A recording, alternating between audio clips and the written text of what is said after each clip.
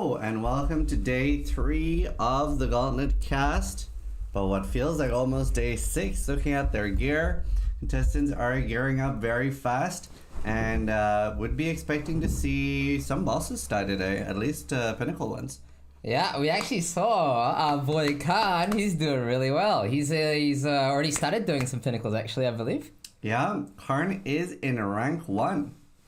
Let's start by taking a look at the Gauntlet ladder, and we have a lot of clips.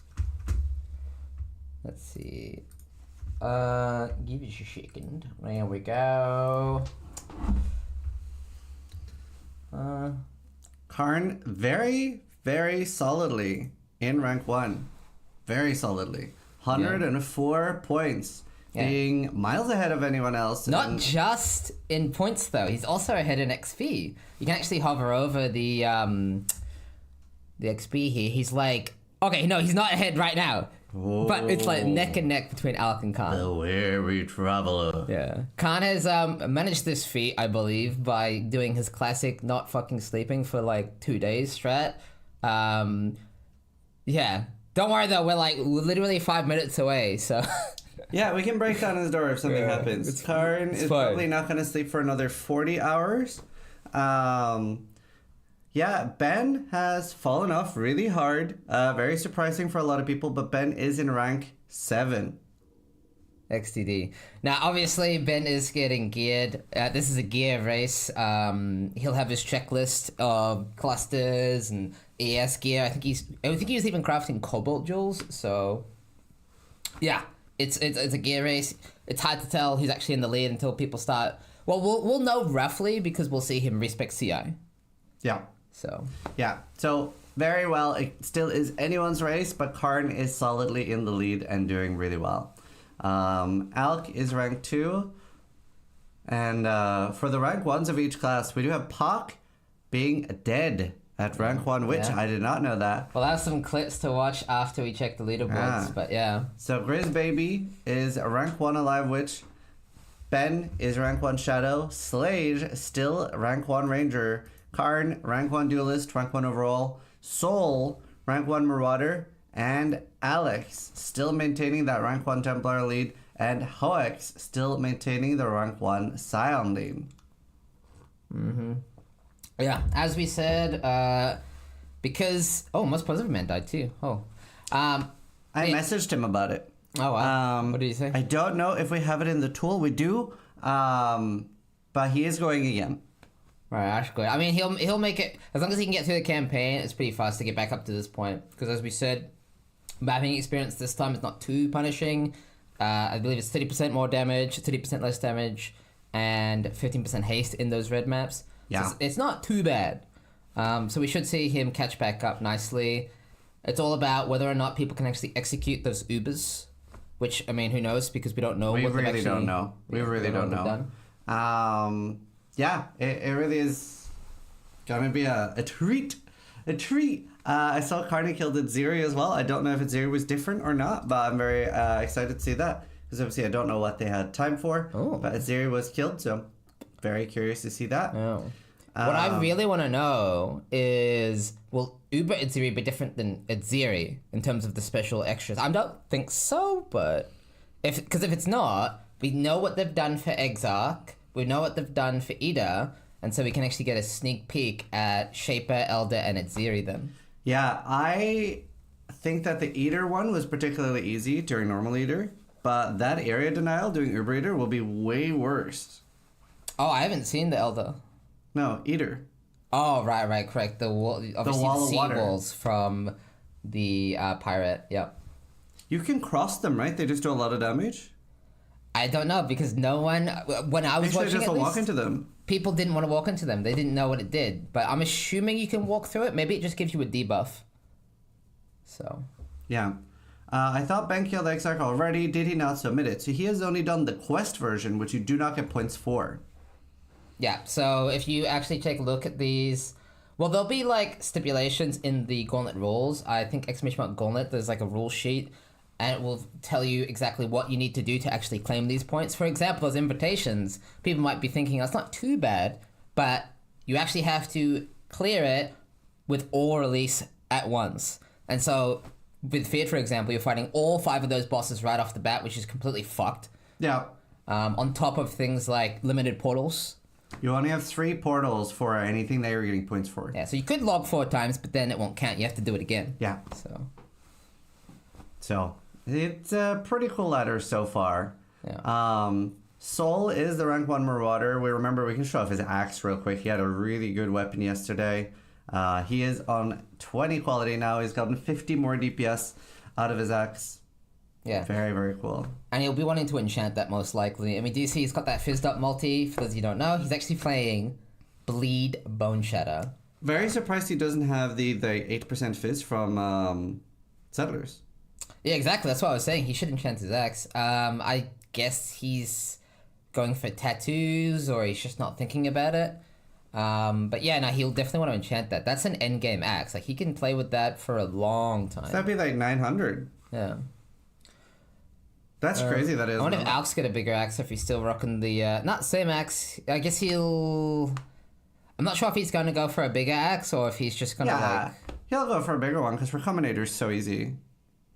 True. I mean, if he knows how Recombinators work, you could just literally get Flaring Merciless or Flaring Dictators, and that would be much better. Steel, do you want to explain a little bit about just how strong Recombinators are? Because you're very good at that explanation. Yeah, sure. Let me turn the music down just a tad. Just a tad. There we go. Alright, so, people notes, the way Recombinators work is... It's a little bit complicated. I'm not gonna... I guess I should... Should I explain everything? How in depth do you want me to go? I think it's pretty important. Okay. You can explain it. So what we'll see, and we've seen Ben, for example, farming specifically for alteration orbs, is players crafting blue gear. And the reason for this is if you only have 2... Let's say you have 2 outcomes, right? Sorry. Oh, yeah, I'll do it. You got it.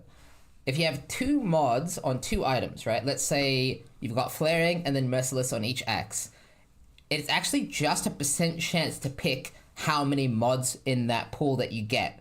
And so if you get 2 mods, there's only Flaring and Merciless. So if you are combining 2 rare items with, let's say, Flaring, Merciless, Flat Lightning, Leech, etc., a bunch of dog shit, that the weighting is going to screw you over there, and it's going to always basically pick the things like Leech and the Flat Ellie and things of that nature, which is going to make it basically impossible to craft the GG Flaring Merciless. However, if it's a blue item, and this is really important, it can only pick Flaring and Merciless.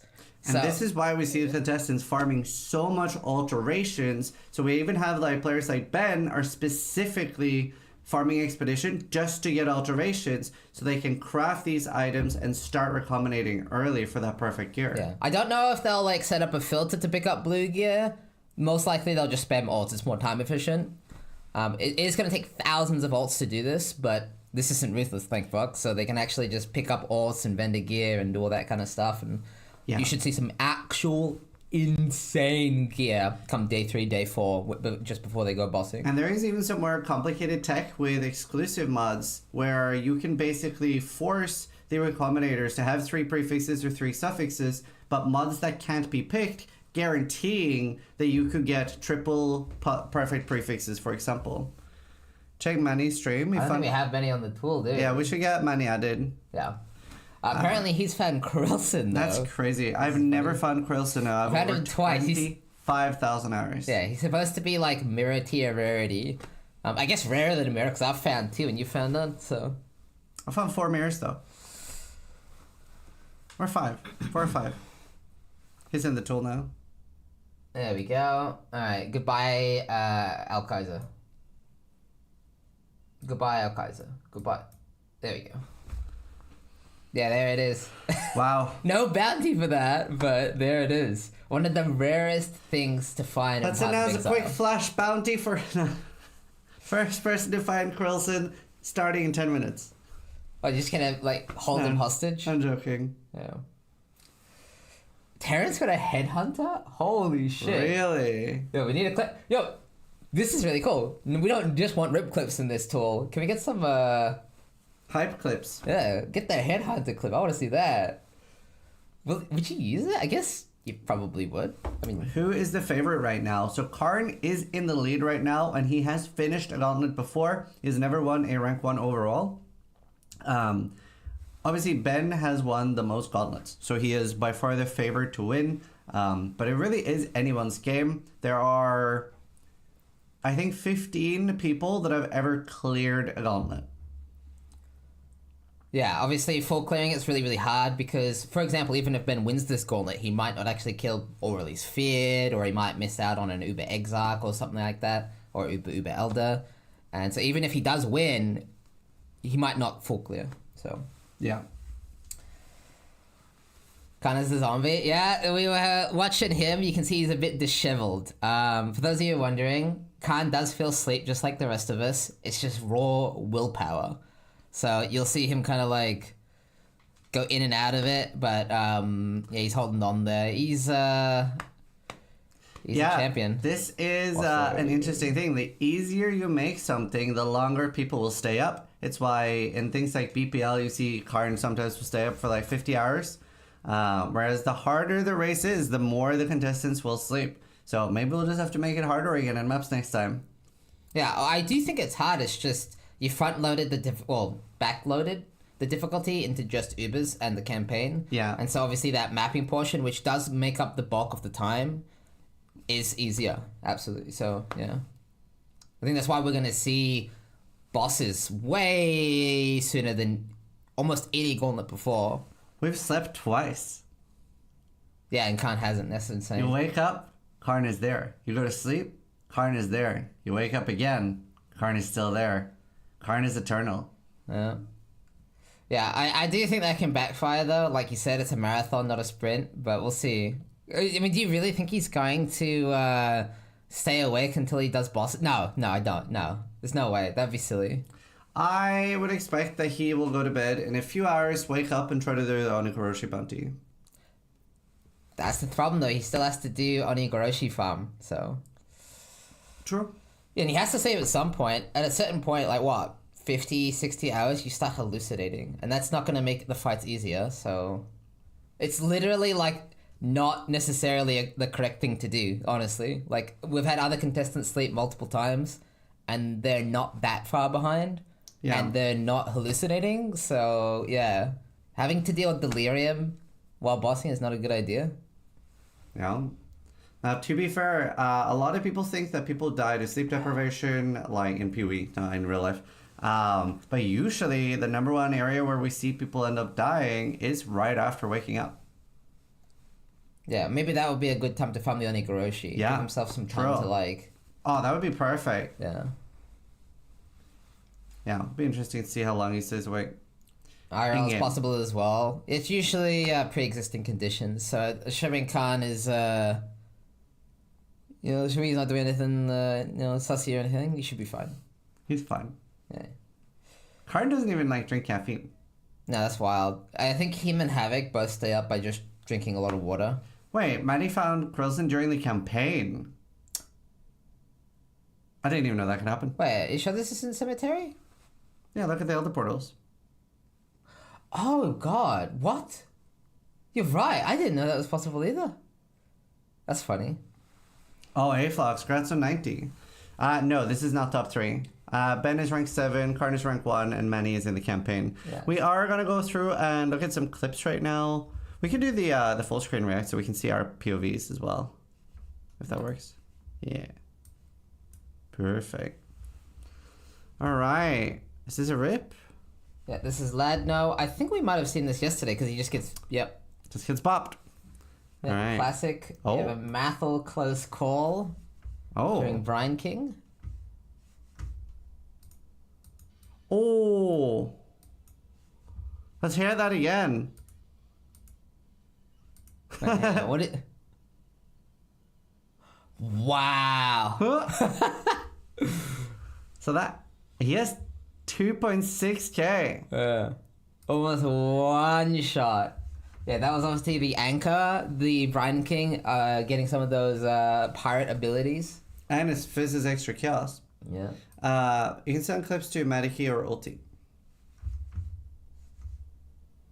I think we're going to see a few Avarius rips. Oops. Yep. Yeah, for those who don't know, obviously, Avarius has 100% AoE, So he has a deceptively large cleave radius. So you can see he's getting clipped from behind there. That's crazy. Yeah. I feel like this is what we see the most rips to. Ooh. Oh, wow. Wow. Obviously doing a Deliria, Expedition boss here. I mean, this is a nasty, nasty boss. Do you know I've never done it? I've done it, but then I've realized it was a bad idea to attempt. I've only done the tier 17. That fucking thing. That fucking thing. So that actually applies a minus cold res buff, minus max cold res, and so it completely obliterates your main form of defense against it, and then on top of that, it can shotgun you. So you can see, if you're actually right in melee range as he does that, you'll eat every single one of those balls. It will kill almost any build in the entire game if you eat the whole thing. It's very scary. And it's not a particularly rewarding boss.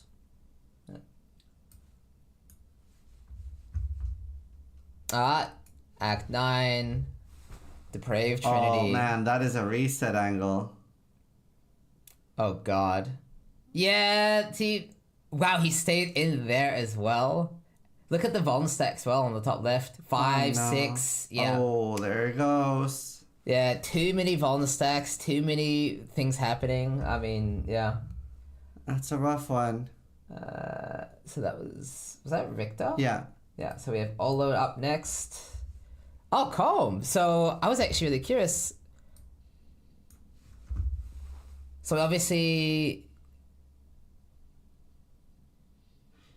Yeah, so it's like, he does like extra cremation or something, right? That's what I was told, yeah. Cremations, you can maybe see... it's the Firestorm. I can't tell if that's his Firestorm or not. No. Because the Firestorm from the player comes down at an angle. This looks like old Firestorm that comes down from above. It has both though, right? You know Firestorm does both. It has one big meteor. There's one big, and then loads of small, but the small ones come in at an angle. Oh. They don't come from straight down. So if you look when he's casting... So wait, with the volatiles his as well? So wait, does Com do volatiles, Firestorms, and cremations? Yeah, so if you see here, do you see that Firestorm? That's the player one. These are straight down. Right. And you can see they're all focused on his totem. Jesus. That's toxic. Yeah, because there's not a single like straight down one. Yep. Yeah, I mean that's just a lot happening there. Honestly, you can't even tell what's going on. There's so many abilities overlapping. We have a rip clip from Marsh. Obviously, he was going for the Onigoroshi. I don't know if he has it. Oh, looks like he is. Yeah. Oh, wow. Yeah. Just gets fucking deleted. Yep. This is his third Oni as well. Hopefully not his third rip clip with an Oni, because I don't know if he's going to have a fourth. What happened there? So if you get hit, you die.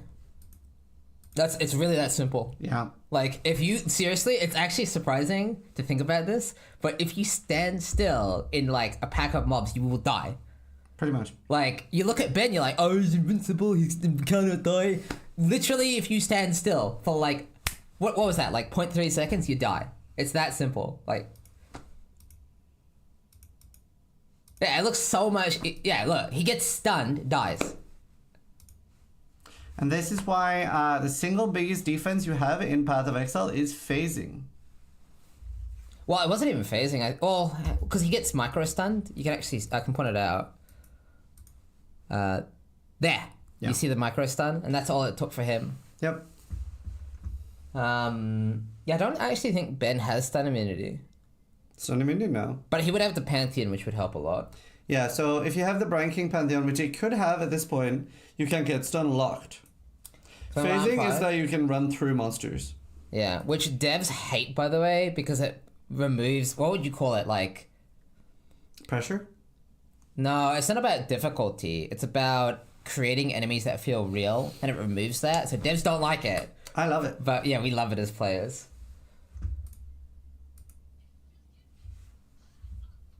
Wait, how is this... Veiled nice. Very nice. This is winter. Wait, unless... Is something else about to happen? And Winter, this is huge. Winter is a really good player. I believe he has cleared the gauntlet. Wow, this is huge. This is a huge... I thought the clip was the veil door, but I was like, I'll let it finish just in case. Wow. Wow. So Winter is not able to stream on Twitch because Korea shut down Twitch in Korea, but he is streaming live on YouTube. I did not know he had a Mage Blood, and this is insane. This is the first time that we've seen a Mage Blood on a top competitor. Oh, easy.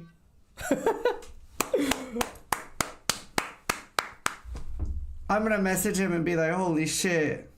Wow. Well, wow. I thought people would get it from boulders or something. Hey, Gravosi provides. Oh my god, I would love Winter to win.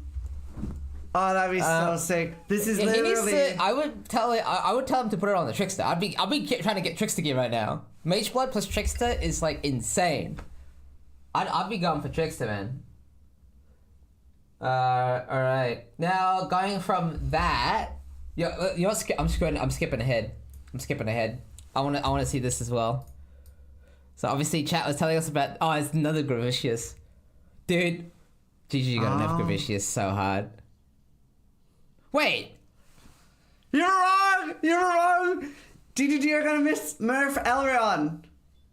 Nerf Elrond, DDD. I've never seen that.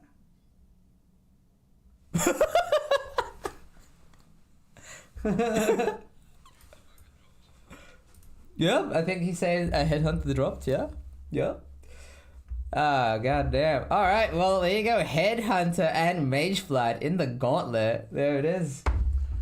To be fair, it's the worst of the two belts in the Gauntlet, but it's not a bad belt. It's a lot of dust. Yeah. Oh, but I mean, yeah. You can do that. Face plays rip. Yeah, now, alright, back to... he died right after. You know what? Screw it. No, let's keep it going. Backwards? Oh, another lucky Gravicious. No, that's the... You know, I don't blame there being two clips there, because it is a pretty pog moment. Alright.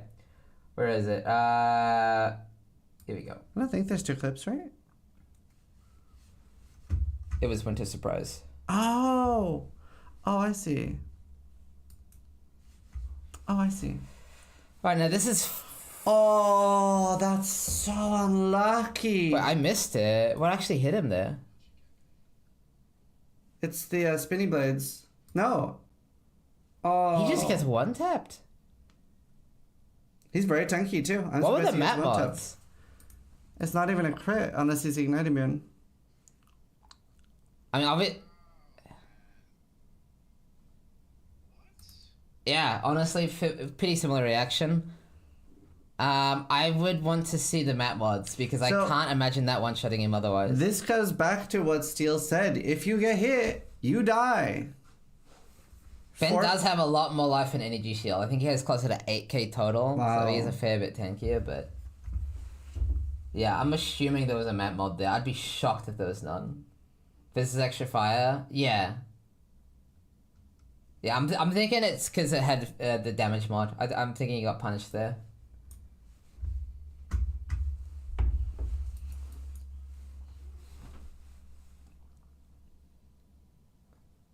Oh. Yep.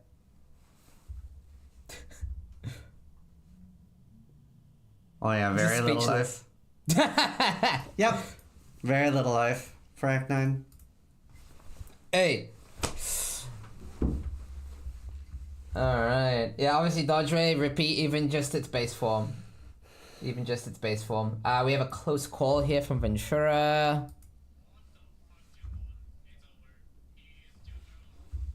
Oh. Ooh.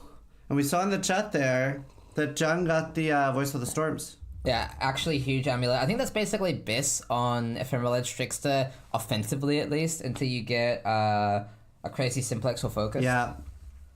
Yeah, Ventura just stood still for just a second again. Oh, and you can see as well as 250. His ES is down due to the Ignite. So he lost the ES from the Ignite, only had life and mana protecting. He is running multiple damage mods. I don't believe that is cat ears. I believe that is his chair. Yeah, he has a little chair cushion, and it just looks exactly like cat ears. Amazing. Oh, so this is from Olo. I think we saw them rip earlier. So, oh wait, this is clip. There we go. No, never mind. I lied. All right, and now we have a big rip. So this is one of our main competitors here. Most positive man. I think that's just, yeah, no damage mods because that's just like the natural. Do you want to guess what happens? He accidentally. Okay, so I guess everything pops. He doesn't kill it instantly, and he gets just attacked all by at once. Like when you're surrounded by a bunch of mobs and they all attack you at the same time. That would be my guess.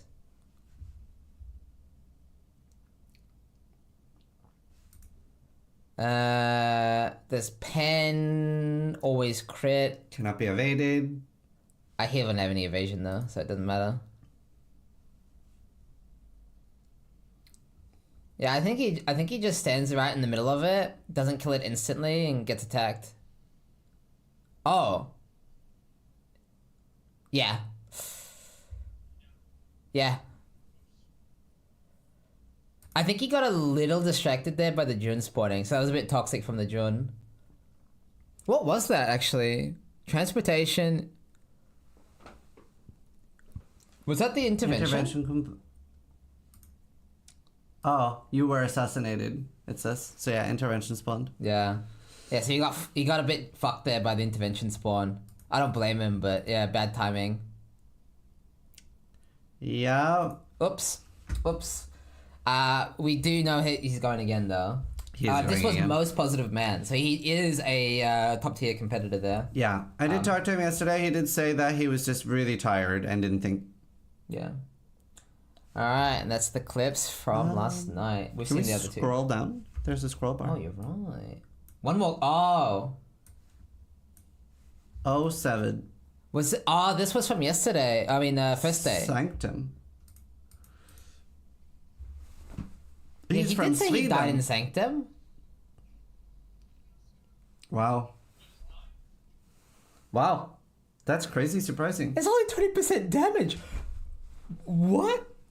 I'm very surprised he died. He's got decent line. I would never die. It's crazy. How'd you die there? Ideally, you should have not died there. Wait, no, but like... I have no idea how you died. What? 75% block?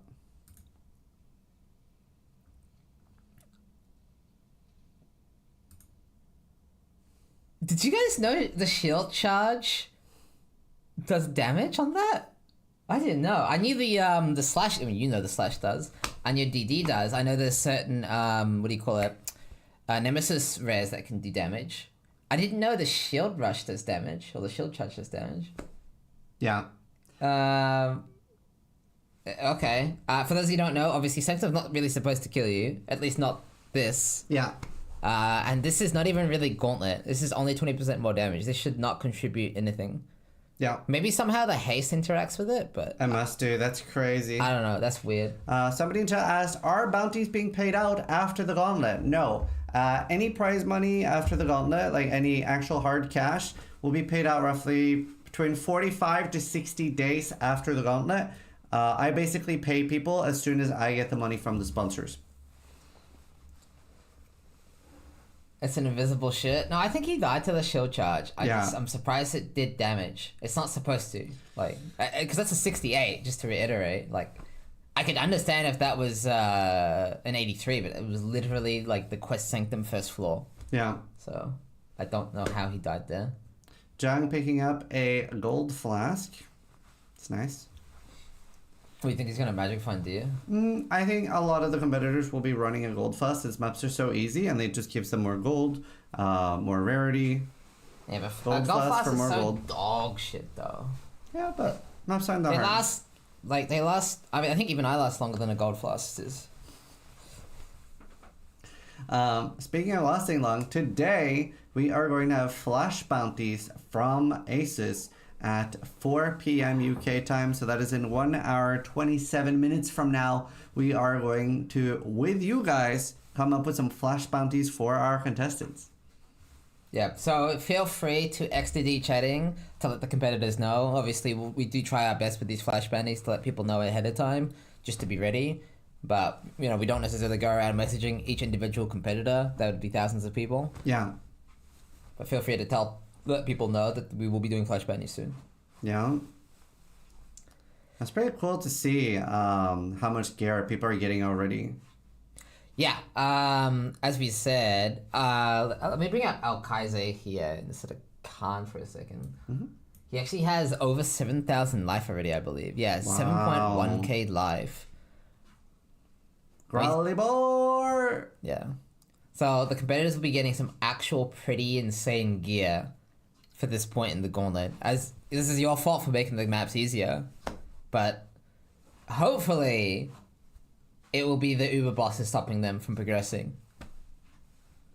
I mean, I'm hoping, as much as I do like to see the competitors do well, I'm hoping we don't see somebody go in and first try every single Uber. So we'll see what happens, I guess. True. And they do still need to do tier 7 too. Tier 17 is not easy, and we don't know if tier 17s have different mods. We do know that they don't have additional mods, but we don't know if they did anything different for them. Yeah, someone asked, have we seen any Ubers yet? No, we have not, but we have seen some Pinnacles. We can actually watch those at some point. Yeah, should we look at it, Ziri? Yeah, obviously it's not a Pinnacle, but it is the first... Well, actually, it's either Zero or Mastermind, but it's one of the early bosses that we do see people attempt. Because Mastermind did not have anything different, but we don't know if it's Ziri does. Actually, I kind of want to see the Shaper. Oh, but we should probably do it in order, shouldn't we? No, we can do Shaper. You can just click the Twitch link from PoE Racing. It's not that easy, sis. You're that easy. Oh, he sent it on Discord already. Let's see. Alright, chat, what do you want to watch? Wait, the Shaper's definitely been submitted, right?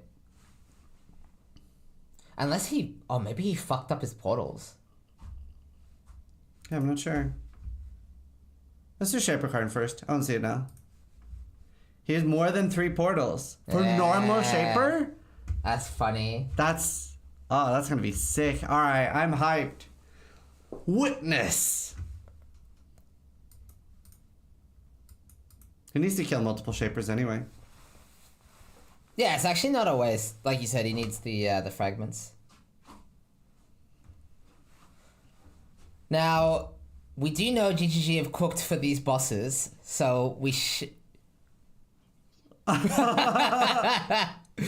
Hey! That's very cool. They're all protected by the Guardians. That's funny. That makes so much more sense too. Yeah, it does. He's protected by the Guardians. This should... They could always just make this a thing. This should just be core. That's actually amazing. This should just be core. Honestly, wouldn't be surprised if this goes core. That makes so much sense. Well, not so much the Cyrus in the air. That's a bit extra. That's an extra modifier on each 84 I was literally Pinnacle. about to say, let's skip the random trash and get to the boss fight, but never mind. Dude, imagine. So, what do you think is going to happen during the actual fight itself? I mean... Do you think he's going to summon ads?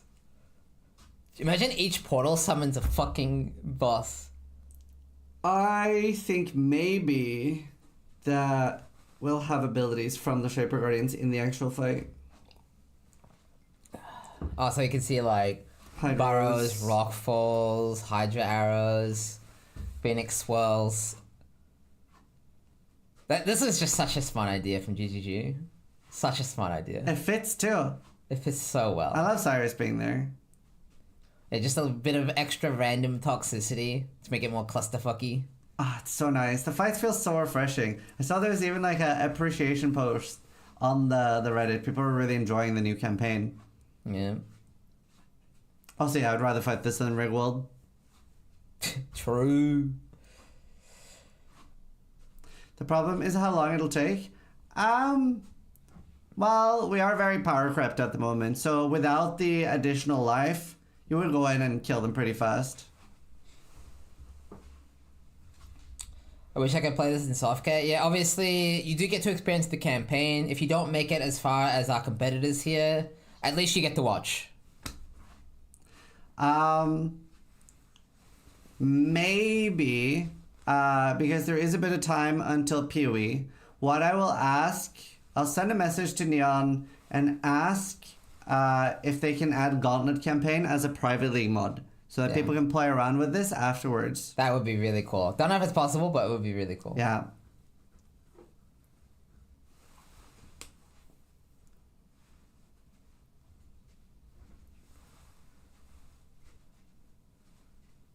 So at least it doesn't have stages. yeah, it looks like it's just a full HP Chimera. It doesn't have the fixed 25% phases.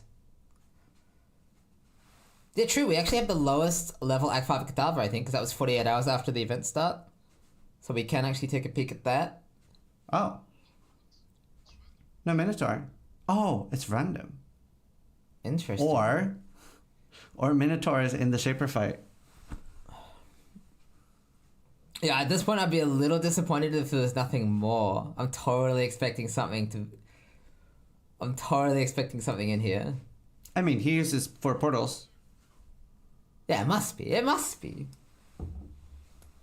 Dude, alright, I'm 10 getting... Shaper beams. There's Cyrus. Cyrus Meteor, maybe? Okay, normal. There's Cyrus. Okay, there's a Slam. Yeah, it'd be really funny if the Slam had, like, multi-strike. Looks normal. I think it summons different shit during the portal. I'm betting that's what it is. It's totally what it is. Or different bullet hell. Maybe a memory game. Okay. Okay, no, it's alright, that's normal. That's normal. It must be the bullet hell then. Maybe his last phase. Could be different bosses in between as well. I mean, what else Or is he maybe gonna use Khan portals just to? sucks and it's exactly the same fight and he logged a bunch because he sucks. Thoughts? That could be. That could be.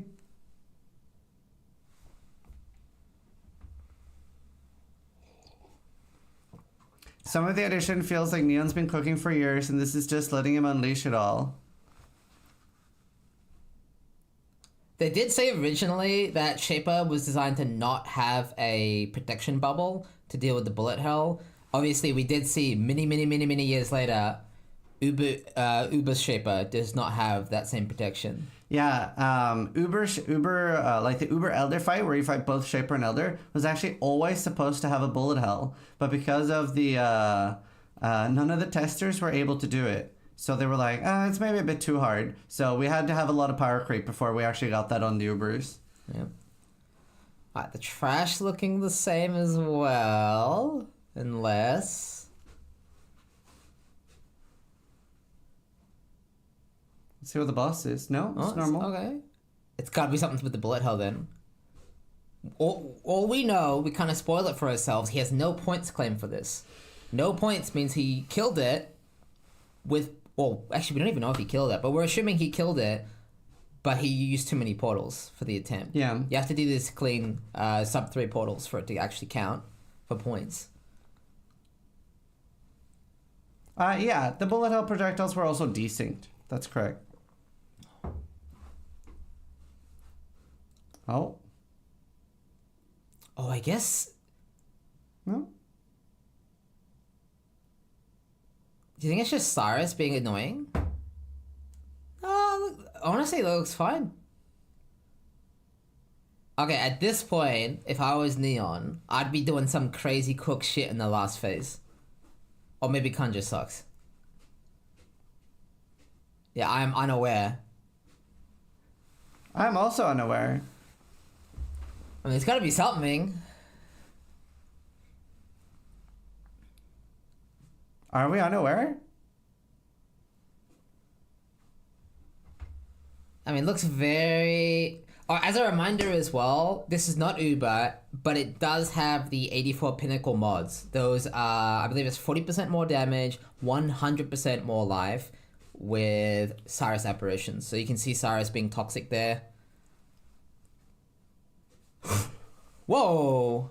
What was that? That would have been a bullet hell. Oh, yeah.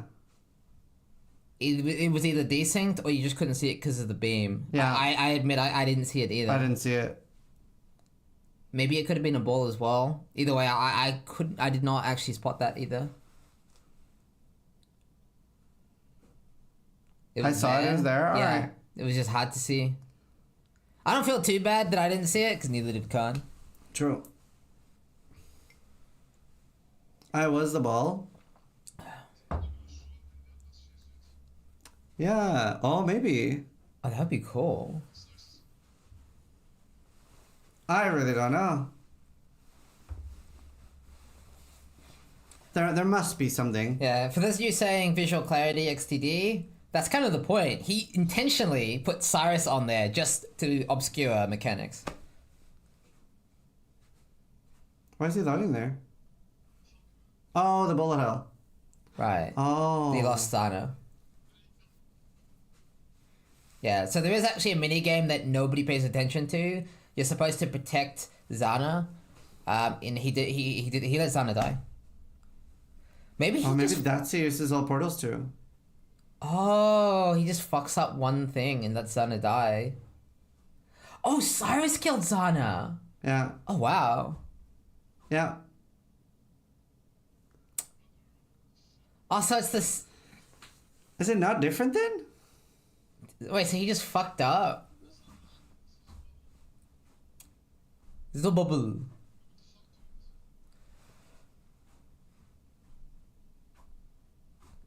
I guess there's not much you can do to protect Zana. It's kind of hard, actually. Yeah. But that's not even in the... Yeah. That's not even in the Elder fight. Yeah, I think he just let Zana die and wasted portals to that.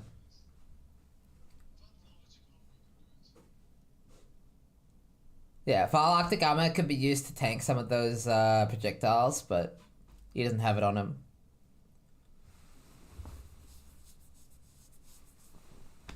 I think he just lost a bunch of portals because Zana died. I think it's that simple. Now, this mechanic, if you haven't seen it before, this zone specifically is coded to have a 3-second grace. Yeah, so it's intentionally designed like that because we used to sit in the grace whenever Zana died and just let the bullet hell, what do you call it, pass in grace period, and they changed it specifically to counter portal cheesing or grace cheesing. Yeah, I mean he uses 5 portals. Yeah, you usually don't need this many, but he's obviously being extra careful. Usually you use 3 portals here, using the full 3 seconds, but he's using 1 or 2 seconds because he doesn't want to miss. That's true. Cyrus finally got to kill Zana. Yeah. Yeah, well, I'm assuming he's going to kill this. It's just he's wasted so many portals. Damn, I'm like so curious if it's just normal then. Yeah, I think it's just the ads then. They must have done something for the Ubers though. Maybe. Because like I would be shocked if Uber Shaper was this. Although you could have different difficulties of the Ubers, so maybe Uber Shaper will be one of the easier ones if this is all we see. Yeah, we don't know. I do not know. His damage seems pretty good.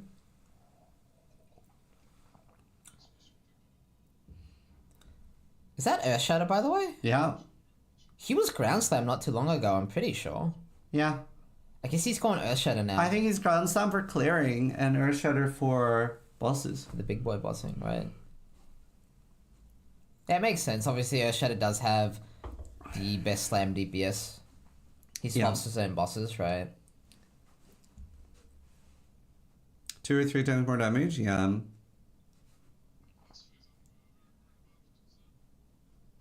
I hope there's something different. I love different. Different good. Yeah, if there is actually something different, he obviously only has 1 or 2 portals left, so I wonder if he even kills this. I thought he would have, but maybe he actually genuinely fails this. That's true. Slayer Call strong. He did a ground slam for Exile? Right. Is it a big swap for him? Or just gem? It's hard for me to say. Like, the only difference would be auto exec, but I don't know if he's using it. He can't fail it. He submitted it. Yeah, but he didn't get points, so he did fail it. So you're wrong. Yeah. But to be fair, he wouldn't have tried to submit it if he had failed the fight entirely. Unless one of the people watching asked him to submit it for content. True. We do get competitors being quite mindful that this is a show for you guys as well. That's true. So. It looks normal.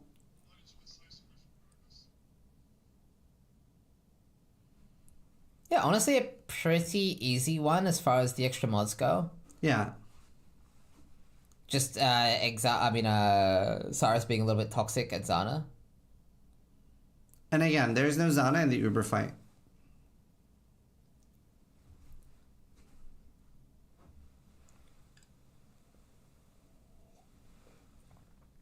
B annihilated.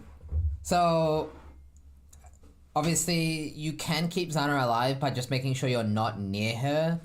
The bosses won't target Zana, they'll only target you. So the way Zana dies, there's 2 main ways. Either you stand too close to Zana and she takes a extra splash damage from that, or the ads overwhelm Zana, because the ads are the only thing that will actually go after Zana. Boom. Yeah, honestly, that looked very, very, very, very easy. Like, yeah, relative to like just the extra mods not being present within the fight itself. Yeah. Yeah, just a little bit of fun, cheeky. What do you call? Man, look at the VOD links, by the way. This is psychotic. Oh yeah, 34 hours. Yeah, look, he went from level 1 to frigging Shaper in this in this VOD.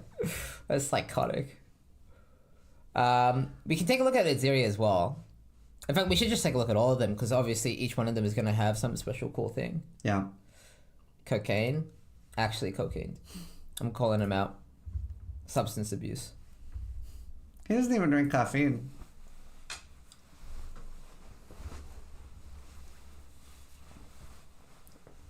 He is from France.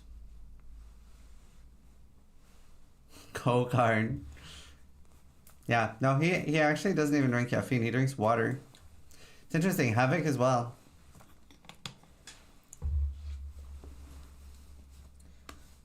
No, but he does 34 hours, not even on caffeine. He definitely doesn't drink caffeine, believe me. Yeah. I'd love to have a coffee or a Red Bull with Karn, but he doesn't drink it. No. They do nothing. Both Havoc and Karn. I mean, there's always going to be people that are, like, built different. I definitely need caffeine. Like, when I do 40-hour streams, I drink, like, 2 Red Bulls. Most I had in one session was 8. That was too much. Yeah, does Alk drink coffee and stuff? I don't know if Alk does the crazy long No, I don't think so. But Alk doesn't usually go much over 20, 30 hours.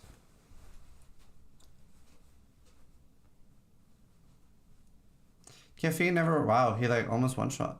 Caffeine never worked on me, so it's the same for them, I understand. Yeah, I mean, some people are just like different.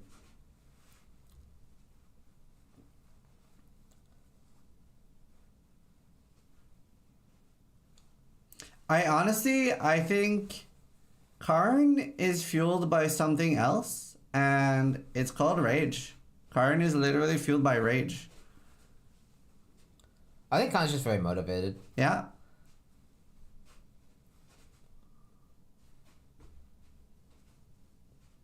Called Adderall? No. Also, I think it would be very obvious if Karn was on Adderall. From what I understand, especially people with like French accents, you start talking about 6 consoles and things like that.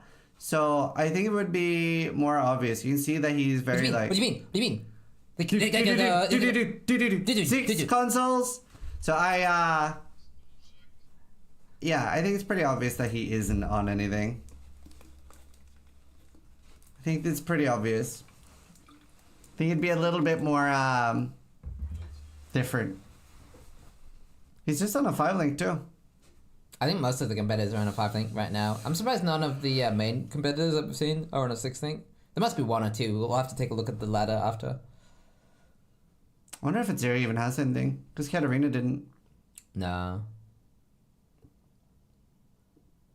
Honestly, with the amount of damage we're seeing here... It wouldn't even matter if she had anything. Yeah. Buxa died. We'll get it in the clip. I guess Mage Blood, as good as you would imagine it being, very fucking good. Like... Yeah, Mage Blood is very good, and we do have a top competitor who actually has a Mage Blood already. I don't know which one is the real Zeri. They're all the real Zeri. Yeah, so the way it works is each different Zeri has a different ability. So the one with the mirror is the scariest one that has 100% reflect. Yeah, so she totally had a bunch of cool abilities there. We just didn't get to see any because she didn't move. XTD. Yeah. Well, we don't actually know, but it would like I said, it wouldn't even matter. So much fucking damage. What if Elder has anything different then? I don't expect Elder to have anything different.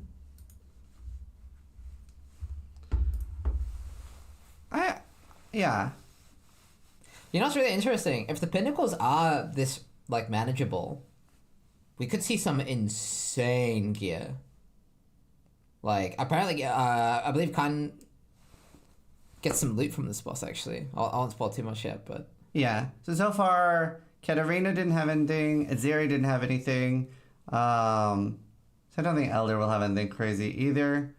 Elder is pretty much, I'd say, the most dated boss in PoE. But Uber Elder will definitely have something.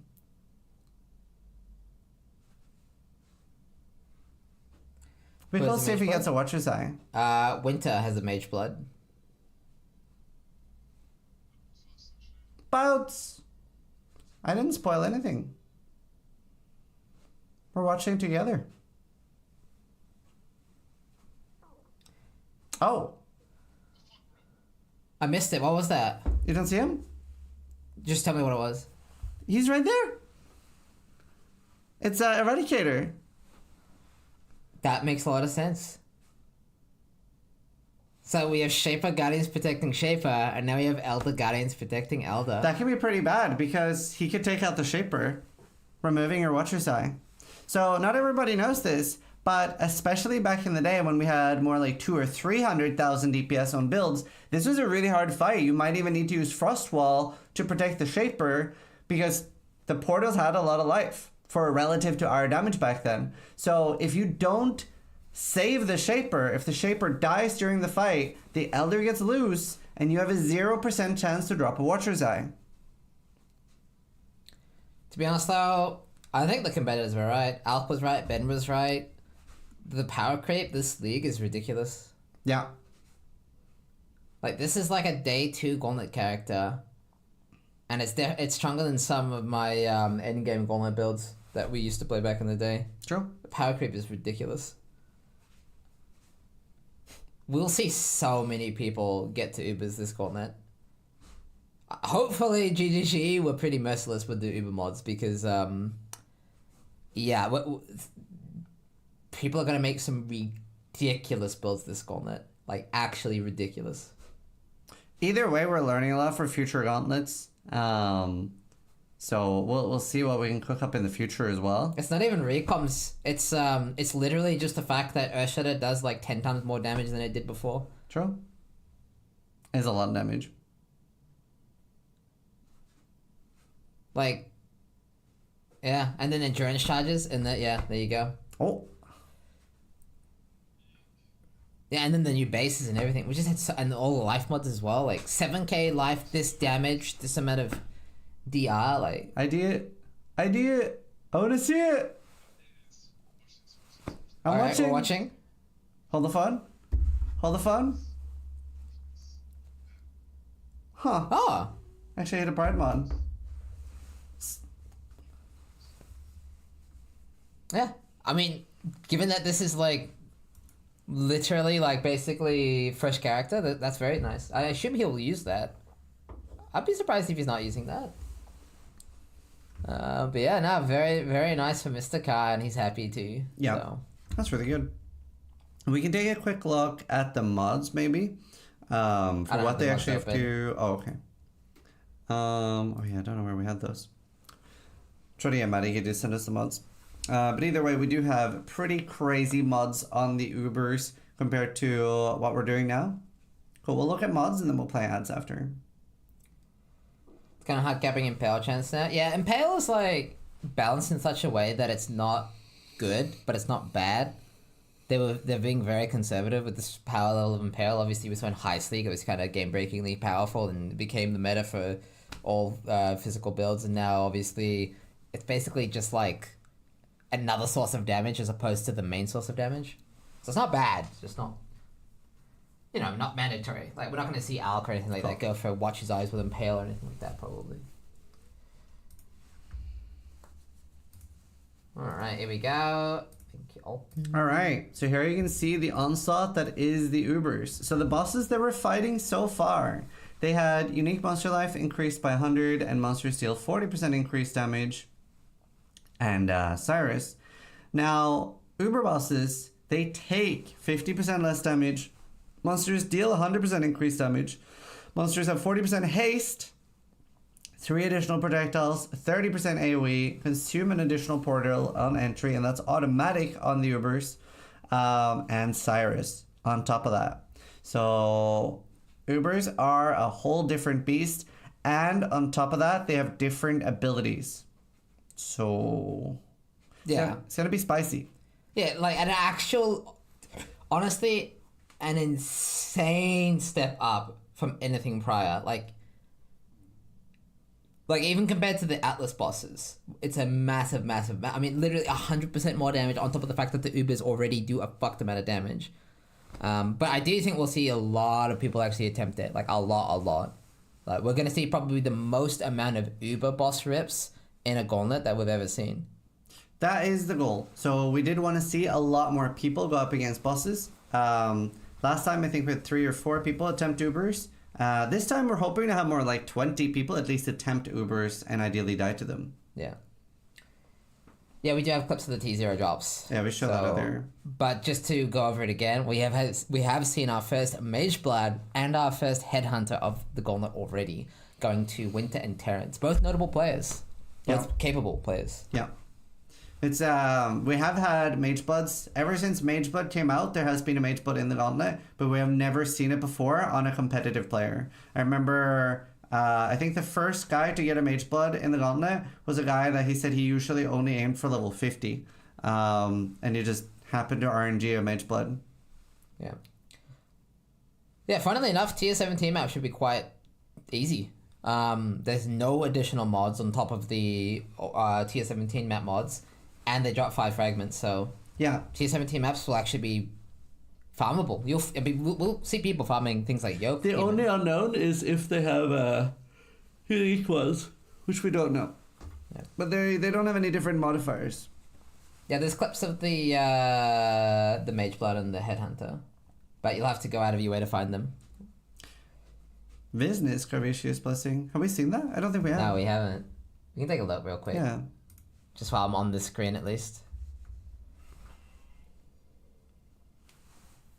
Okay, dude. What? Yeah. Now, Grav good, guys. Grav good. Yeah, I would be following Grav too. He's a good one. He's a good one. We'll probably see a lot of good loot from the from Gravicious this league. 18 divines. That's nice. Yeah, run the ads now, Medici. Let's play some ads right now. We are playing 3 minutes per hour, so yeah, now's a good time to go get a drink or something. Yeah. You know, I'm gonna stretch. Yeah. Could you get me red water? Yeah. All right. I'm gonna play some ads while we're here. We do have a lot of bounties as well. So one of the really cool bounties, I don't know if Scry has made the longest scrying tunnel explanation video yet, but either way, it is a $2,000 bounty by NordVPN. So we can see the commercial for that real quick.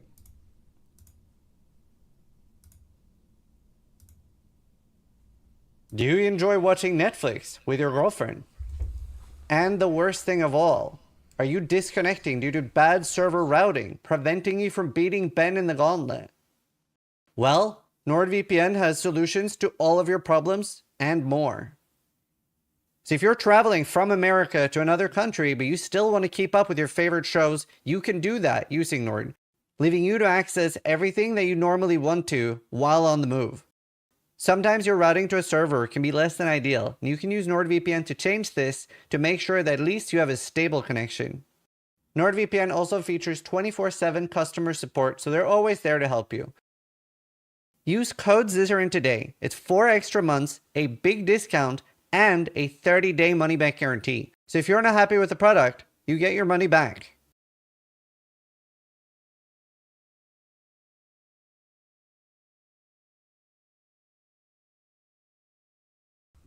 There you have it, chat. There you have it. And we are sponsored by NordVPN's sister companies as well, Incogni, which is basically if you have a lot of your data out on the internet, they will try to remove a lot of that data by like scrubbing it. And we have Saily, which is for people that are traveling a lot. So it is a eSIM. So if you're moving between different countries and you don't want to buy a new SIM when you're on vacation, then they've got you covered. And we do have a video now explaining the NordVPN bounty if you don't understand how that works. But if you played Ticket to Ride, Settlers of Catan, or Carcassonne, it is basically similar to the longest road concept.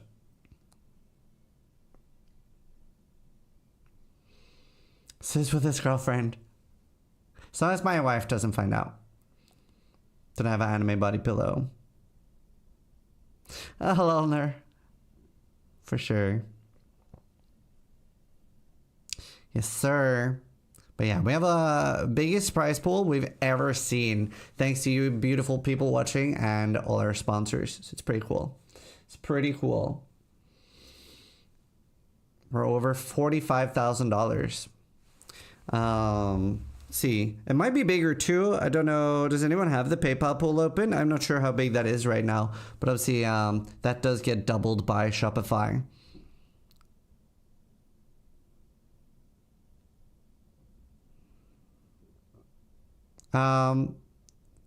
So the loot on Act 9 boss isn't like where you kill the boss. It's in the next zone when you move there. When you move to the next zone. We need Steelmate body pillows. Did Asus back out or are you still cooking the ad for them? So they joined late, so we are waiting for...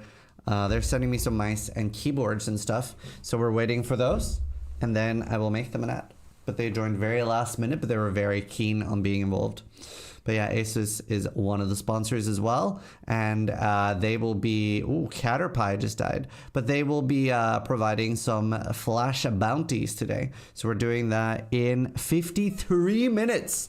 We will be announcing... flash bounties. Now, today's plan, I believe we are scheduled to cast for 4 hours today is the plan. And then after 4 hours, Steelmate is going to be streaming and so will I. We are both going to try to go through the campaign and Steel is doing a sponsored stream for Dwarven Realms later. I will be, I don't know how long I'll go today, depends how tired I am, but I'll be doing a campaign run. I did, before going to bed last night, record a tutorial for the campaign. I don't know when Scriba will have that up on YouTube, but I basically did Marauder, did a 1 minute 30-second Marauder Hillock kill, just to show how it's done. And then I went through the campaign videos explaining what the bosses do and what I would do to counter it. Can you make a Hillock death counter? I wish. That'd be great. Did you get something to eat? I tried to. Just have a little snack. Okay. I can eat what I'm How many people joined? Yeah. So we don't know until the end of the event. The highest we've ever had is that so we can only see top 15,000 on the ladder. And the highest we've ever had is that number 15,000 was level 53 by day 10. And that was an event where we had 380,000 characters. Should show it to Steelmate. To be fair, I didn't get very lucky. I think you're very lucky. I also guarantee if you log onto your account right now, it doesn't say 90 seconds. I guarantee it. Bet you like $500 right now. It doesn't say 90 seconds. It's probably 3 or 4 minutes. Oh, but I stayed on the character as well. Yeah. But I have a video of it. Yeah, we'll type it in the video too. No, but you can see it.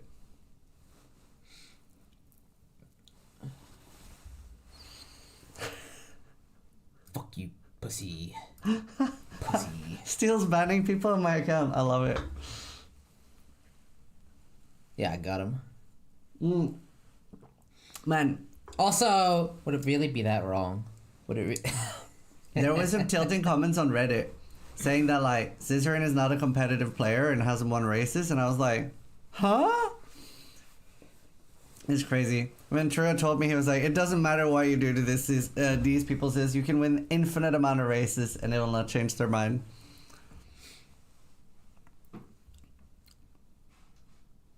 What's the next 7? Yeah, how you guys enjoying the campaign? I think most people have said they've enjoyed the campaign, even though it's like fucking them in the ass a bit. I think people are enjoying the interesting campaign. Like, it's very interesting. It's not just, 100% more damage campaign. It's So this boss does this thing. I will leak something. When I was talking to Zaki, who's one of the devs that came up with a lot of the ideas of the cool things we've seen so far. Obviously, like, timings for Gauntlet's always going to be odd, and hopefully we will be able to do more. But he did say, like, if we're doing more Gauntlets, he said, and I quote, "This is a baby shit," and he had cool ideas for things to do in the future to mix it up even more. So hopefully we'll be able to do more of these, and we could see some really cool shit. And I already think this was really fucking cool.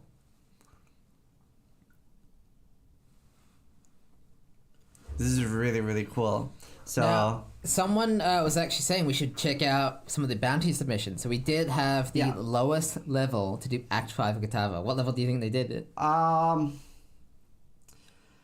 Act 5 Katava? Yeah. 35. 33. 33. Well, the thing is, you can stop getting XP by progressing, and then you can theoretically have backup gear saved, right? So if you just ran through without killing mobs... I mean, let's find out. Let's just take a look.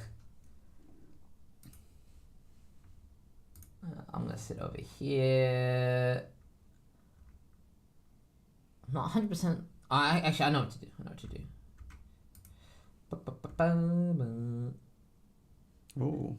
So who actually won that, though? I should probably take a look at who actually won that real quick. Let's see, claimed bounties. So the lowest level Act 5 Katava... Has it actually been claimed? It's a 48-hour race. Oh, so we can just look at the submission. Okay, let's just look at the submission then, because we still have a few hours. 8 hours. Oh, wow. Wow. That's crazy. Level 24. XDD. Wow.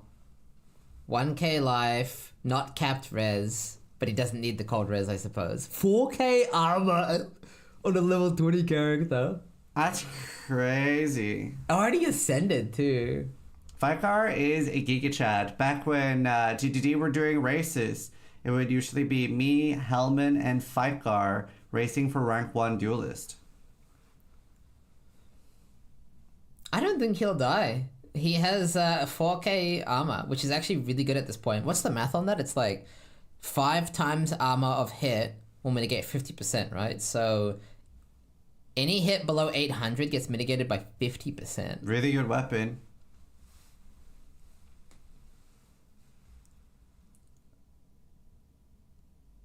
Damn. About the Deceiver, giving him Intimidate, got Annoying. Oh, he even has the Annoying. Yeah, he probably found Blight for that. Or he went back and did it. I'm not sure how high level his main is, if he even has a main still alive. Damn, dude. Yeah, and as a reminder, so this race is still going. I think he has. I think you guys have 8 more hours to go for this. Yeah, so if you're able to do this at 23 or lower, you can win the money. That's crazy, though. Yeah, he had to do Malachi with this. I was too. about to say. Yeah. Actually, getting here is definitely the hard part. And you can't D-level anymore.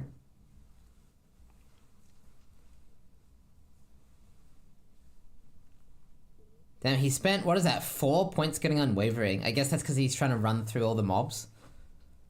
Makes sense. Yeah. Yeah.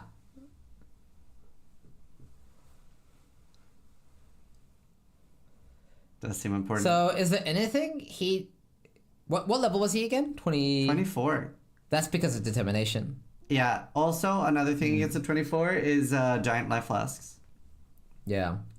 So I guess the next low break point would be, what, like 2018, roughly? So we could see an even lower level kill, but you would be sacrificing a lot. Going all the way from 24 to 18. Well, he does not have a crazy amount of damage. Oh my god. Wait, how long is this? This is 10 minutes. Oh no. Oh no. This is... Could he not have a full link at this point? He could he not? With like... Yeah. Oh, he does. It's just hard to see. Oh, yeah. Yeah. Look at that damage. Is this a 2x speed angle, boys? Yes. Oh, I suppose I'll let it play 1x speed just for the beam, so we get the the normal experience, and then I'll go 2x speed. That's crazy. What a gauge had.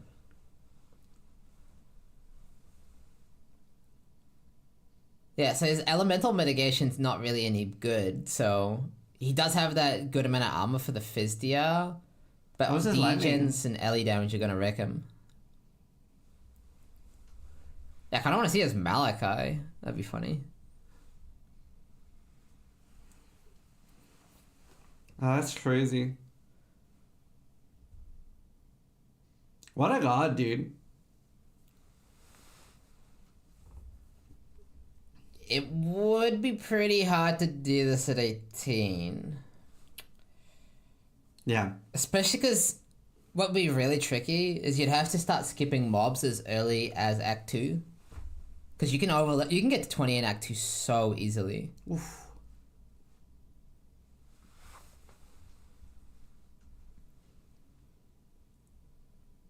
Yeah, it's definitely getting here is the hard part.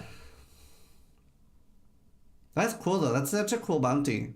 Yeah. Nice little mini race. Alright, here we go. Beam time.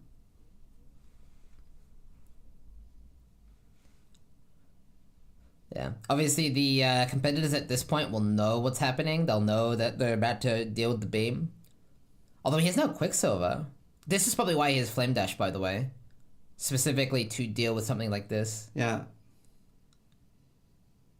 Although he does seem to just be leap slamming past it. The bounty is lowest Kitava kill after 48 hours. So he is currently level 24.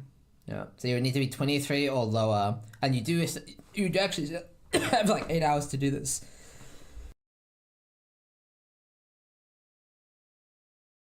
I'm dying, chat. I Are died. you alright? I died. Alright, let's do 2x speed. Act 5 Kitava.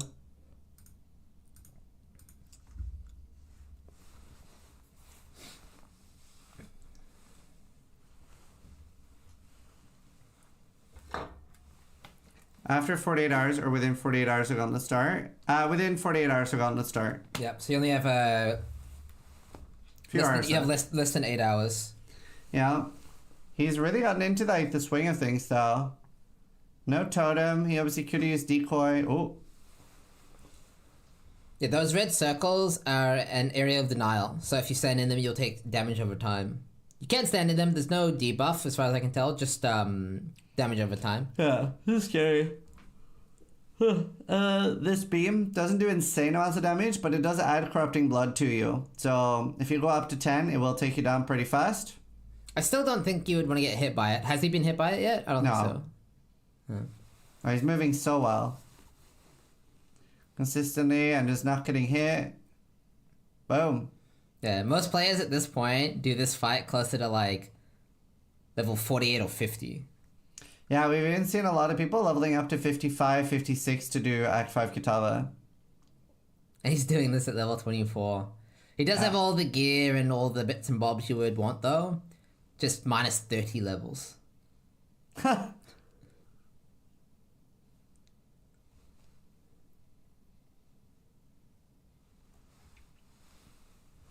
Yeah, a lot of people are not over-leveling enough. Yesterday, we saw Darth go in to Act 4. Dodre. Dodre and Harvest at like level 37?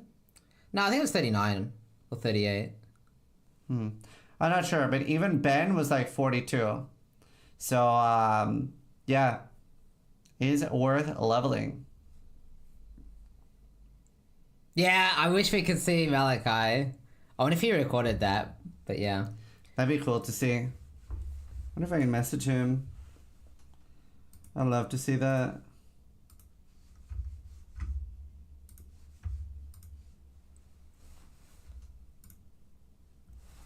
$45 and then Com. We did see a rip clip to Com earlier. Com's a nasty one. I actually want to see... I shouldn't have closed it, because I want to see people's gear, actually. He also ascended level 24. That makes sense. Let's see, so how many people are on a 6th link? We have SBB with a 6th link. 6th link weapon, though. It's not bad, though. That's decent. He was probably only trying to 5-link it. Yeah, accidental 6th Again, link. we see no enchant. This one does have a... Oh, no, but that doesn't matter, does it? No. You still get the implicit. Yeah. I mean, there is actually a logical reason why they would be saving. It does take a very long time to get 50 war runes. So maybe, Is fine. it possible that the Gauntlet can be extended beyond 10 days the next time? 10 days is a very short time for normal players. So, normally the Gauntlet is aimed to just be 4 or 5 days, and already the last 4 or 5 days are just there for normal players. That is why it's a 10-day event and not shorter. It will never be beyond 10 days. The reason for that is that we have a lot of like end of the race bounties and stuff. So we need people to not be able to play so that people can't cheat for bounties. let's see. I mean, he hasn't really crafted this as... I mean, it's decent. It's decent. Like, it's not bad. 559, yeah. But definitely not a crazy craft. I wonder if he'll try to, like, split this and recraft it. Because I'm assuming this is a high level chest. I'm assuming. Can't really tell based off these mods. It's at least 80... Well, I guess T2 Fire Res is, like, only 70 something, right? So... We don't actually know what level this is. Because that's tier 1 flat, but that's pretty low. It's like 76 or something for tier 1 flat. So hard to tell if that's a low level chest or not. And then our next 6 things all the way down here. Is Lage actually getting a 6 thing? Any good? Yep. Alright, he still needs to recraft that, but he does have a 6 thing Conquest Lamela. Very nice. So he'll be chilling. He'll be chilling. Very good. And Lolo Pekka. Oh, wait, hang on. Can I, like... It probably hasn't been requested, maybe? Yeah. Yeah, It is public. Actual dog shit, but a 6 think is a 6 think at the end of the day. Yeah, he probably didn't 6-sync this. He probably got it from shipping. Yeah. That's what I would assume. Yeah, definitely nothing too crazy there, gear-wise. And then one more 6 think here. Well, 2 more. Oh, we saw Chumpers rip, so he actually had a 6 think. A complete piece of shit, though. Yeah, I'll be honest with you, I don't think I would go for a bad 6 link over a good 5 link, but maybe he didn't have a good 5 link either. Yeah. Seeing some decent gear on some competitors, though. 6 link will be something people pick up later. People are saving up fusings right now, and in the Gauntlet, it is very common to see people bench because you only need one 6 link. You only bother linking yourself if you're going to be linking multiple items. So usually we do see people just bench unless they accidentally hit a 6 link while trying to 5 link. Yeah, well, that was Terrence and Winter. We're gonna have to, like, spy on them. Wow. Is he wearing it? No, that's smart. I would not wear it either. Yeah, so Winter actually does. So he's currently rank 7, and he does have a Mage Blood. Now he's not wearing it. Very, very, very smart. Yeah. I would be trying to re-roll a Trickster. Honestly, I don't know if he will, but yeah, he actually has really good gear So too. I did talk to Winter a little bit and asked him what his plans are, and he said that he had never played Trickster, so he is a little bit unfamiliar with that. It's a very good weapon. Yeah, very nice. Yeah, wow. Do you imagine? Literally, rank 7 has a Mage Blood. This is the first time that we've even seen a top competitor get a Mage Blood in the Gauntlet. This can change the playing field entirely, because somebody that's already top 10 could very easily get pushed to rank 1 overall with a Mage Blood. Yeah, the only problem here is obviously I don't think he should use a Mage Blood on the Slayer. I mean, what do you guys think? Because it's not bad on the Slayer, obviously, goes without saying. Let's just agree. Like, slapping triple Res Flask on here or whatever you want will be very good. But it's way stronger, like way better on the CI Trickster. So does he pivot to Trickster, getting the full, like, benefit, right? Because obviously you don't have Life Flask on a Trickster, so it's, like, so good. Or does he just slap it on the Slayer and kind of, like, make do with that? So the thing is, it is a class race. So a Slayer with a Mage Blood is better than other Slayers without a Mage Blood. See, Ben would actually disagree, though, because I've heard Ben talk about this a lot. Think about those life flasks as a way of increasing your life bar, right? So every single use is like a massive amount of extra life. Do you really want to take away like 2 or 3 of those life flasks? Even though it's a Mage Blood. Keeping in mind, Mage Blood doesn't have any life either, so like, you're losing like tens of thousands of life effectively. It's a lot. It's actually way worse than you would think. Compare that to the Trickster, where there's literally no reason not to use Mage Blood. That's fair. That's fair. Well, we'll see what he does, but either way, very cool pickup. Literally first time we've ever seen a good player with a Mage Blood. The first Mage Blood that was ever found in the Gauntlet was found by a guy, and he said he normally only went for level 50, but because he got a Mage Blood, he was able to go for level 90. Yeah. I want to spy Jung Ron. Obviously, he's one of our main competitors. And honestly, nothing crazy. I mean, we shouldn't expect any crazy gear from them, because this is the like backup gear. The boots are actually insane. Holy shit. Very nice boots. But this is the, well, not backup gear. It's the just mapping gear. When they switch to bossing, they'll go CI and they'll have a completely new set of gear. So that is kind of the downside, and we talked about this at the in the pre-show. The Tricksters have to farm 2 sets of gear, which is why things like the Slayers can actually progress their gear more linear. Like, they can just upgrade bit by bit. But the Tricksters need 2 completely different sets of gear.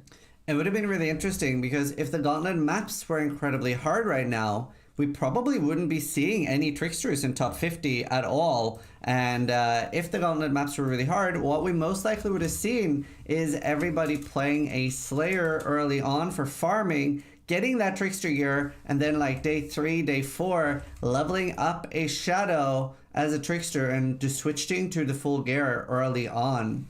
Yeah, Terrence is using the Headhunter already. Yeah, it's actually not very good on the Bleed Glad. Can confirm. It's definitely better than the exact same belt without the Headhunter mod.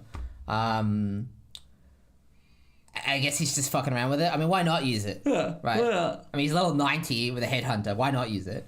But I don't imagine it's doing anything too crazy. Maybe just making his farm a little easier. Yeah, I'll get Energy Shield, Speed, a little bit of Flicker Strike. Yeah. That's a decent weapon too, yeah. He's doing well. He's doing well. Alright. Slade still in rank 1 Ranger. Ben still rank 1 Shadow. We could take a look at rank 1 Witch, actually, because obviously we have a new rank 1 Witch with Park going down. Rank 24 overall. Oh, wow. Aegis. That's really nice. That is extremely good on a Necromancer. He'll be looking to get those 84 base types to get as much defense as possible. But yeah, with that Aegis, it's going to help him stay alive until he gets very, very, very good gear. Like, he should be chilling in maps now. It's perfect for mapping. Yeah. That's really nice. Yeah. And remember, this is a class gauntlet, so your ascendancy does not matter, but your base class does. So a champion would be in the same race against a slayer, a deadeye in the same race as a pathfinder, etc. How was it Pac died? Did we see? No, he's no clippy. Oh no.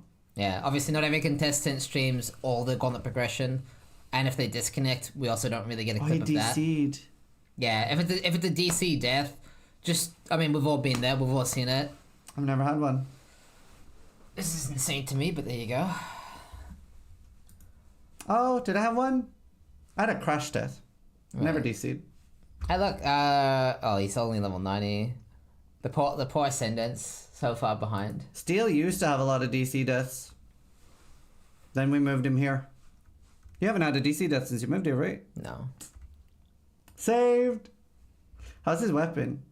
It's better, right? It was 250 No, before? it's the same piece of okay. shit. It's the same piece of shit. Yeah, definitely. Some good gear, but mostly, yeah. Some good gear, some bad gear. Definitely, the Ascendants are lagging pretty far behind. I do, just to reiterate, I do expect Rank 1 Ascendant to be one of our top competitors, like Ben or Khan or Alex, Garatha, Waggle, something like that. They usually, once their class has been claimed, they'll take all that gear and pivot to an Ascendant. There's no real way to police this, I think, so it's just kind of the reality. You usually don't see an Ascendant actually win by playing an Ascendant. They just pivot. Yeah. But if somebody is, like, what we can see is, for example, let's say Ben locks in rank 1 Shadow, he can't just use that gear on a Scion. He would need to do a full migrate to go and win another class. Yeah. Obviously, Garatha's stuck in his storm. He's getting IRL. Yeah, Garatha is stuck in Hurricane Helena. Yeah. Hopefully he's safe. Yep. Do you not feel like hardcore competing anymore? So I never pushed for high ranks. I did finish Marauder rank 1 in a gauntlet once, but I never compete for like rank 1 overall, etc. in my own events. Especially now, it is getting to the point where I actually do have an advantage by knowing things ahead of time. Whereas in earlier gauntlets, it was just public. We were just using the in-game private league mods, so everybody could practice the same. But now that they are becoming special, I only compete in GGG races. So the last time GGG did a race, I got third to design a unique. But in my own races, I don't compete. Yeah. Obviously, we have Alex as well, still doing remarkably well. He'll just be trying. He'll just be trying to get better and better and better gear. Same as most competitors. Yeah, you can see like this ring's very, very nice. This could be an endgame ring. Same with this one as well. Yeah, I could see these rings being relatively endgame. His boots were good, right? Still needs work. Perfect suffixes. All he needs to do is reforge a prefix with life and then slap on movement speed and chill, and he's done. Yeah, we'll see. It's obviously quite difficult to get really good Archmage gear because you do want a high mana and a high life roll, especially life these days because they bumped it up so much. So it's quite hard to get everything you want. Not to say it's not particularly rare. Obviously, the weightings for things like mana are very high, I should say. But yeah, hard to get high tiers of everything you want. And he does have the Gold Flask. There you go. Look at that. Not a very good one, but he is using one. Not even augmented. Yeah. Why not? Well, it's been 1 day, Ziz. But you know what? PoE Ninja, let's look at Zizaran's day 1 character. I have 2 stats on all my flasks. What do you mean? Okay, I'll be nice. But give them a break. I would have 2 stats on my flask. Give them a break. What do you mean? Am I going insane? What?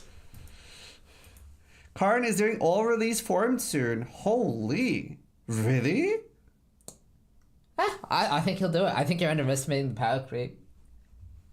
It just seems very early. Hey, he wants to get an early lead. It's good for your mental.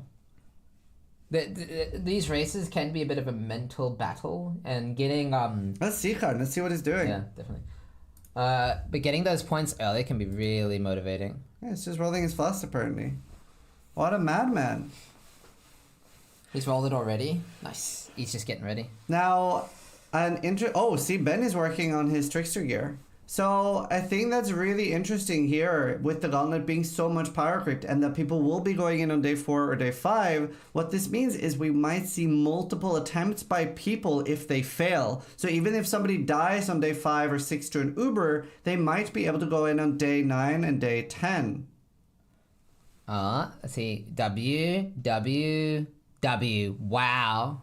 Is that triple tier 1? Yeah. Yeah, it is. He needs to divine it, I think. But yeah, T1, T1, T1. Oh, wow. He won. He did it. He did it. It took 8 tries. That's actually unlucky. It should have taken him less than 8. I believe it's a 1 in 3 if he uses 2 stats. So he got really unlucky to take that long. But you can see the power of Recombinators. Not even 28 quality. Pathetic. But wow, actual T1, T1, T1. So he does not have enough fusings yet. Oh, he maybe does. If he converts the jewelers, he can bench it, I think. He can, yeah. He has enough. He would have to 6-socket it, but he could get a Ritual Omen, potentially. Yeah. But yeah, now he has enough to get a 6-link Necrotic Armor with T1, T1, T1. He does not have many ults left. Yeah, I think he got completely robbed on the chest. Look at the name, as Stat's pointing out. Victory Mantle. Yeah. Will Victory Mantle be enough to secure victory? It just might. Yeah, so if you're wondering, yeah, he does have the Omen, I told you. So he'll actually 6-8 right now. Wow, Yeah, he's just hell. gonna bench that. He's a benchy. Yeah. So if you're wondering how he crafted T1, T1, T1, day 2 of the Gauntlet, holy shit, I'll tell you how. You just alt roll T1 on another chest with T1. You recombinate, and that's a 1 in 3. Then you make another chest with T1, with just T1 and T1 again. You recombinate that. And then you'll have 2, there you go, look at he's 6-sticking it. You'll have 2 chests, one with T1 flat, T1 hybrid, and one with T1, let's say hybrid and T1%. Yeah. And then it's very high chance, it might even be, I'd have to double check, but it might even be guaranteed or close to guaranteed to get 2 stats. He doesn't even wipe suffixes, he's just crafting suppression. And he's using it right now. Yeah. That I'm surprised at. I'm not, because he wants to win. This is winner POV. Like, this is the kind of player who thinks to myself, I'm gonna win. Like, why would he bet against himself? True. So. Based. Anyway, it gives him a 1 in 3 on that double recombinator to hit the chest. It took him 8 tries apparently. He said this was his 8th try. You do keep that base initial chest, but yeah, he got a little bit robbed with how long that took. I think that's fucked up his plans quite considerably because he spent a tremendous amount of time farming for this. You can see he was complaining there about how many ults he used just to get this one piece of gear, and he was saying the helm's going to be worse. He's got to craft the gloves and the boots and the shield. So actually unlucky, but regardless, an insane piece of gear. He's got okay implicits, he's got flash charges, and then a physical conversion, giving him a little bit more physical tank. So obviously we did lose a lot of physical conversion. We used to have like things like taste of hate, having physical damage taken as cold. And what that damage shift does is for characters that have low armor and don't have endurance charges, it'll mitigate the physical damage against your elemental resists, which are usually higher. And that gives you a further incentive to get higher elemental resists, so that maybe instead of against your 200 armor, you are mitigating it against your 84 cold resist. Yeah, so people wondering why he had so many fusings and why other competitors who are higher level don't. Because the Gauntlet isn't an XP race, Khan.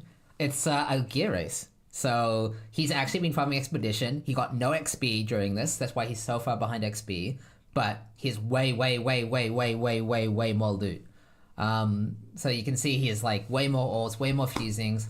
Already has a guaranteed 6-link. Yeah. So even though it looked like he was behind and everyone's saying Khan's in the lead, we can clearly see the low-level Expedition farm paying off like wonders. So. Yeah.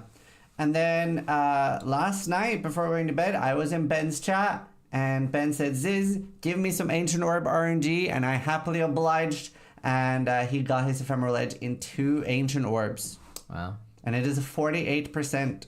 I wonder if he'll swap a bit sooner than I thought.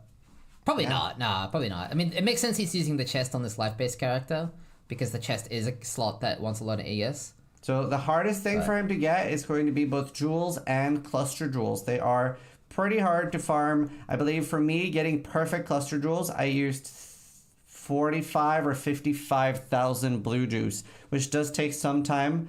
to swap, but honestly, it is R&D. You could hit it very quickly. So he might have been unlucky on the chest so far, but he could be lucky in other places. Cluster was yesterday, just needs to be crafted. Alright. Yeah, crafting them is a pain. Yeah, that's a beautiful stash tab there, the bossing tab. I almost wish we could access the stash and take a look, but Yeah. he'll have all the cool juice there. He has 10 divines as well. I wonder what he'll use those for. True. 21 minutes until flash bounties. What's a unique as ephemeral? I think it's a tier 3 or a tier 4. It's pretty common. Yeah. Getting ephemeral edge is not bad. The hard part would be getting a wrestler technique one. Yeah, which we've already been told he's not going for. Yeah. Jung has some really good gear as well. So it'll be interesting who will take the rank 1 overall. So there's a few options. Obviously, you do get a lot of divines because of boating. So one thing he can do is do prefixes cannot be changed, and then reforge with just like something to get resists and hope to get suppression. Wow. He also might be using like Eldritch Chaos. That's a good one. Double damage, ES on hit. That's nice. Oh, very nice. Now, the biggest stats that he wants is actually attack speed, because on this build you do get so much percentage damage anyway, so you are very, it is very like high diminishing returns on that, whereas that is a very good one. Attack speed and energy shield, that is the main stats you want, and he will exalt this for sure. That is like a giga win on that jewel, so we'll probably just see him. Oh, he doesn't have an exalted orb. He's probably been using them. You can see just how calculated these stash tabs are, though. Like, he's specifically picking up all those cobalt jewels, so he has plenty. He's also been doing harvest the entire time while he's been farming things like delirium and all that. Notice that that jewel wasn't that insane, except it did have +2 max res. So Ben is probably thinking, get a lot of plus max res jewels. And a lot of people don't know this, but you can actually swap those max res around. So even if you get 3 or 4 with, let's say, +2 cold, fire, and lightning, you could swap all of those to be +2 fire. So for a boss like Exarch, we will see people go in with 90 max res. Yeah, he's keeping 2-stat ES jewels. I wonder if there's... Actually, it would make sense. The really, really shit ones that he doesn't need, he'll probably just Valorb. Could go for CB that way. So he could end up with like a ES CB jewel. Should be really, really, really nice. Can he reclaim jewels? Why is he making so many? So he will Valorb some of them. He'll be exalting some of them. Oh, Khan's doing the... Oh yeah, let's full screen that. So this is a all release formed. And he's been awake since the race started. Hope he has enough fire res. Wow, good damage. Yeah, I'll be honest with you. I expect this to go pretty effortlessly. I think all base pinnacle content will be destroyed. The power creep is so real. Yeah. Minus things like Feared and Hidden. And Feared even might not be that hard. I think Feared is 83 too, not 84. Ah, right.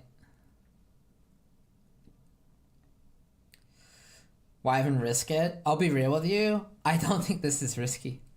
Yeah. I think the power creep this league. So we had Ben and Al Kaiser come and have a chat and just say basically the power creep this league is like ridiculous. Like actually so much power that this seems risky. It's all release formed in the Gauntlet. This has actually killed top competitors like Exile before. Yeah. And he's just doing it day 2 with like it's nothing. The power creep is ridiculous this league. Clean. Easy. Yeah, like actually. Yeah. Number one thing we're going to see people struggle with in this Gauntlet is Ubers. Karn has not slept. Yeah, Khan's ridiculous. We have slept twice. Yeah, finally healing from 3.15. Yeah, we're very OP. We're very, very, very, very, very OP. I think this might be some of the most power character we've ever had, minus what was it again? The Aura Stacker. Yeah, true. This is a ridiculous amount of power creep. Arguably more damage creep too. True. Very crazy.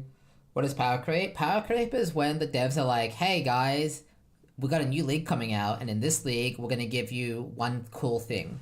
And then another league comes out, and they add one more cool thing. And then another league comes out, and they add another cool thing. And after, you know, a decade of patches, you end up with builds that have, you know, they're capping the damage of what the devs thought was possible. You know, dot cap was only discovered, like, a couple of years ago, I think, because people weren't hitting dot cap on, like, Essence Train until then, right?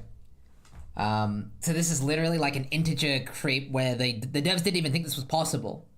And then fast forward a decade, and obviously we've shattered that completely. Like, we have so much damage. We have billions. I mean, just the other day, a fake build, but we saw MP reaching, how much was it? 400? 400 billion damage with auto attack. Yeah. Obviously fake, but still, billion. I mean, that's hilarious. And there are real builds with billions in DPS, by the way. Who stepped twice? I did. Who's in the lead? Karn is pretty far in the lead right now. Yeah, point-wise. In terms of actual, like, who do I think will go into the Ubers first? I mean, just looking at Ben's gear progression, which I think is the important thing. Yeah. I would be thinking Ben's going to go in, even ahead of the Slayers. Which is surprising, because it does take way more time to actually gear the Tricksters.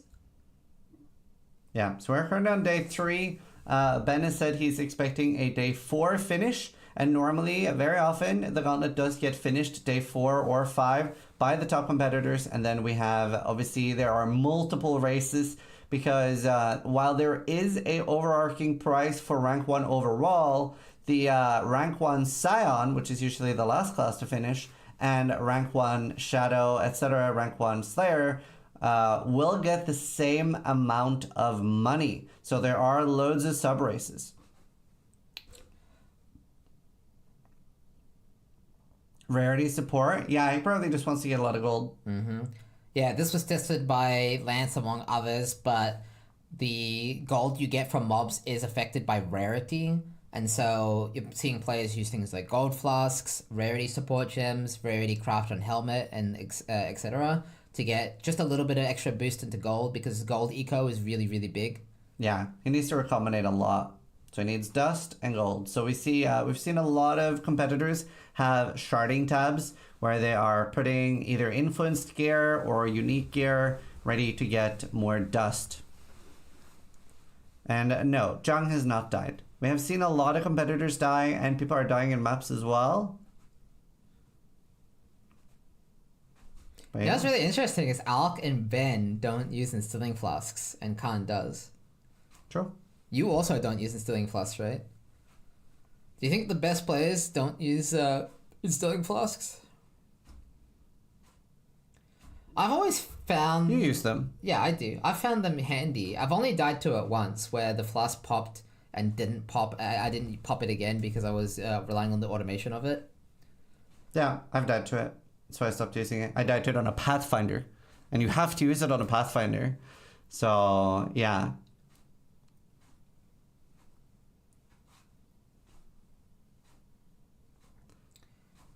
No, I very rarely use it. Ben's equipping MTX, so he's decided I'm ready. Oh, the weary traveler. What flask are they talking about? So we're talking about instilling orb, which can automate your flasks. So normally what people do is that your flasks get pressed whenever charges are full, and most players automate them. But like Alk, me, Ben, never use it generally, or very rarely. I only use it on Pathfinder. Because, well, it's not good, it just makes it easier. Yeah, I personally am a proponent of using the instilling orbs because of Flagellant. I think Flagellant is an extremely powerful modifier when combined with instilling flasks. And I think the pros outweigh the cons there, but it goes without saying you don't have Flagellant mod this early. Yeah. Damn. Yeah, I wonder, when do you think we're going to see the first Uber? Do you think it'll be tomorrow? Assuming Ben is the first to go in, I think he's going to spend another day gearing. So I think we'll want to see Ubers tomorrow, but maybe the day after. That's not necessarily because Ben couldn't go in. I think he could easily go in tomorrow. It's because he'll want to get finish crafting gear. So, what about the Starforge Onigoroshi race? Ben said end of day 2 for that one, and I think it's going to take a little bit longer. I think he meant if he was going to go for it. So factoring in the fact that most people are like half the speed of Ben, probably day 4 as well. So I actually think we'll see people go in the same time as Ubers as we see people go in the same time as Onigoroshi. Like, actually. Yeah. I just think Ben is that much faster than most competitors. Unless maybe Alk goes for it, but I doubt it. We should start thinking up some ideas for flash bounties. We have a flash bounty starting in 10 minutes, and they are sponsored by Asus. So we are going to be doing several of those throughout the event. Do you know what you want to do yet for those, or? No, we have to come up with them. We're going to come up with them with chat. So a flash bounty is a mid-race bounty, and the reason it's called flash is because it's all of a sudden out of nowhere, right? We basically just throw something at the competitors. So if anyone has any ideas, feel free to type them. We'll try to read YouTube and Twitch chats. So yeah, whichever idea, we could do Exile fully zoomed in, or we could do like a low-level bounty, like, so who knows? What someone has said in chat was one of the things I was thinking about. Most wings cleared in Hollow Grandmasters was what I was thinking. That's unbelievably toxic. Also, how many people do you think are actually have access to the map right now? Because none of the main competitors are going to go in, let's be real. See, I don't know if we have enough people in maps to actually... Would people even be able to clear a single wing too? It's RNG. Yeah, but do you actually think someone will clear a wing? I think one wing is, yeah. So at the end of every league, I do Hollow Grandmasters on my main character. Yeah, on a character with like 5 trillion damage and defense. I haven't died to it yet. And remember, no competitor is going to go in. These people have just made it through the campaign. Do you think they're going to go from the campaign and then just die instantly into Hologram Masters? Yeah, we should figure something else out. Do you have any ideas? Could they even do like a timed one, like 1 hour to see who gets the furthest in X? Like you could do. See, I would love to do this. Maybe. I shouldn't actually spoil the idea because I have a really cool idea. We have more Flash Bounty things. Wait, I can run it down. All right. You guys can't see this, but Ziz can.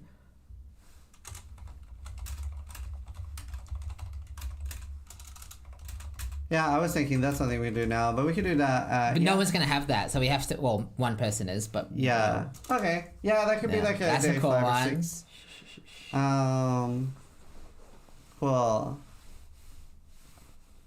Have a Mage Blood. That's winter. Yeah, you want something more than just like 3 people can attempt is the thing.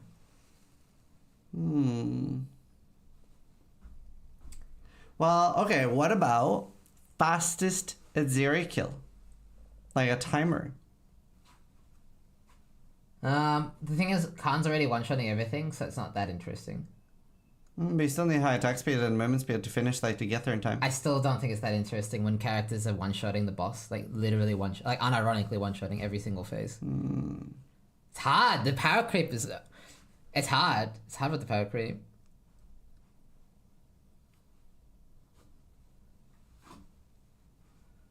You know, be really funny.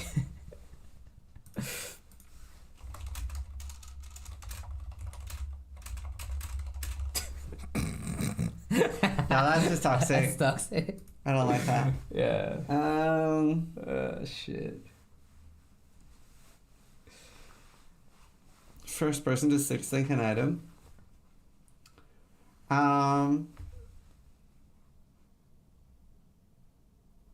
Honestly, 6-linking in front of Kaduka and writing something could be an idea. What do you think? I like that. Yeah, we watched Khan do the 4. That could be one flash bounty. Let's think about that. We would have to have, like, they have to do something special so people can't do it now while they're listening to us. Yeah, what about something with pinnacle bosses to get people going in for something? I'm down to bait some content. What haven't we seen? What about First Cyrus? Yeah, that's actually not a bad one. I think we've done this one in the past too. Yeah. And then we get to see some content. Yeah, actually, Flash Bounty. First Maven, First Cyrus. 200, $100 for 16. Yeah, let's do that. Okay. We are going to announce some Flash Bounties. We'll wait in 7 minutes. Now, do they have to do it in 3 portals, or can they use the full 6? That's important.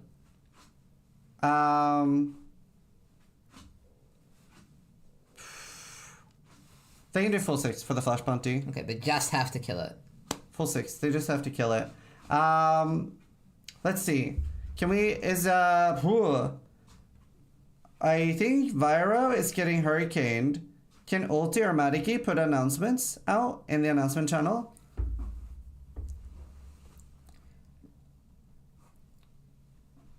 But then does it count for points? Nope. If you do 6 portals, it doesn't count for points. You can still get points if you do it in less than 3, though.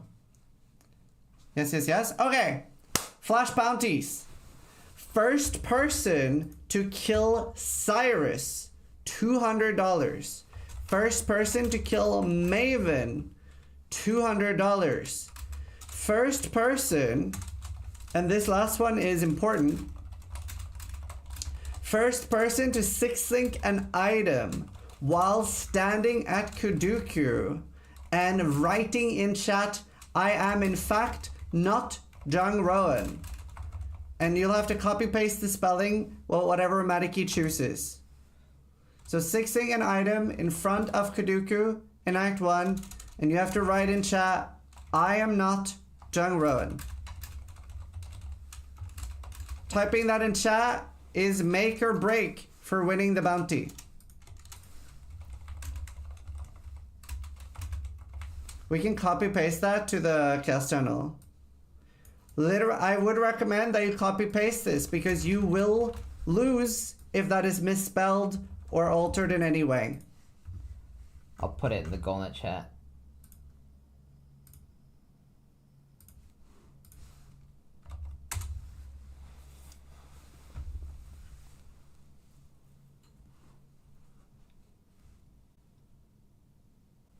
Yeah, does Kuduku need to be alive?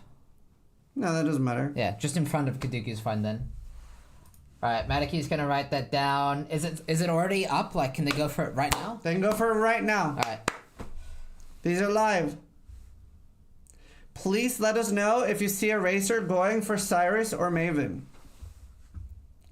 So $200 for Maven, $200 for Cyrus, $100 for the first 16 in front of Kuduku.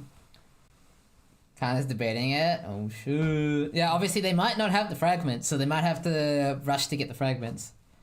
Although Khan would be in the lead here for Maven, because he just did the formed, and I imagine... And he could do it for points. Yeah. But then he's got to risk... That's the cool thing is, we don't know what Cyrus or Maven have, like, extra. They could have something really spicy. Normal Cyrus, normal Maven. We're not baiting Ubers, we're not trying to kill our competitors, we're just trying to be a little spicy. Yeah, maybe bait a little bit of content. Not death, just some spicy content. Did I type Kadudu?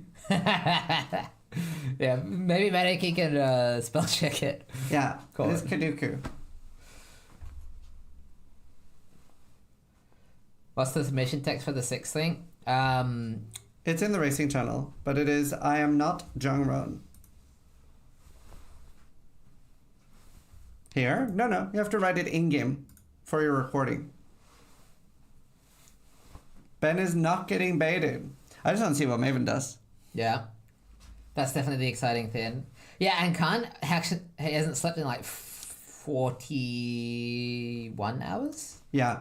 Well, I don't know how long we have until we have to play ads, but this seems like a good time to play ads so we don't get that interrupting. So we do play 3 minutes of ads on Twitch. That also negates pre-rolls. So now I'll go get a drink and then we won't miss any content. I'm gonna go take a quick break and still can handle the stream, and we can play an ad as well for Displate. Ben has read The Art of War. Yep, no distractions. It will be first submission, by the way. So Karn's doing Rotania. yeah, if you are submitting the fusing bounty, it's whoever submits it and gets verified first. So first come first serve for that bounty. Did you do a bounty yet about fastest Uber lab time with all dark shrines? No, but that could be an idea for a future flesh bounty. I wake up and Ben is 8th place with Khan winning. Best Gauntlet to date. Yeah, don't get too baited by the points though. So it does give us an idea of who's in the lead, but Ben does like to wait until he has enough gear to do all the content. The only points we'll see Ben go for early, I think, would be for gear. So he might maybe... No, I don't think there's any boss loot other than like maybe elders. Like maybe he'll try to fish for a Watcher's Eye, but that's it really. Yeah, it's all about gear progression for Ben.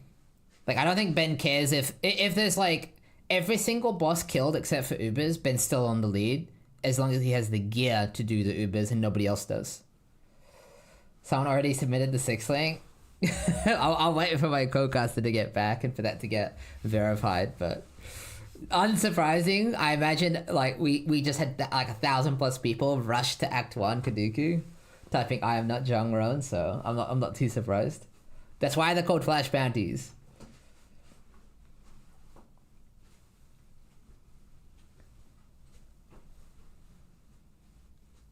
I hope someone had the Omen. Oh my god, if you had the Omen, it would have been so easy. But the Omen's quite rare. Like it's not that easy to get. Was Omen of Connections allowed? I don't see why not. If it was an Omen, I don't think there's any reason why that wouldn't count. Yeah, Omen is just smart. Honestly, he mistyped the message. Oh no. Wait, can't you just copy paste the message?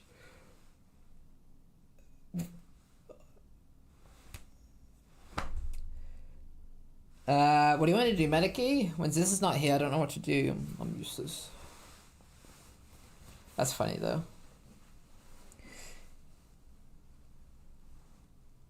Here, in fact, I am in fact not Jungron. So he mistyped the text. Lamau. Oh, is this texting me on the toilet? Alright. Displate ad! Thanks, Displate.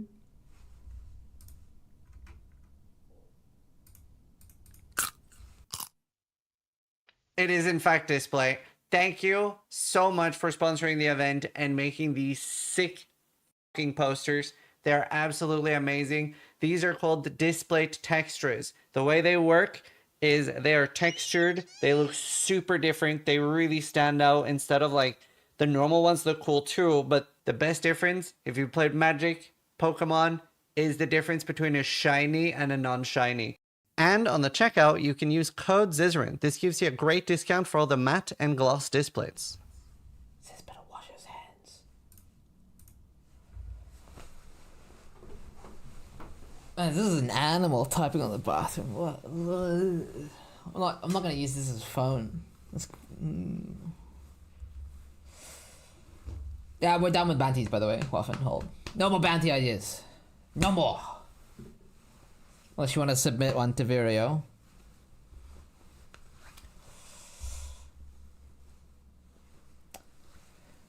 Alright, you guys enjoying the Gauntlet so far? Also, my mum is going to come say hello during the class. Yeah, I've been spending... If you're wondering why I went, I've been spending time with my family. They've come from Australia all the way. I think it was 29-hour flight for them. So... And they're leaving today. Strong. Yeah, it was fun to meet them. Disgusting. What? Nothing. I'm wearing pants. I died to Act 8 Dodger and I died to a bomb now. Yep, the filters of the Gauntlet. I mean, you made it well to get that far, but yeah. What level were you, Yanni? Oh yeah, somebody instantly submitted Kaduku and then they mistyped, so they don't get the bounty. Oh no! What did they type? I am, in fact, not Jungron. Yeah, we have it in Discord, so you can copy paste. That's funny though.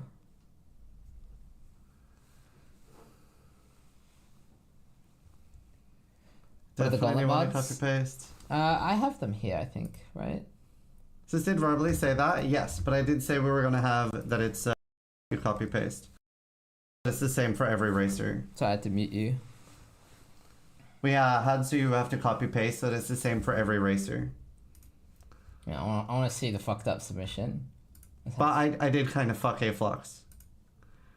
Which is sad, because not everybody knows this, but I love Aflux. At a TwitchCon, my parents were there watching Twitch Rivals, and he sat next to my parents. Oh my And God, it was to you, by the way. he was explaining to them how it works. Wait, you got 2 6-things?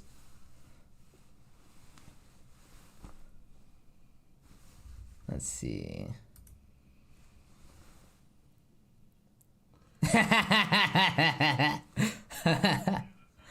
Wow. Oh my god. I kind of screwed him. Yeah, you kind of screwed him. Did he do another one right after? Maybe. I mean, hang on. Wait, there's no way he...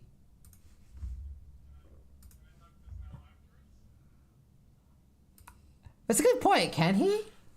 I don't see why not. He did his Yeah. 6-thing and he did just type it. Yeah, he's fine, I don't see right? why not.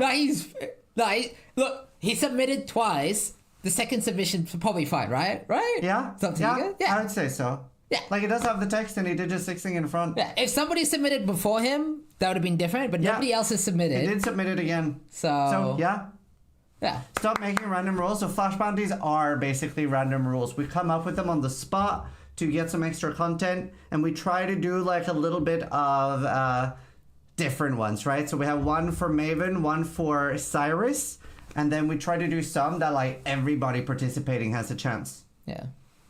So they are in redeemed. fact random rules. Yeah, he's lucky nobody else 6-thinged. He's lucky.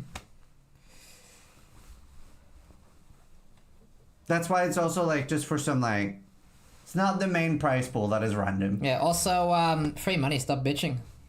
Yeah, free money, stop bitching. I think most people like them. It's okay.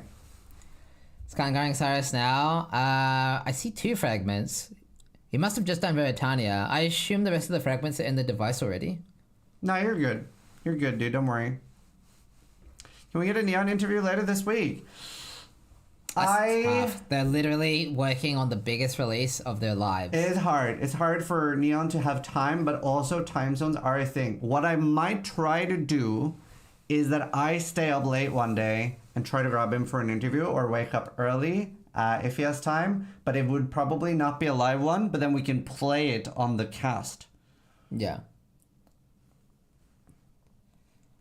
Yeah, the Displate thing is normal, unfortunately. I don't know why your Displate store does that, but... Yeah, it's fine. It does add, when you click the link, it does add the code. the cookie. So you automatically have the code Zizaran at checkout. Yeah. You can still find the display if you type Gauntlet, I think. Yeah, and there are obviously loads of like different things, plus things like this. Plus things like this. We have Gauntlet specific displays, but you also have like random ones as well. So this is the texture one. It does look way cooler in real life as well. I don't know how easy it is to see, but it is textured. So it is like, it's different bumps and stuff.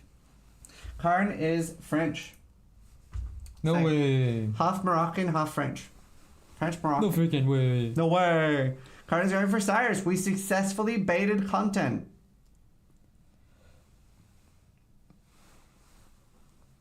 Yeah, someone said I'm Australian, so I should be able to talk to Neon. That's not how time zones work.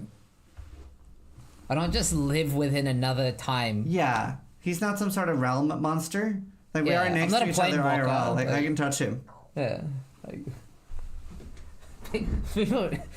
people don't know how time zones work, man. Full screen Karn? Well, full screen if he goes in. Yeah. Is anyone going for Maven, I wonder? Well, it's hard. I think Khan's the only one with splinters. Khan might be claiming 2 bounties here back to back. Holy. Imagine if we kill Karn. I think he'll be fine. As long as... Well, here's the thing. We don't know what they do, which is a bit of a Does he have CB curveball. immune? Yes, he would have the protection mastery, because I'm pretty sure they go for the max res wheel. He's going in. Let's full screen. Does he have music? If so, can you turn it off? Let's test it. Ah! Jump scare. Damn it, Karn! DMCA scare. I can maybe get a different remix at least.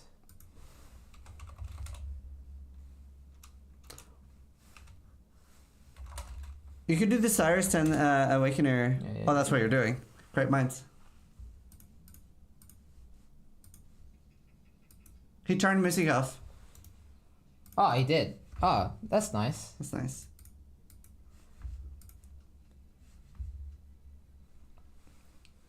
I'm still Karn gonna has have music not on. slept, by the way. So he is doing this while awake for a very, very long time. And we do not know what Cyrus does, except that we know he is different than normal. He looks Could so be tired. some real bullshit. Yeah, I always wondered, when Khan didn't stream with the cam, does he get tired? Yeah, he does. He looks pretty glazed right now. The glossy eyes. Alright. He's doing delirious Cyrus goes. Yeah, there's double Cyrus apparitions. There's Hunter. Oh.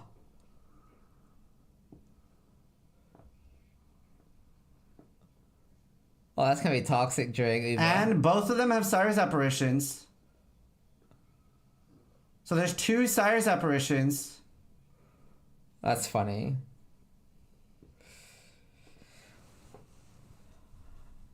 Now, do you know if he has suppression? They I don't. usually don't, right? Do any knows? Yeah, we know he has CB immune. We saw him allocate that before the fight. He does not have spell suppression. That's scary. Yeah, he does have those endurance charges. They're kind of like mini suppression. Now, this is not Uber. It just looks a little Uberish because there's Al has men, Cyrus, and Cyrus. There's 2 Cyruses. Not just 2 Cyrus. There's Cyrus. 3 Cyruses. There's many Cyruses. Many Cyruses. Oh, he hasn't killed the... he'll have to kill that before the transition, because I assume we're going to see more than one. Maybe.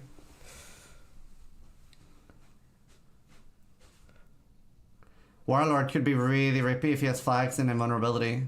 Yeah. Oh, yeah, there's the double Cyrus.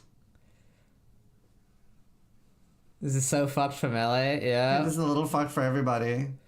Yeah, now even though his damage doesn't look insane, these bosses do have 100% more life. So his damage is actually very, very good considering that. There's Veritania. Oh! Yeah. Wait, what's going to happen with the meteor? And this could be really... Wait, this could be... a little bit bullshit. If she's in there with him and she does the spinny move, he's You just die. dead. But it's not gonna sync up, right? It's fine. Yeah, it'll be fine. And he can keep her out of the middle. This is the exact wrong spot for her to be right now. I would want to drag her out of the middle because Imagine if Warlord does fist while you're in the maze. I think he can tank it, honestly. Oh, Oh wow. Oh, that's some bullshit. that's some bullshit. I love it.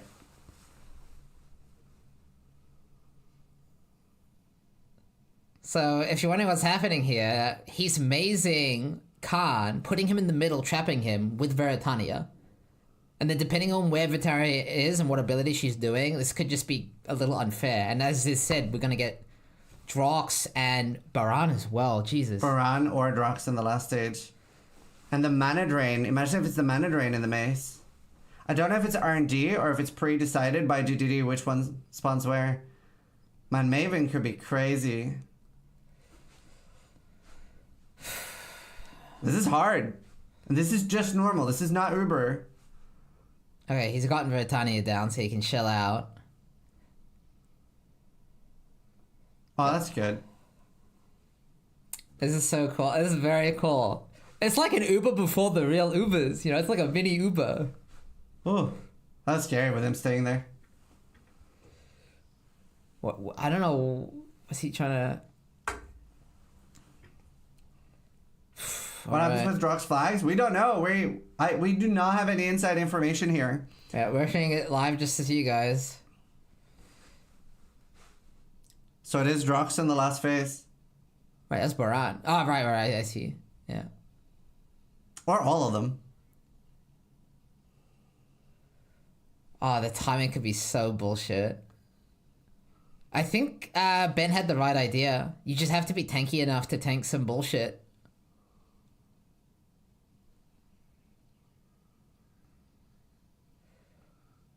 Oh my god. The area denial, though. Oh, poor Melee. Cries in melee. Oh my god. No, dude. Oh, he ran out of the arena. He panicked. That's good. He fucking shitted. Actually, that might be a strat. He shitted. Run out of the arena and kill the ad. Because it's a lower level. Yeah, right. Wait, it doesn't spawn a new ad though, right?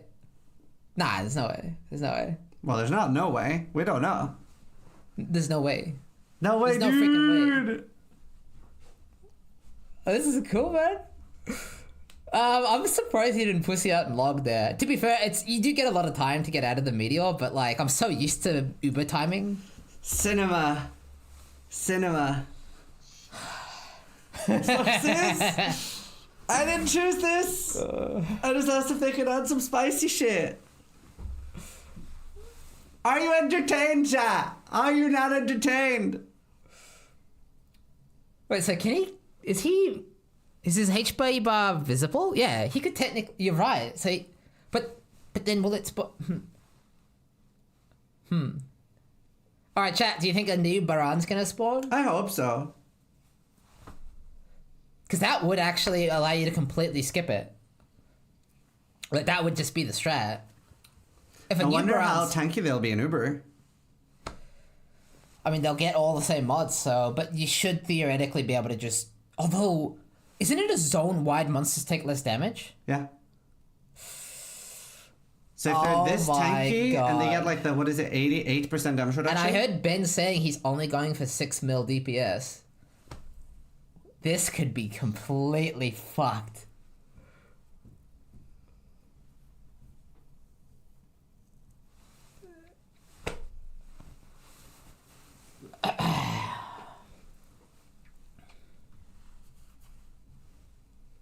Do they get more loot? Oh, wow.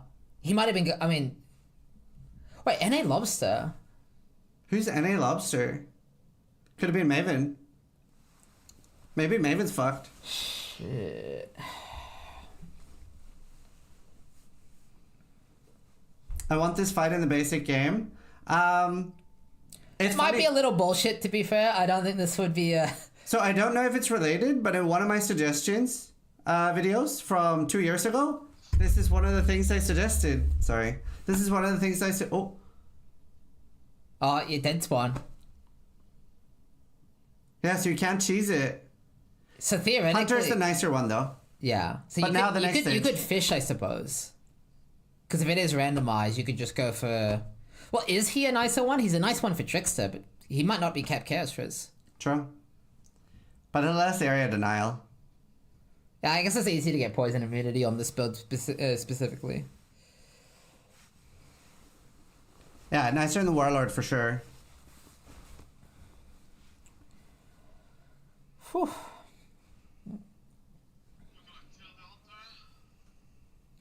He's not. Imagine if they have two. He could experiment with seeing if he leaves him low. This could be similar to Shaper where we don't get any mini bosses during the actual fight itself. Oh, he's thinking if one's alive. He does I hope there'll be two. Yeah. Let's see if he gets punished. Nope. Yeah, it's very similar to Shaper then. So only the early phase is extra fucked.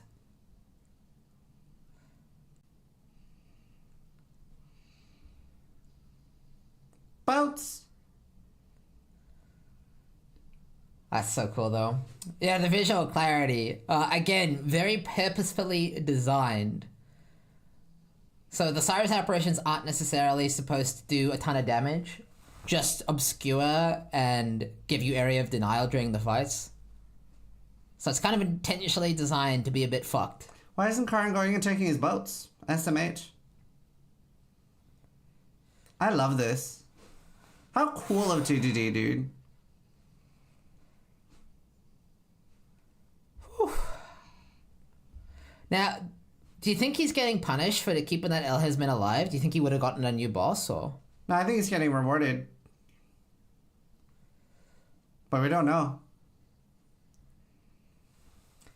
There were no bans this Gauntlet, so you're free to play whatever you want. Obviously, with DD being pretty much obliterated from the game, not too worried about something like DD reappearing. Very tanky. You just tanked the beam, dude. Yeah, Uber's a change too, so this is just a little bit of a teaser. Yeah, Ubers are going to be so fucked. Alright, so in theory, this should be very similar to a regular Cyrus now. He should be okay. Yeah. I don't know. Does anyone know what the other guy died to? Was that a bounty collect or... This string Uber Cyrus would be impossible. I think Ben had the right idea. I think you're right. It is impossible to actually outplay. I think he's going to tank it.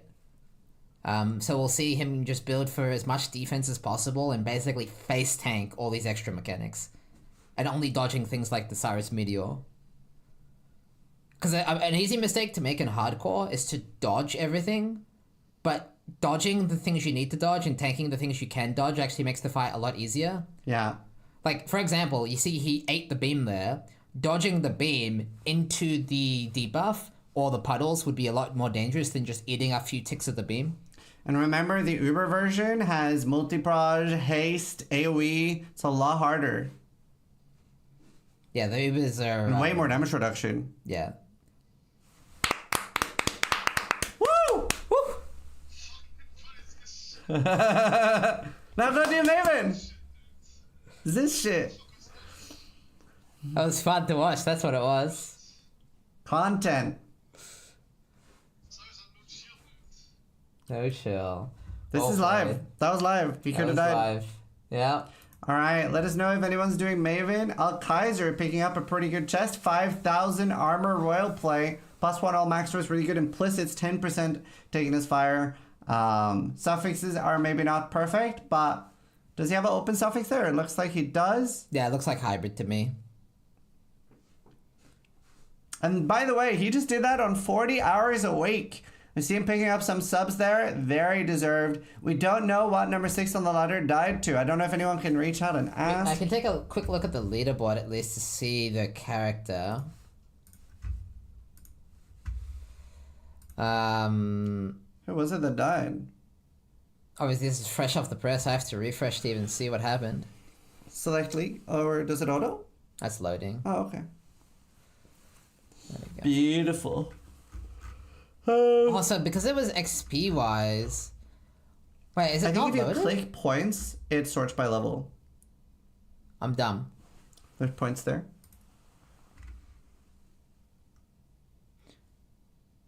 Who was it who actually died? 11. And a lobster.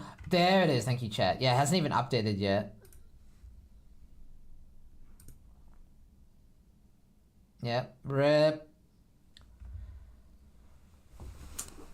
Wow. Damn, 170 Holy life, shit. 600 yes. That's a very, very good chest. I wonder what killed him. He could have been Maven. So is that the rank 2 hairy infant or rank Scroll up. 3? Rank 2, yeah, rank 2 hairy infant down. Here we go. Damn. Yeah, you do have to submit. Yeah. It is not about first person to do it. It is about first persons to submit. That is the same for every bounty. So if somebody has killed it right after Karn but submitted first, they are the winner. Yeah, it's just to make it very clear, cut, and fair. So there's no like streamer advantage or anything like that. Yeah. I mean, there kind of is because you naturally, but ignore that. Like it's all about submission first. That's just how it is. So And how it Khan, will be. submit right now. Submit right now. Right now, Khan. Right now, Khan. He probably died to a random rare. Yeah, rip. He can also submit it for points. Yeah. Yeah. Didn't log, so yeah. Can I submit his VOD and I win? You become Karn. What if I have bad internet and can't upload it fast enough? Or what if I don't have hands? I mean, it is what it is, guys. It is what it is. Life's not fair. Ideally, you want to have hands. There is actually a competitor playing with one hand.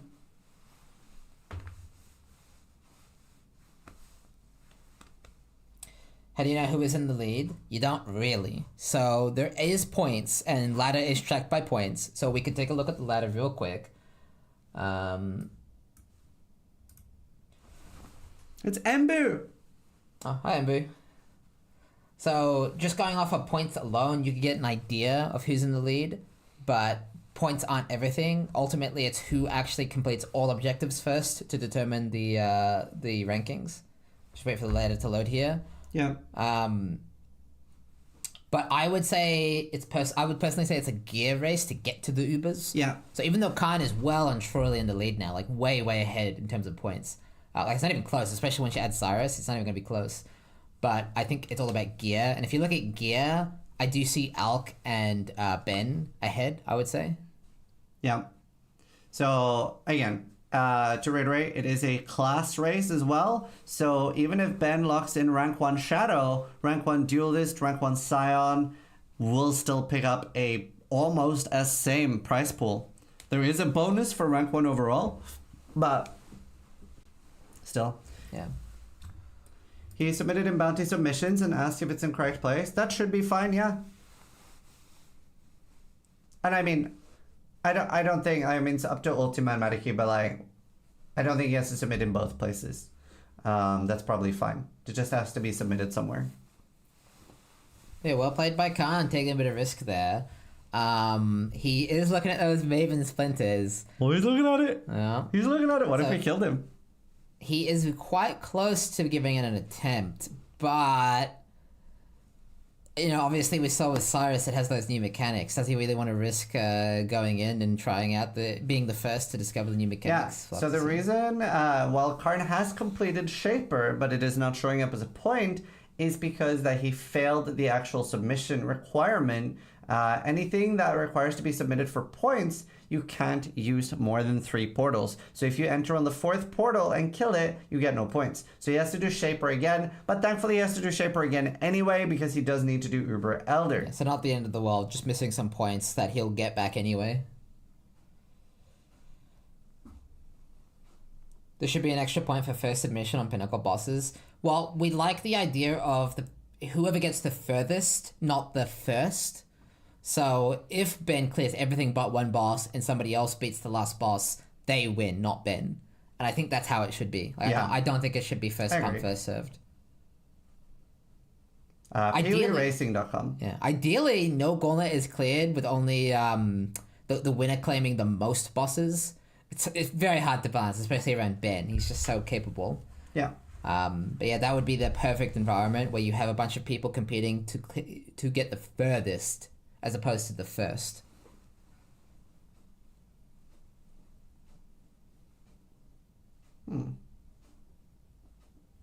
That's very nice. So capable. Yeah, and by the way, going in first does have an advantage. You have more points than anybody else. Yeah, because that is the tiebreaker. Because if, let's say that both Karn and Ben clears, then it is whoever that does it first that gets the points locked in.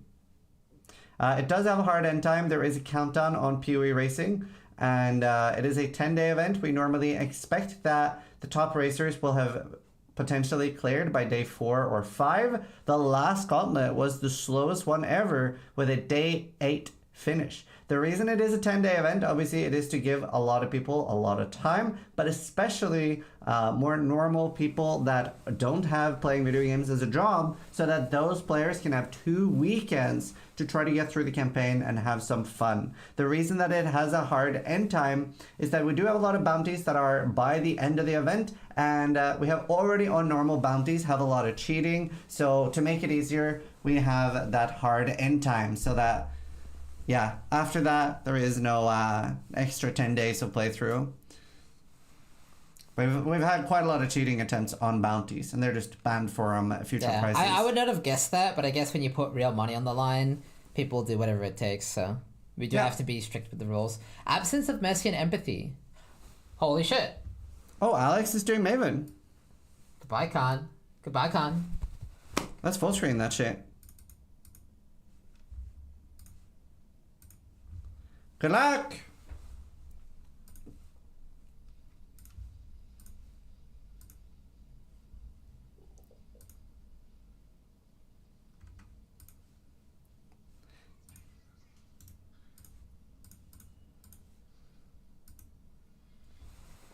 Alright, the first Maven already, wow.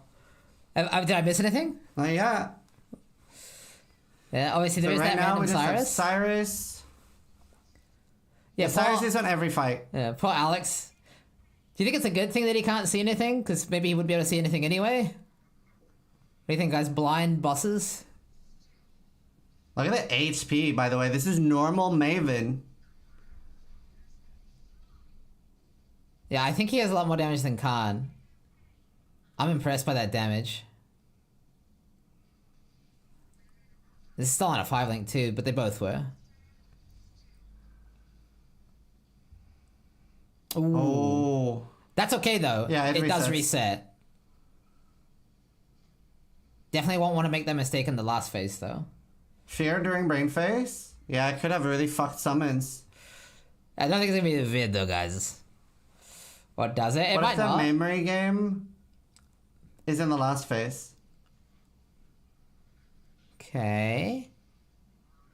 Or something. I don't know what they're gonna do.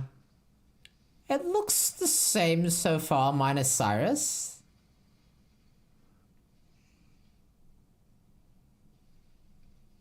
Okay. Yeah, I think the brain wipes the portals after. It does, yeah. I can't see anything. Yep, this is the number one downside of this build, is the visual clarity is just completely zero. Can confirm my poor chat had to deal with that for a league. True. What if it's a longer memory game? Or faster? Yep, so the portals are resetting. I mean the pools.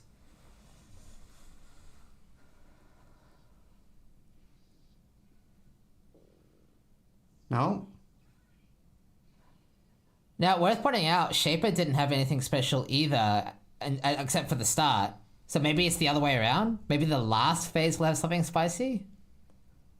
Yeah, I don't know. Oh, you know, it'd be really funny if the Maven memory game is like longer.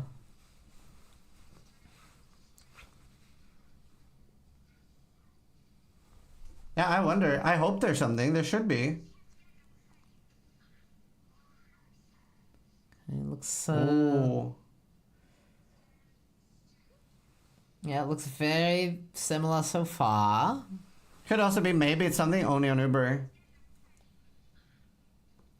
Yeah, Cyrus is there, but Cyrus will always be there in every fight. That's just one of the modifiers.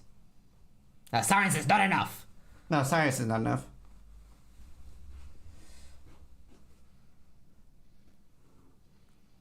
I'm so curious what it's gonna be. I hope there's something. But it would be cool if something not on the normal one and maybe just Uber. I don't necessarily hate that, because maybe Then you it can keeps it practice. secret.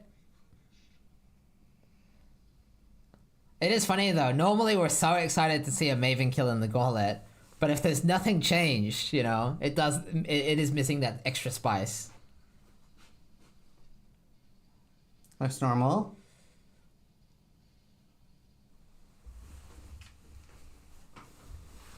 Alright, we'll find out. Is this the last phase now? No, there's one more right after this. Yeah, there's one more. So we'll find out if it's the same or not.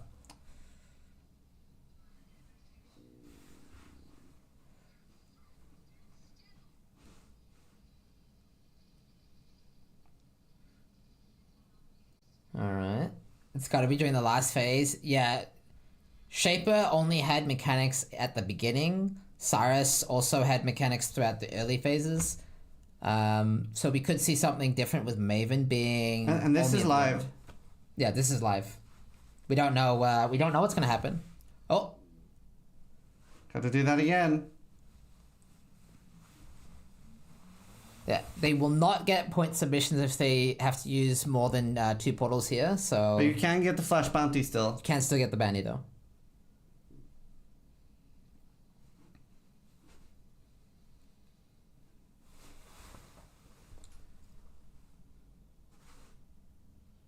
Oh, full. I find this pattern easy to remember, but also difficult to execute. If you have a bad arena, going in the full circle twice is the longest amount of distance to cover.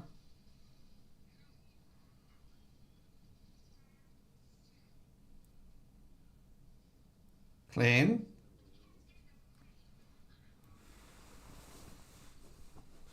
Standing in it. Yeah, obviously, logging out does not reset. So it continues the timer for the intermission phases, so he is getting extra phases here that he wouldn't normally have.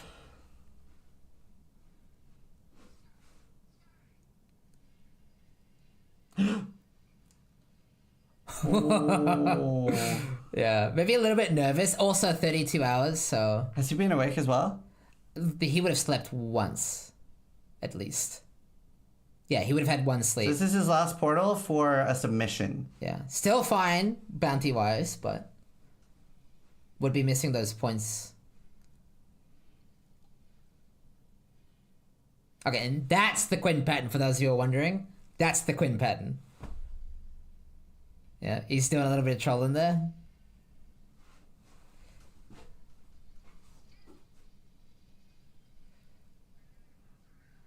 Oh.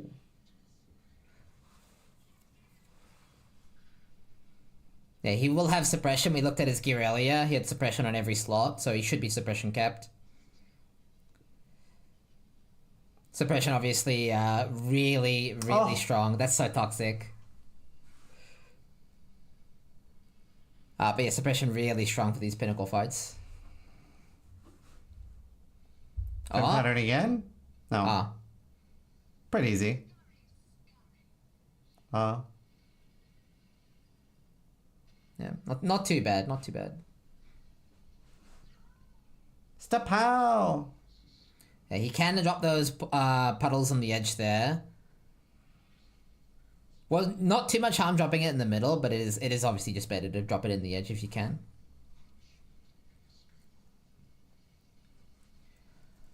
Alright, come on. Come on. Come on. Pulse champ? So we are coming into the final phase. Put like Bullet Hell X-Arcs or Shaper Bullet Hell at the end. I'm very curious what they've done. Or maybe it's saved for Ubers. I do like the idea of only Uber Maven having something.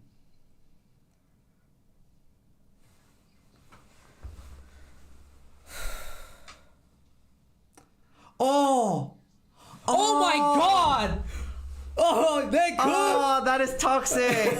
Oh, that is mean! Oh, they did it! Oh, that is so mean! Good luck!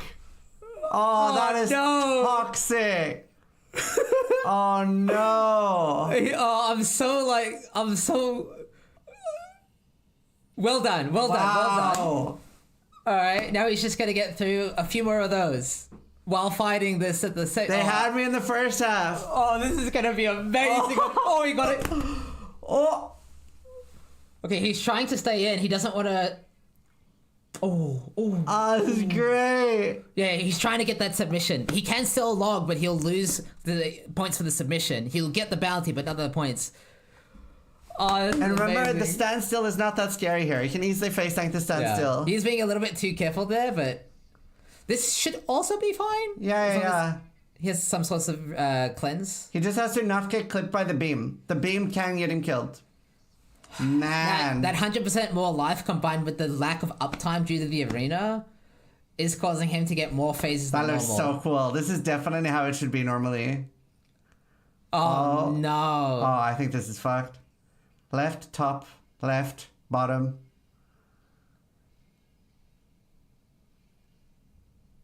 Oh, clutch. Oh, it's hard doing this. So, Frostblink doesn't have a cooldown. But it does have a cast time with the Transfigured Gem, and he's got the debuff. Oh, this is very risky. Well played, well played. He's gonna, again, he's gonna get extra phases because he doesn't have enough DPS uptime to actually fight the bloody boss. But he's playing well. He's playing well, ignoring that. Regardless. Man, you gotta make this a private league mod, man. I will ask if we can have like Gauntletify. Oh, dude, melee Omega lol. Can we get a melee Omega lol?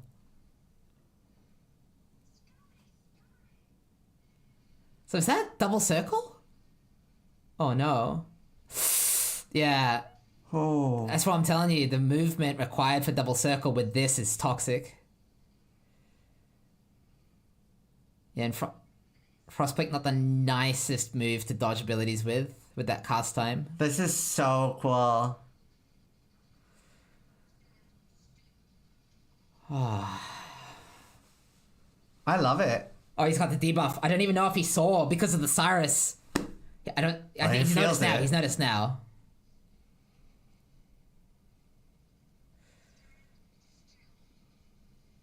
Oh, dude, Uber is going to be ridiculous. Uber's going to be so fun, especially with the haste. Uber's going to be ridiculous. I love it. The debuff prevents you from recovering life, energy shield, and mana. And minus 10 max res, which is really nasty because that's one of our main forms of defense.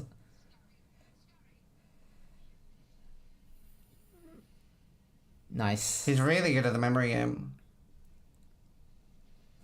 It's unbelievably toxic trying to do that Maven memory game. That was amazing. Content. Ah, that was some good flashes. What Awakened Gem did he get? Fucking played. Alright, that's content. That was Awakened great. Wed. A lot of people would have liked Awakened Wed. Oh man, that was remember he does have to submit that, so hopefully Alex is aware. Yeah, make sure he submits that.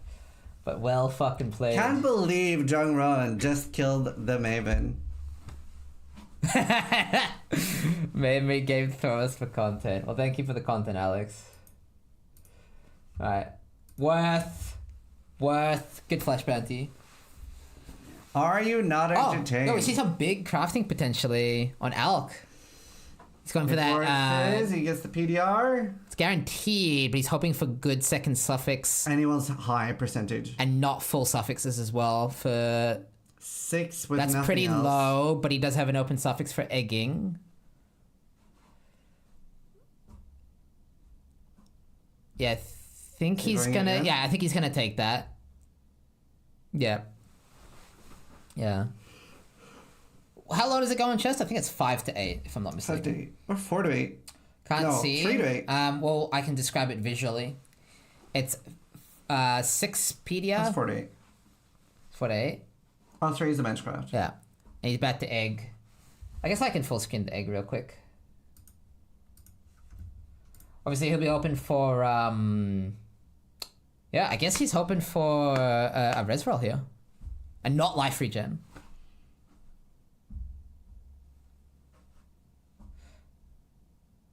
And that's so brutal. That's actually so brutal. Is that... He can go again, though. He will. Yeah. Yeah, that was toxic. That was actually toxic. Gives him a second go at higher IBD. Hopefully he gets it. 7 to 8 would be ideal. Alright, and he gets... We need his audio. think he has going moves usually. More usable.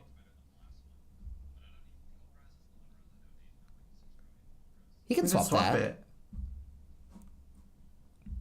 Could be tired and not think about it. But he's aware he can swap, right? Yeah. Yeah. Nah, he's fine. Yeah, usable. But yeah, that's what we're talking about. Even though we have multiple people ahead of both Alk and Ben, doesn't matter. It's a point race. So you're going to see... So it's a gear race. So we're going to see the people with the most gear get into those boss fights first. That is a 6-sync too. Yeah, so he's really not far off Ben at all. In fact, yeah, he's kind of matching his progression wonderfully. He's got very similar endgame chest, 6-synced, ready to go. The weapon was 5-linked, not 6-linked. No, the chest. Oh. Yeah. Oh, right. I see what you mean. Yeah. The movement's high, the movement's great. Too. And we have multiple bosses ahead too, right? Like the all release Feared and such will be interesting. In hindsight, given how ridiculous the Ubers are going to be, if people can kill Ubers, I think they'll have no problem on Feared. Another thing, we've seen that the Pinnacles have been pretty messed up right now. We don't know if Ubers have additional moves or not. They could. So they could be something else. Maybe there's a third beam on Uber Maven. I'll be real, with those mods, I would not be surprised if what we see is what we get, but, I mean, who knows? Maybe it's even more fucked. I mean, that would be literally like... we won't know until someone goes in, obviously, so we'll see what happens. Yeah. Very fun so far. I never heard of Alex. He's actually been improving steadily, so this is what I was talking about, yeah. It's not about how many hours you have in Path of Exile. A lot of people always like to brag about having 25,000 hours. Yeah. But no, it's about how much you actually practice to get better. It's about concerted practice to actually actively improve, right? And Alex is one of the players who's been doing that. He's been constantly getting better. I would say maybe 2-3 years ago, he was nowhere near this competitive. And now we see he's rank 2 in the Gauntlet. Let's see. Yeah. You just want to look at the Headhunter gameplay? Yeah, I want to see it in the breach.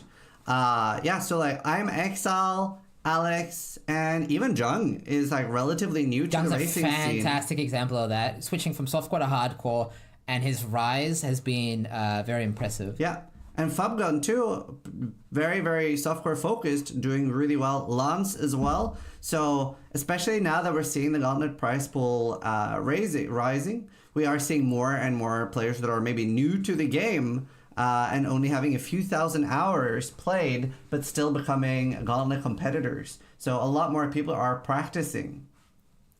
Yeah. Now, for those of you who missed it, we've had a Headhunter and a Mageblood in the Gauntlet already. Terrence is the one who got the Headhunter. Now, not going to help him at all on bossing, but it will help his mapping. And see, he's not playing the ideal build for it. Oh man, dude, Power Siphon would be pretty decent, right? Yeah. It's a shame he's not Lucas Miner. But yeah, he's obviously playing a Bleed Glad. Not True. A good item on Bleed Glad, but a hell of a lot better than what you're going to have normally day 2 of the Gauntlet. So yeah, and this is the first Gauntlet that we've actually had one of the best players getting a Mageblood. The first Mageblood that was ever in the Gauntlet was found by somebody who only had level 50 as a goal and then never played hardcore before. And they were able to get level 90 with the Mageblood, but then died. So this is the first Gauntlet that we've ever had one of the top competitors finding one, especially this early. So Winter, who has cleared a Gauntlet at least once, I believe, has got a Mageblood. Yeah, so there's a non-zero chance we see them pivot. They are playing a Slayer, but I would personally recommend a pivot to Trickster. Soul did Maven too. What was that? Soul got Maven too. Oh, wow. So we had a bit of a race there behind the scenes. That's cool. Oh. Yeah, you do it. Can we put that in the tool, actually? Oh, I can do it. Soul.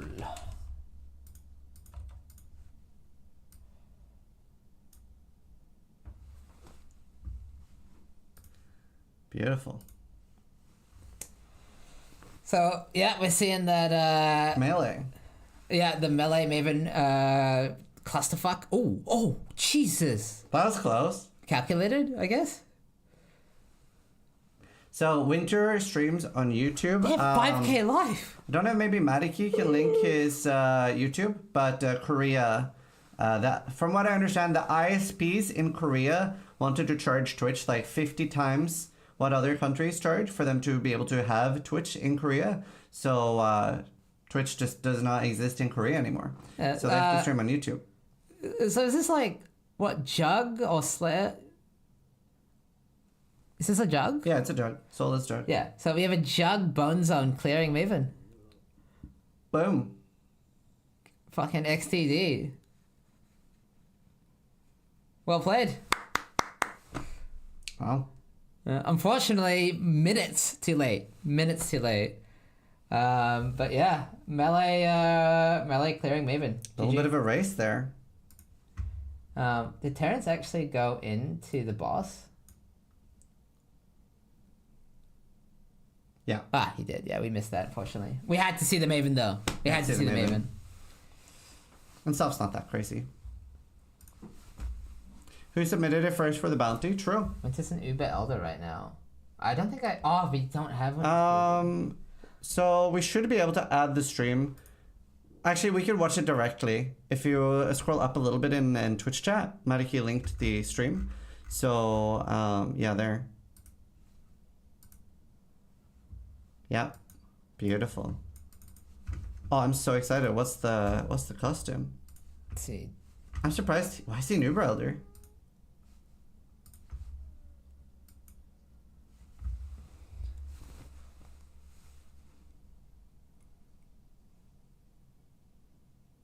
Wait, so he's done Shaper and Elder? He kind of snuck in under the radar there. He's not even using the mage blood yet. ISP stands for Internet Service Provider. What does USB stand for? USB? It's a pistol.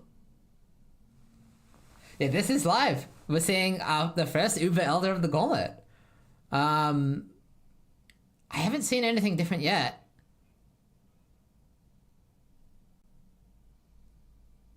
Yeah. I wonder. Isn't Cyrus supposed to be there? It's 83 zone, right?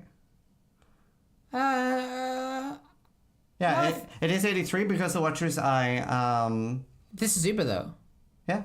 Normal Uber Elder is 83 because the Watcher's Eye is 85 and the Uber is 84, so the Watcher's Eye is 86. No, it is 86. You're thinking of regular Elder. Regular Elder is 80. I'm stupid. I'm surprised. Is this not Gauntlet? Is he practicing? I think he's practicing.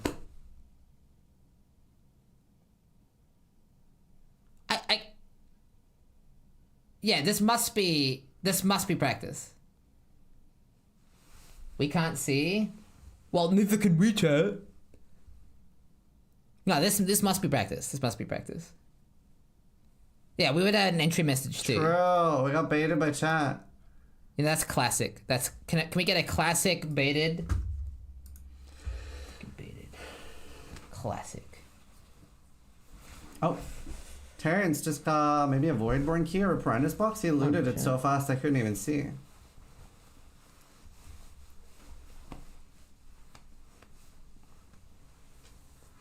Spoiled that Cyrus will appear? Oh no. Cyrus is going to appear in the pinnacles.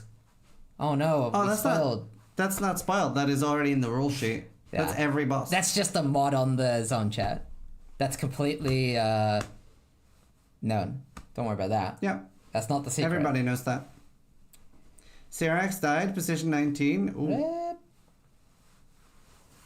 Can we see how the 11th letter guy died? Sure. So if we can get footage of him playing the game, maybe someone can sneak into his window and take a look and record his footage. So what my passive aggressive friend is saying is that it's not just a streamer event. There are a bunch of people playing that aren't streamers. So everybody is allowed to participate. So we don't have rip clips for every single day. Yeah, so if you're participating in the Gauntlet, don't worry. Nobody is currently sitting outside your window recording your footage. That we know of. Ben is just spamming helmets right now, trying to get the Recombinator, and he does really want to hit int as well, which will make it a little bit harder. Yeah. He does have 115,000 gold.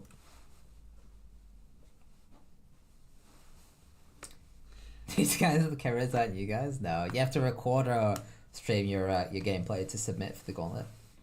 Yeah. Ben is ahead. Currently, Khan well and truly in the lead. Yeah, we can show the ladder real quick. So here we see the ladder currently, and we have Karn in rank 1 by a large margin, 118 points. Alk number 2 at 97. And then yeah, you can see various point totals here. Now, this does not mean Karn will necessarily win the race, even though he's in the lead right now. Like, Ubers is going to be the deciding factor. It doesn't even seem like invites will be quite easy.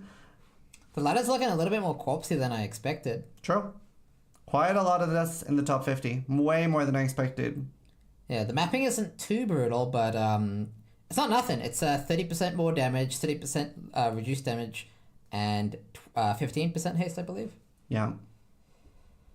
There's quite a gap though. Yeah, so it looks very intimidating. It looks like Khan is... I mean, looks like Ben is position 8. Looks like he's getting stomped, but you can see he's...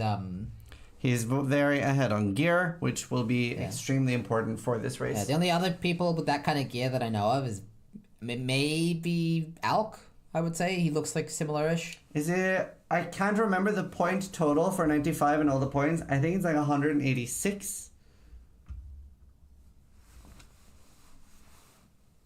Yeah, that's another good point. The other competitors are managing their sleep a little bit better.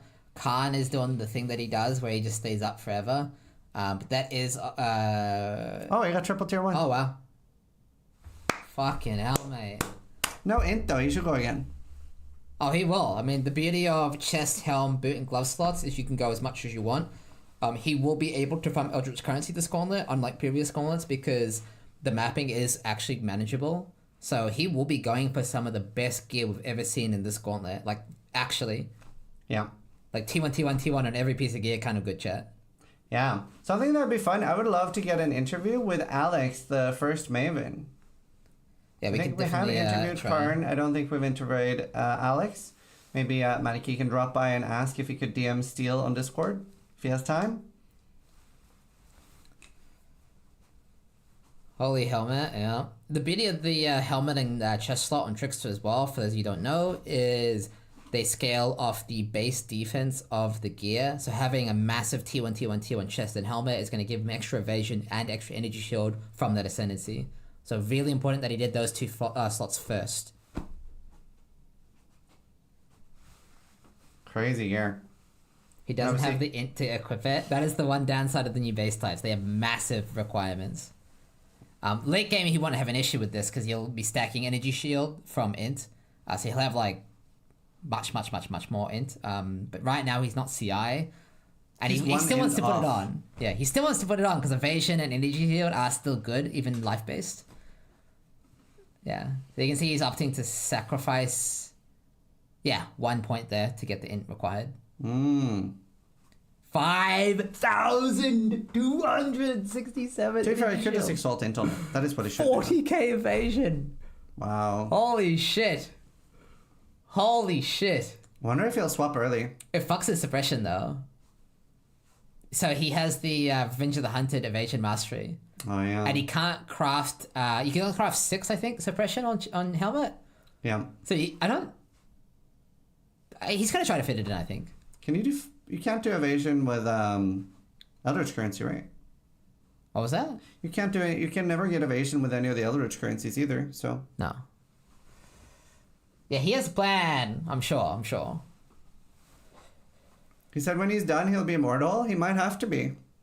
Oh, I believe it.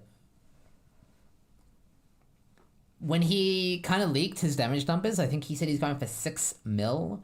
That made me think if he's not going for damage, he's going for tank. So we should see one of the tankiest characters we've ever seen in the Gauntlet. I still don't know if he's going to... I don't think he's going to face tank. But as I said on Cyrus with Khan, you will see him face tank anything that he can face tank. Yeah. And only focusing on dodging the mechanics that need to be dodged. For example, he might not tank a Cyrus Meteor, although... Maybe? No. ESCI though, but Fizz.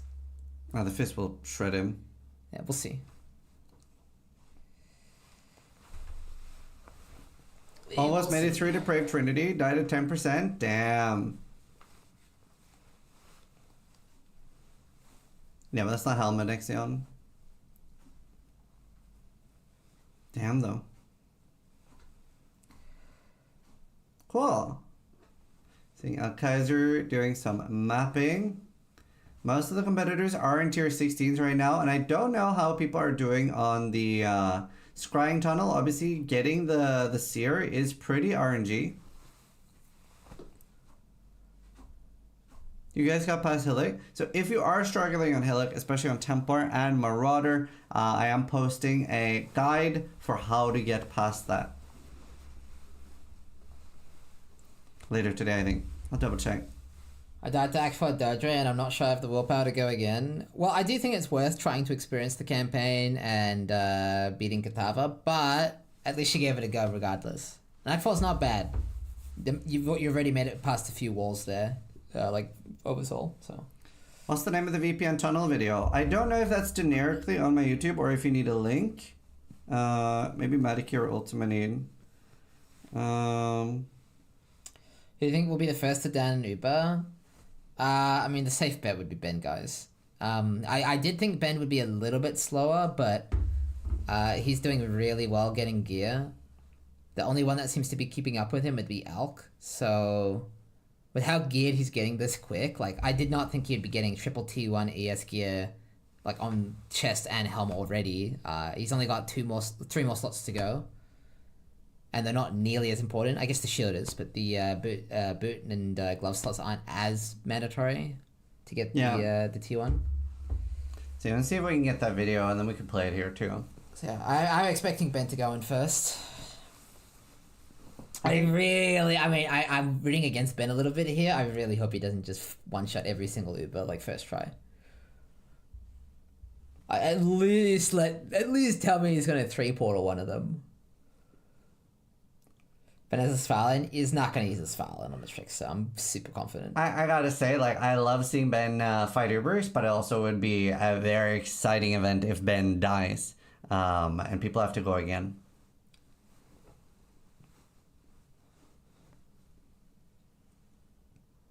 How early? Ben said day 4, so... And honestly, like, here's the thing. He's just going to have perfect gear by day 4. So... Yeah. It's not even necessarily like a case of him going in earlier than we thought. It's just more like the gear progression's so fast if you plan this well. I with Recombinators being so strong, I genuinely think he's just gonna have perfect gear. Recombinators are kind of broken. Don't tell GGG. Or do. No, I love Recombinators. His POB is 17,000 ES. Yeah, that is Did I break 20k? I think even my Trade League Trickster had 19k or 19.8. I don't think I broke 20k in Trade League. So 17 in less than 4 or 5 days played is insane. Yeah, I wonder how people are doing on kills. We do have first, second, and third person to 1 million kills in the Gauntlet. Picks up money.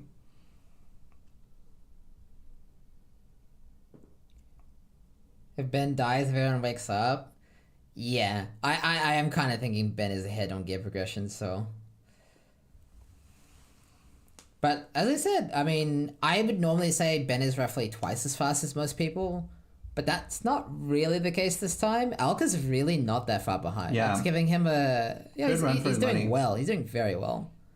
Honestly, so is Karn. Like, his gear is pretty decent as well. He is cooking and already doing a lot of bosses. It definitely, like, can be really good for mental to be that ahead on points early on. I know a lot of racers get a little bit stressed out while gearing. Even though they know they're maybe making the right choice of gearing, it has ended a lot of people's actual race. Yeah, I do think the easier mapping is giving other contestants a way to catch up with Ben. Ben's really not that far ahead. So... Yeah. I told them to message Steel, so incoming. Oh, cool. Alex for an interview. We'll have Discord open. Well, Alex is gonna interview. He's not. I don't think he's AFK. I think he's trying to find me on Discord. Mm-hmm. I mean, he would probably be in this chat, right? Where is the?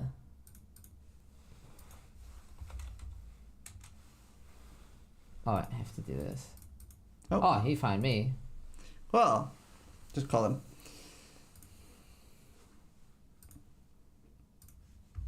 Beautiful. Oh, there you go. Hello. Hi, can you hear me? Yep, Yeah, yep, Alex, rank 1 Templar, how are you doing? Yep, I'm doing great. Had a nice sleep last night. Oh, that's got some good. bounties today. Yeah, congratulations on picking up the first Maven flash bounty by Asus. That was I honestly for a little bit there I was worried like, oh, this is just normal. They maybe like didn't have time to do Maven, but then the last stage was very, very spicy. Yeah, exactly. I was taking my time in the first phases. I was expecting something to come out, but nothing came out. And then when I saw the lasers in the last phase, I got a little bit worried with the memory game. I wasn't sure if I'll be able to make it without getting hit. Yeah, no, it was pretty scary, and you had used a few portals before, so obviously for the flash bounty you didn't need to use 3 portals, but for the submission you do. So how do you think the Uber is going to be? I'm expecting them to have an additional mechanic on top of what we already saw. And I do hope it's very hard, because from what I've seen currently, the normal bosses seem very tame. Yeah. Well, there is a lot of extra mods as well, and 40% haste, so it'll be yeah, true. It'll be pretty interesting. And one thing we've seen in previous gauntlets is the whenever Maven says mine, that happens a lot more often with the 40% haste. It's basically happening every 5 or 10 seconds. Yeah. So yeah, definitely going to be hard, yeah. When do you think you'll be ready to go in? Well, unfortunately, I have work during the week, but I'm hoping to be ready on the next weekend. Okay, cool. I'm definitely taking my time. I'm not gonna rush that. I'm not expecting to get first place overall. I'm not even expecting to full clear, to be honest. If you're able to get some Ubers, you very well might do. Like, it's going to be incredibly hard. Very few people are able to do Ubers, and you already have an insanely good performance. Yeah, we will see. Ubers are hard. Everything can happen. Steel, do you have any final questions? I guess just to get your opinion on the balance, like the power difference between, let's say, Archmage, Power Siphon, and the Slayers. I'm not sure how much you've kept up with, like, Alp, for example. How do you think Archmage will compare now that you've actually done a few of the bosses? Do you think the visual clarity, for example, will be an issue with Archmage? Visual clarity definitely was an issue on this Maven, because I couldn't see the lasers coming back. Yeah. And it probably will be a little bit of an issue.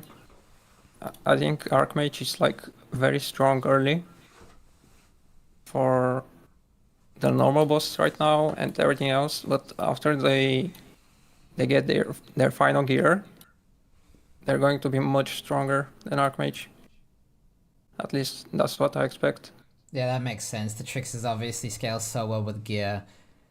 I mean, it is theoretically possible you could take Archmage like to the extremes, given the 10 Recombinators, days. yeah.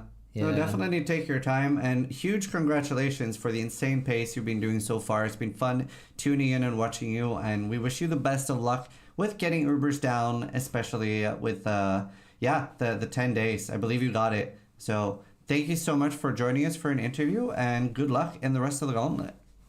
Yep. Thank you very much. Bye. Right, GG. Bye. Bye. So guys, that was Alex, the rank 1 Templar. Absolute Giga Chad. He's going to get a little bit messed up by work, but other than that, is still in the lead. And he does have 2 weekends. This is why we have 2 weekends as well. So very cool. We have a fresh rip in the tool by Yeah. Cyrus. I think this was the rank 11. Yeah. We found the footage from the person peeping in. Yeah, so this is from outside his window. He does not know that this is being recorded. So he's playing ball lightning. Oh, no.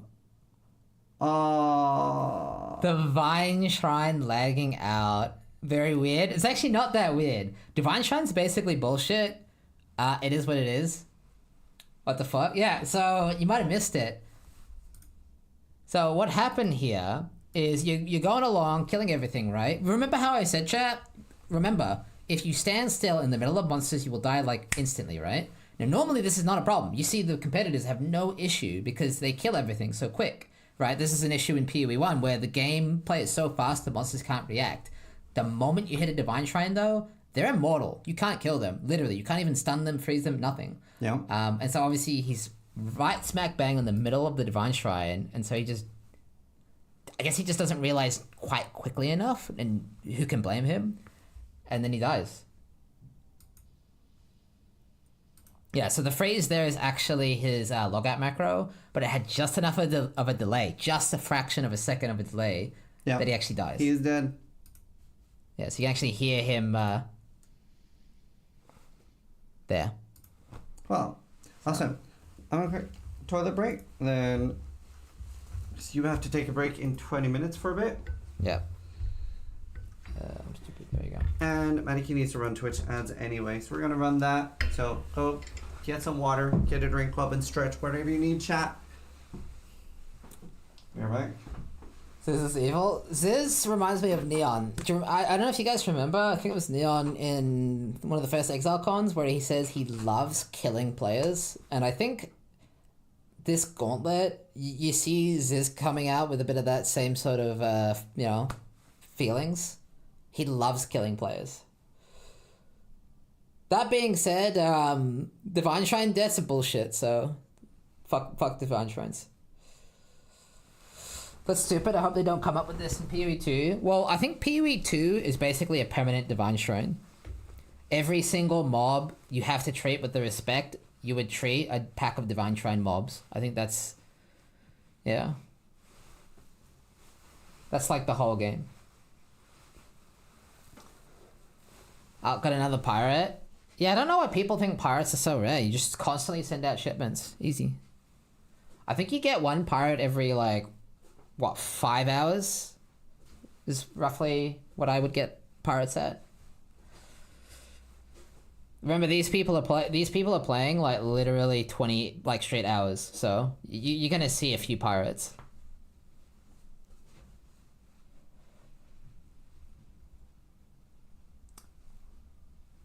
For PoE 2, I'd love a softcore version of this. Yeah, I mean, PoE 2 is intended to be very challenging. I don't know if Alk's, fucking with me, but Alk reckons it's harder than Gauntlet. So... PoE 2, that is. Definitely gonna be playing PoE 2 in softcore this November 15th. Sure. Alk's trolling. I don't know if he is, man. I mean, Alk trolls a lot, but I mean, he said this dead ass. For real. He said that he thinks he thinks PoE 2 gameplay will be more difficult than Gauntlet gameplay. Oh, yeah. On November 15th. I think so too.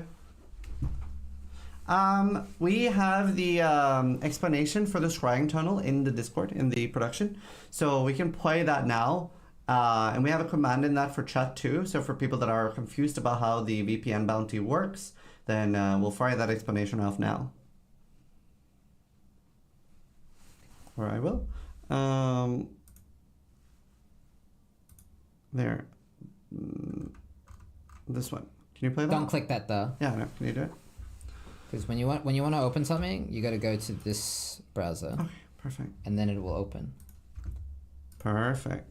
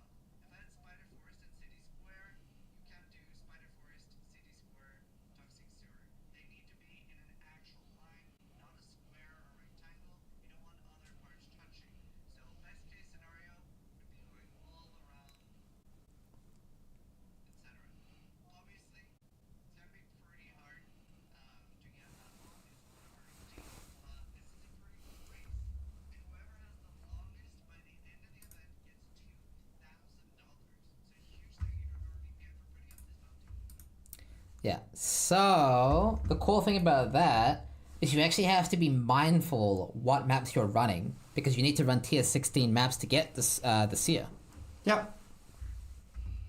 Yeah. So you can see that's just one of the bounties. Yeah, so we can go through bounties real quick. There are quite a lot of NordVPN ones. Highest cold resist ring by the end of the event as well. So I think the most you can get is like 450, 400, something like that. First player to obtain any ring with at least 200 total cold res is $500. Highest total armor and evasion cardinal round shield is $700.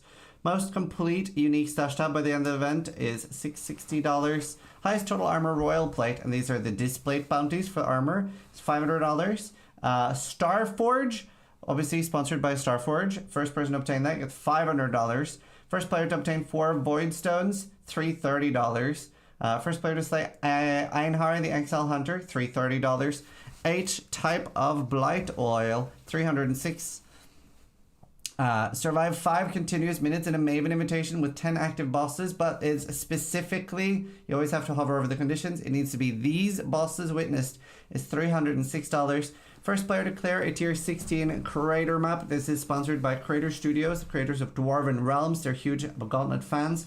And 300 quantity without Eldritch Altars. So it has to be a pretty rolled one with a specific atlas. First player to obtain 2123 quality shield crush. This is by Darth Microtransactions. So you see there's quite a lot of bounties, a lot of money on the line here. Player with the least amount of allocated passive points to slay Acton Kitava by the end of the event. So will we see people with as little as 5 or 10? You can use crazy gear with this and be high level, but it's about least allocated points. First player to slay all tier 17 map bosses using chaos damage over time by Subtractim. So you can use Bane, ED, Contagion, or Blight. First player to reach level 100, but with the name I Am Drawing Rowan, gets $255. First player to complete a tier 17 Sanctuary with 2 Scarab of Wisps, 1 Titanic Scarab, 1 Titanic Scarab of Legends, and 150 pack size, gets $252. I'd be very surprised if this gets claimed. That's not getting claimed. I'd put money on that. Lowest level player to slay normal Izaro by the end of the event gets $250, but you do need Chaos Inoculation. First player to do audience with the king with the corpses in your inventory. You have to hover over the conditions always.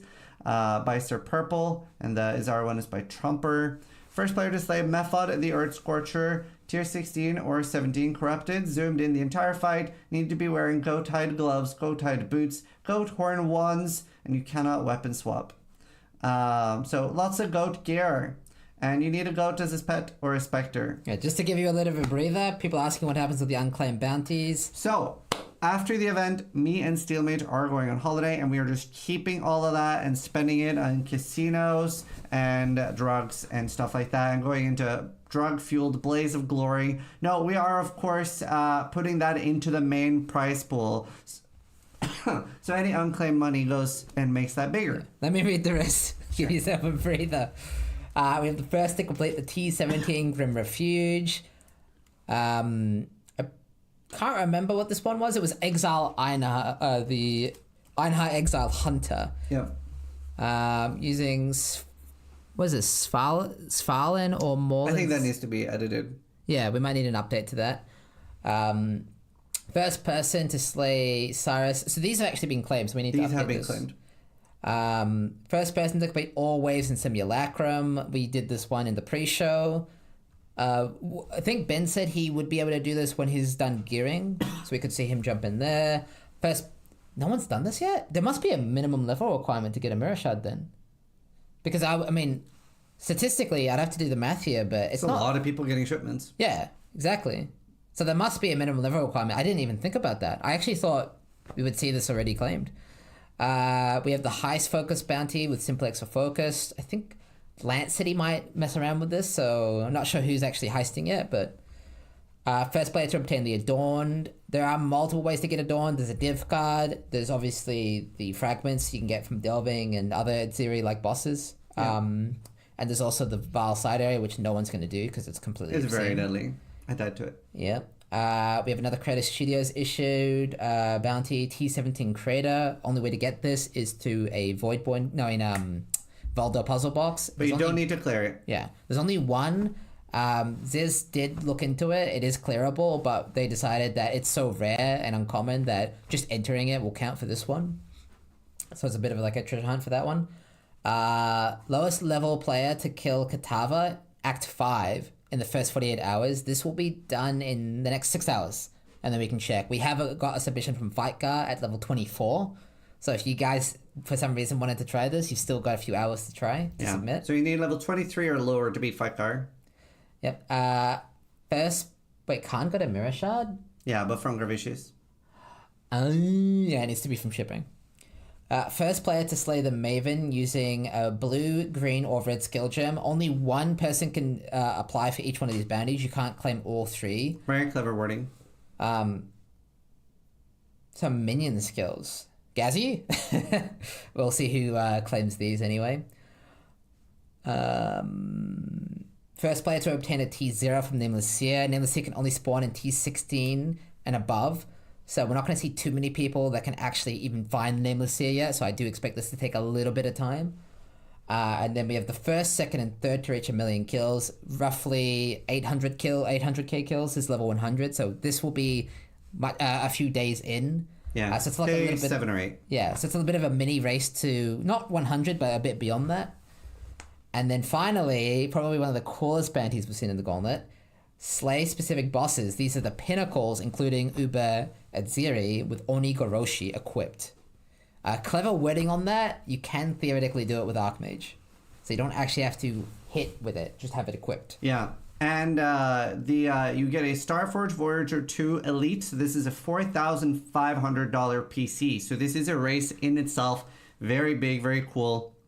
And we can actually play an ad here for Starforge. Huge thank you for making that race. Very cool.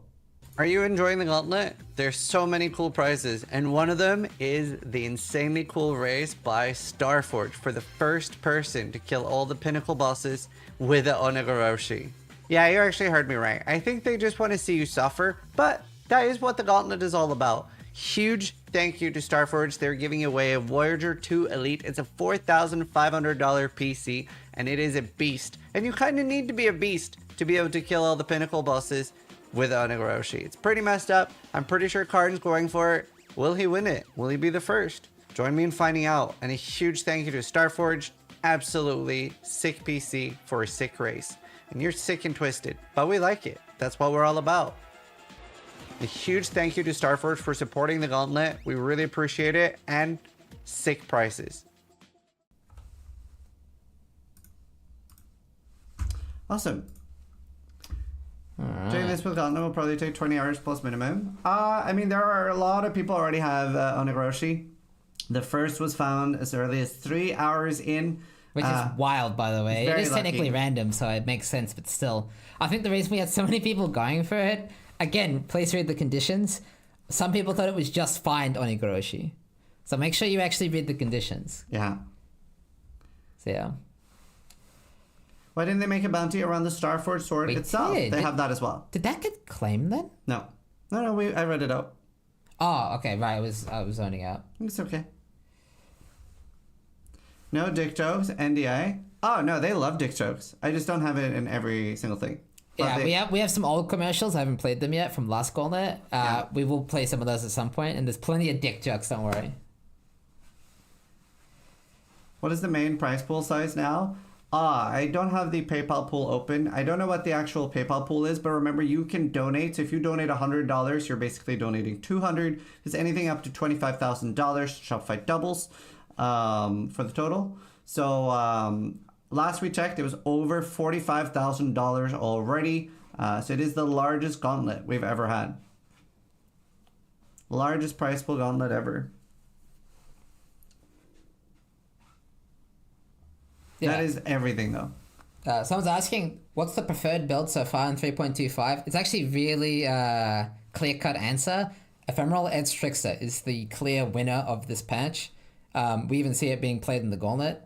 There's probably some builds that eventually get better than it, like in some way, because obviously, Yeah. it's not just like overall survivability, you could argue speed is a factor, in which case there's better builds like VLS. Yeah, so I remember when I was talking to Ben Q, he was saying he thought the Archmage Hyro was by far the best, and he had like a 700, 800 Divine build on Hardcore Trade, and he was like, why would I play anything else?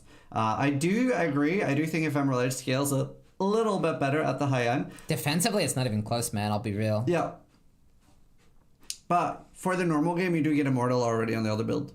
So No, you don't, because there's content in this league beyond anything we've ever seen before. Ben probably never tried the Titanic Legend shit. Oh, true. You're right. I That thought about that. That would just fucking destroy that shit. Yeah. Yeah, and Zenith has higher damage, but you can't use Ephemeral Edge and Zenith together. Yeah. Oh, imagine. Yeah, that would be bonkers. But either way, we have some very strong builds this season. And it's very cool that we do have multiple S tier builds. Like, it is definitely like pros and cons of different builds. I do agree. The Ephemeral Edge Lightning Strike is the... I'll call it the build of the league. I call it the build of the league. I agree with that. Yeah. I agree with that, good sir. Especially, it's just such a nice, like, it's fun to play. It's incredibly fast. It's tanky against, like, multiple hits. And it's tanky against slams. So it really has it all. Really good damage. I think I had 40 or 30 million damage on mine. Yeah, so. people are saying Zenith is better, but we get to find out, don't we? We literally, on the screen right now, we have Lightning Strike Ephemeral Edge in the top left. He's respecking, so not yet. We have Zenith in the top right. And bottom left, we have Hierophant. We literally have those three POVs. So who's going to win? I mean, type in chat right now. Who do you think is going to win? Zenith, Ephemeral Edge, or Hairy Infant? You know, Archmage. I've been putting money on Ben, to be honest. I think he's got the right idea, but we'll see. I mean, without a shadow of a doubt, Zenith is the highest DPS out of those three. Another thing that is really cool, it is still a class race, so all these three builds are in different classes, so they can all pick up the rank 1 win. And we see Ben here trying to recombinate double tier 1 ES, and he is trying to get the tier 1 int here. If he does get the int, he would be able to wear the helmet without any trouble. Zenith, Mageblood. Yeah, we do have Winter. Do you guys really think... So I'd love to ask him, but do you really think he's going to stick with the Zenith? I don't know what he's sticking with. Somebody in chat earlier said that he is pivoting Trickster. See, that would be the smart thing to do. Because of how strong and reliant you are on life flasks as a life-based build in the Gauntlet, Mageblood actually kind of has a bit of a disadvantage. So you gotta look at it this way. A regular human being will not use their flasks optimally, right? Compared to Ben, or Alk, who will use their life flasks. It's a bit complicated to explain. I guess I can delve into it. Yeah. But think of your life flask as an extra health bar, right? Now, this is not how you play the game. This is not even how I play the game normally. But this is how Ben and Alk play the game. And so using those, getting a Mageblood deletes a bunch of life from your belt, and then you're losing all those life flasks, which are essentially HP bars. Yeah. So it's actually not that good. I think even Ben has said before he doesn't even know if he would even use it. Genuinely, no joke. Another thing that has changed is that there is no longer damage reduction on elemental flasks. It is max res now. And with jewels being the way they are, and obviously it's really hard to get 3 or 4 stat damage jewels. So what we've seen some contestants keeping is max res jewels. So getting 90 max res for like fire, cold, or lightning for a specific boss, like getting lightning for Eater, is something I'm expecting to see people do with jewels anyway. So using a Mageblood to get that 9 max res might not be the end-all be-all that it usually is. So, but this is the first time that we've seen a top competitor get a Mageblood. So yeah. Winter has a Mageblood, and he is one of the best players in the game. Usually we see somebody that doesn't have a lot of experience racing pick one up. So they'll be very cool. Yeah, obviously, and again, just to reiterate, I'm not saying Mageblood is bad. I'm saying Mageblood is infinitely better on a Trickster CI character because they don't have life pods. Yeah. So it's just, there's no reason not to use it on that archetype. It's already arguably the strongest build for the Gauntlet, in my opinion. Debate that all you will. And it actually does get full benefit from the Mageblood. There's no drawback because you don't have life flask anyway. You're not losing that. Yeah. Be very cool. I do hope people going in early to Reverse will die. Hopefully they have like separate mechanics and catch people off guard and just boom, people have to go again. Maybe like a day 7 finish.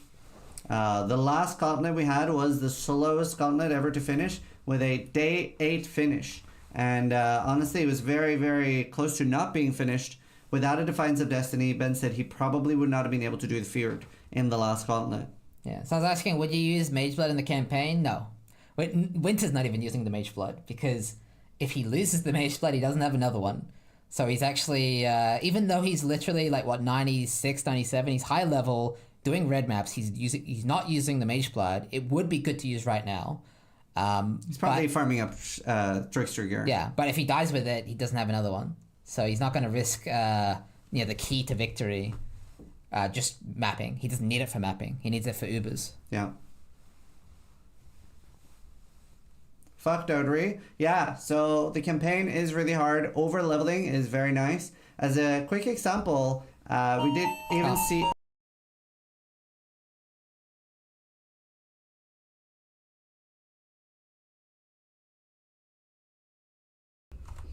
There we go. I'm back.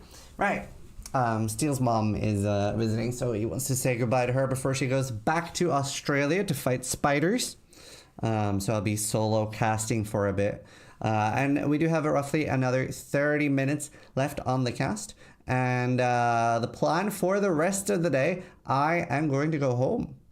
I'm going to go home and I am going to start my Gauntlet run. I have not decided what to play. I was very confident in Gladiator Spectral Shield Throw, but now I'm not anymore because I don't know if it'll get enough damage, and I think damage will be really good. No, I'm in Steele's house right now. We are in Steele's house. What was the hardest campaign boss in your opinion? Oh, Act 9 for sure. I think my biggest recommendation for Act 9 would be leveling to 77, getting shipments, and then getting the 77 basis and maybe a 6th link before going in on the Act 9 boss. Do you think Poison Conch would make it to the end of the campaign? I mean, I don't think Ranger in general can do very well this campaign. So it'll be interesting what point total we'll see. I can't remember what the max point total is. How do you farm a 6th thing in Act 9? Through shipping. Act 9 cinema. Puck. Dude, I'm so sorry to hear that you had to disconnect death. When's the dance pad speed run? Oh, no. We wouldn't have enough room here for that. Anything happening with Innocence? No. Innocence is normal. Yes way. Oh, we should add that emote. We should add that emote. That's funny. No way and yes way. That's great. Do you think Pyrosyphon Ballistas are viable? Ballistas? Do you mean the mines? I did campaign on Ranger Pekong. It's fine with overleveling, yeah. No worries, we shall recover, dude. I'm glad to hear that. Insane performance, dude. It was really exciting. I was losing it when you were doing the Act 9 boss. I could not believe that you weren't overleveling. I could not believe. Thoughts on Twitch removing Bible Thumb? I think they couldn't afford the license again from Binding of Isaac. So it is very sad. Hopefully it'll get added as a BTTV emote or something. But yeah, that is very sad. Is definitely one of my favorite emotes. Oh, and I think, I actually don't know if it's about money. That could be. But I think it's about Twitch wants their own emotes to be, I don't know, just from Twitch. But I think that's a little stupid personally. Oh wow, he hit the gloves. He hit the gloves. That's very nice.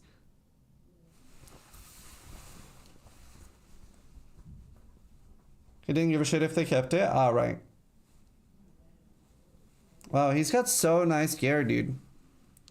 So nice gear. It's kind of anti-gaming, very sad. Yeah, it's a little bit out of touch. I would say. I would say it's a little bit out of touch.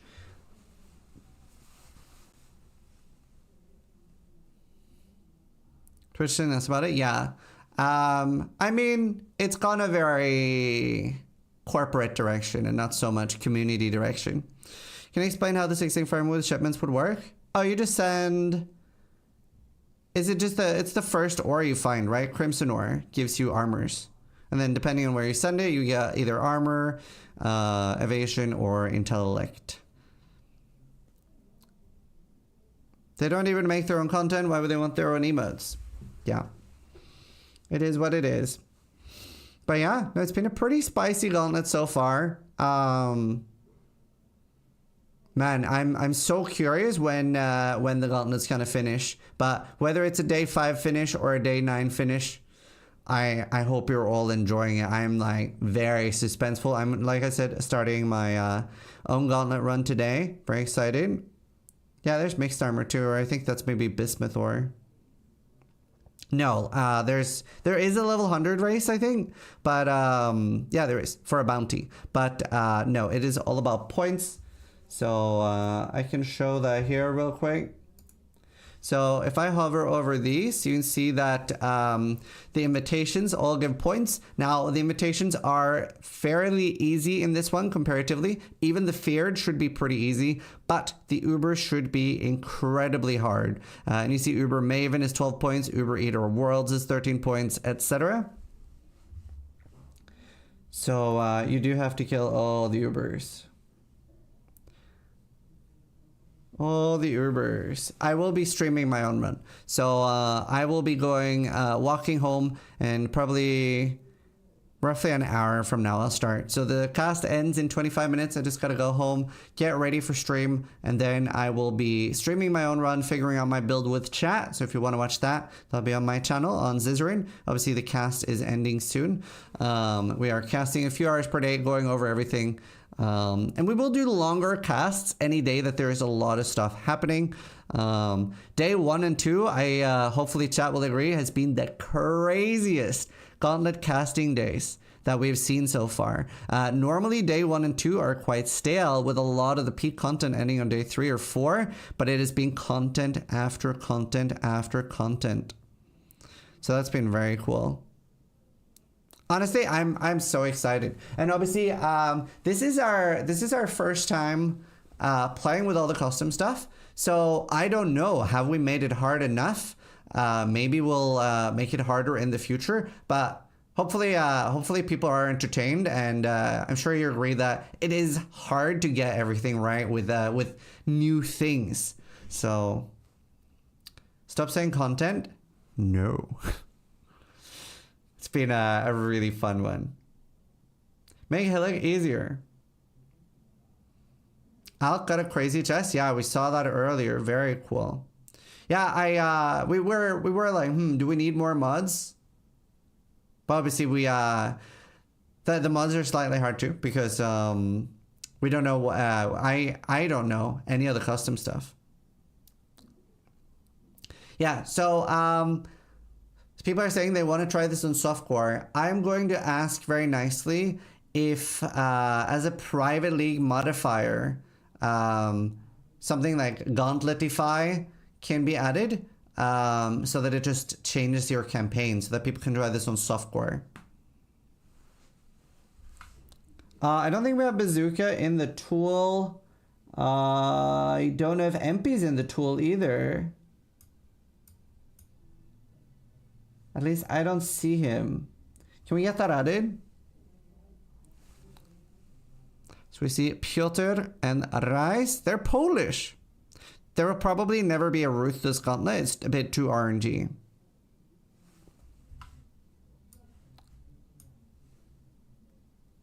And we have MP. He's doing Sunder. He's a Sunder boy. So Piotr and MP are in the campaign, and the campaign is very spicy. Will there ever be a Gauntlet on console? Probably not. I do usually ask, but there would never be prizes on console. But I will always ask if they can have it on console, just so people can play it. Runic mode.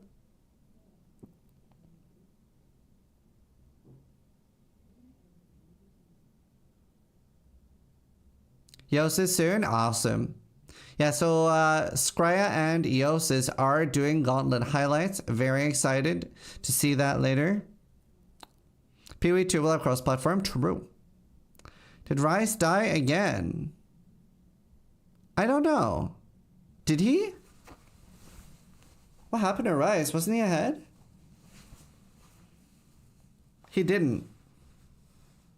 He rerolled. Oh, is he Templar now? Is that a Templar I see?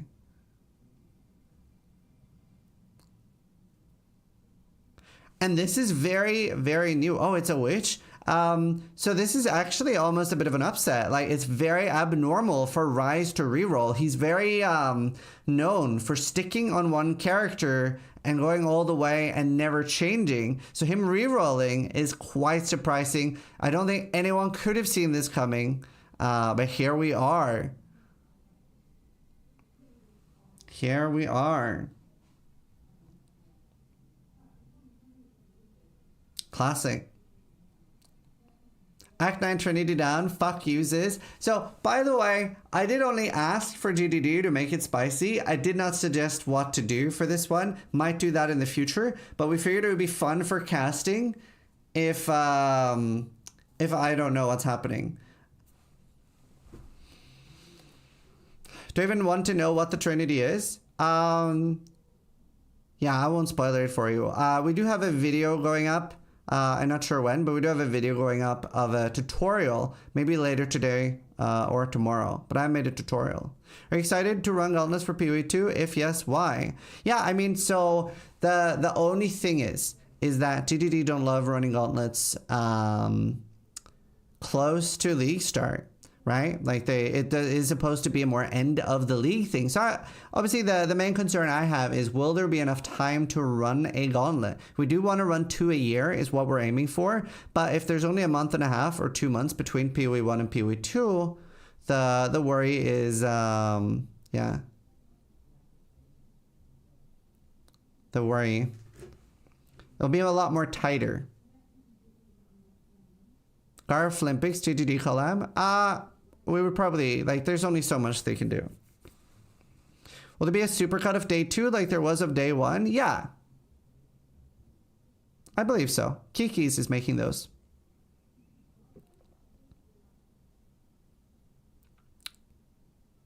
Will GGD organize any races for PoE 2? I don't know. I don't know. We have a, Scry will be making a quick tutorial guide that I recorded as well. You just turned 22? Yo, happy birthday, dude. Congratulations. Congratulations. Wow, look at Rise's damage. Holy shit. He looks happy. What is he saying? Eee.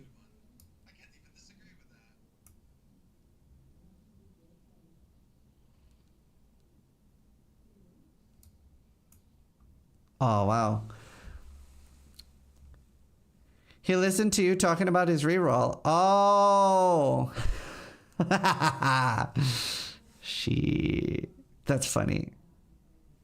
That's funny. Have you considered a party gauntlet? So, we have run another event called Sabaton. Maybe we'll have a Cuirass event in the future. But the Sabaton event was duo mode.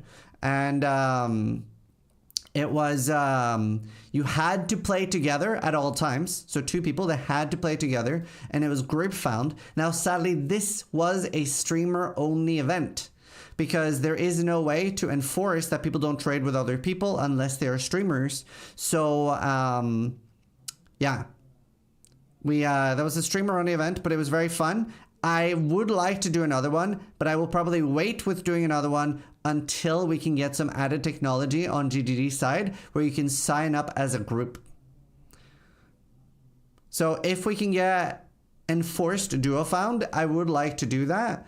And it was, you had 24 hours to play was the event. So basically every player had 24 hours to play, and it was who could kill the Ubers first.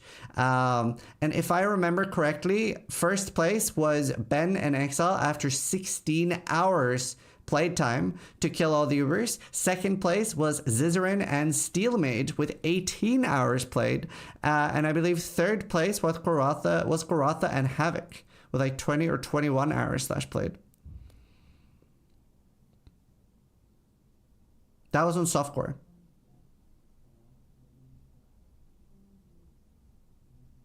This is confirmed he is not himself. Yeah, and somebody asked in chat, do you not want to play? So for the Gauntlet specifically, I will never be competing again. I did compete in the earlier Gauntlets, and I was the first ever Marauder to full clear, but that was back when there was no advantage for organizing the event. Like, the mods were known publicly because they were just in-game private league mods.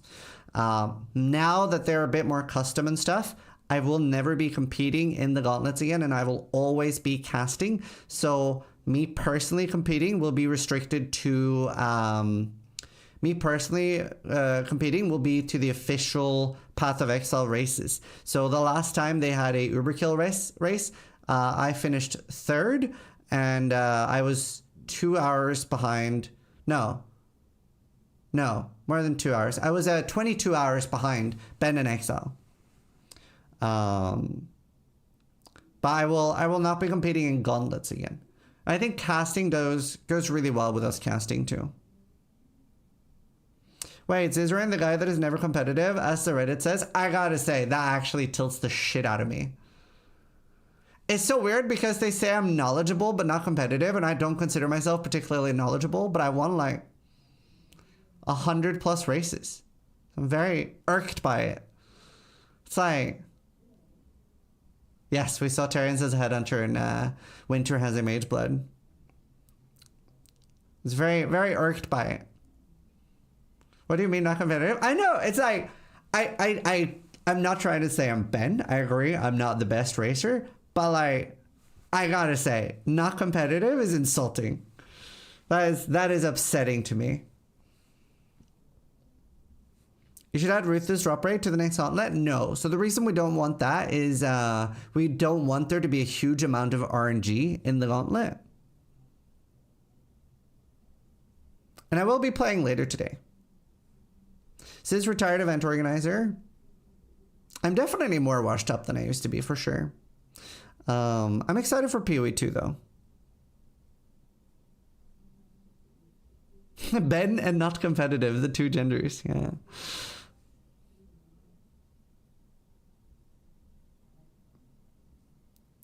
At least you're knowledgeable. At least we have that. I'm just a retired teacher now. Where's Steele? So his mother and sister is visiting from Australia, and this is their last day. So they're hanging out a little bit, and I'm solo casting for a little. And then we'll be wrapping up this cast in 15 minutes. So short casting day today. Obviously today is mostly a gearing day. We will be doing longer casts whenever there is like something really exciting happening, right? We can be pretty flexible with that. So Steel Mage is doing a sponsored stream for Dwarven Realms. They have also sponsored some Gauntlet bounties and stuff, and most of the competitors.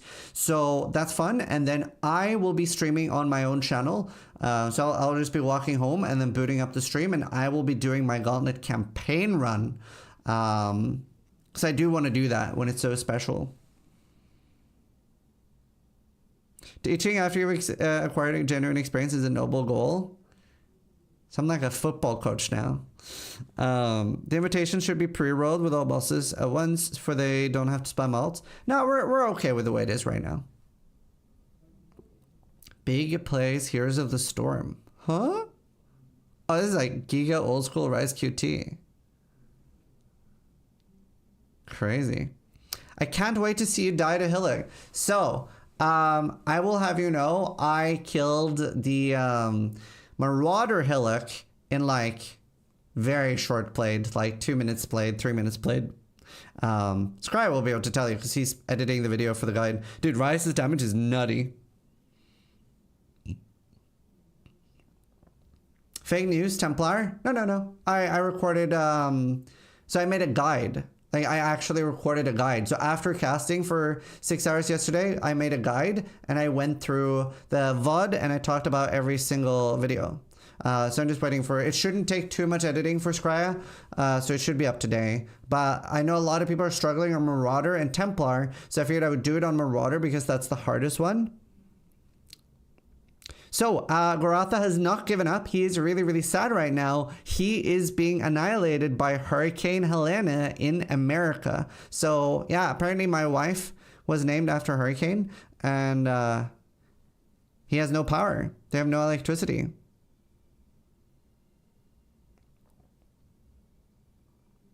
Your wife? My wife! When's the next Twitch ad schedule for Matiki, or do we not need one before we end? Oh, my wife is okay? I don't know. She's a hurricane, apparently. My wife. Say that again. Oh, I just wonder, do we need to play ads before we end, or are we good?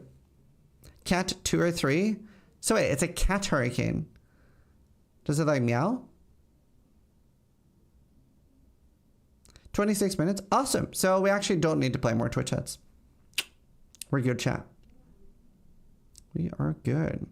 Your daughter could be a giant scorpion. True. Do you know if PoE2 Early Access in November is open for all, or do you have to be invited? We don't know. We don't know. It's crazy how much has been happening today.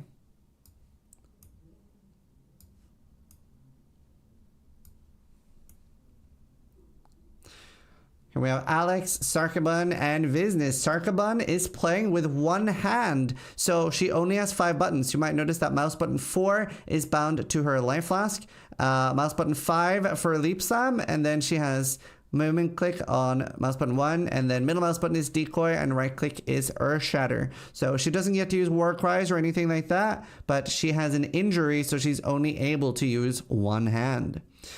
Steel is my best friend, yeah. I think it's buy to play unless you've supported them. So there is a chance that PoE2 in November will be free, but we don't know. Previously, they had either a $30 supporter pack to get it, which comes with points. The info got leaked. It is paid. Okay. Well, I mean, we haven't again had anything confirmed by GGD, but still. Oh. Sarkabun with the raid. Thank you. I will remove you from the stream then. Thank you. How much though? Usually it's 30. He said in an interview in Japan it's paid. Okay, so usually it's $30. Thank you for the raid, Sarkabun. They said yesterday in an interview in Tokyo it will be paid. Okay, so usually it's 30.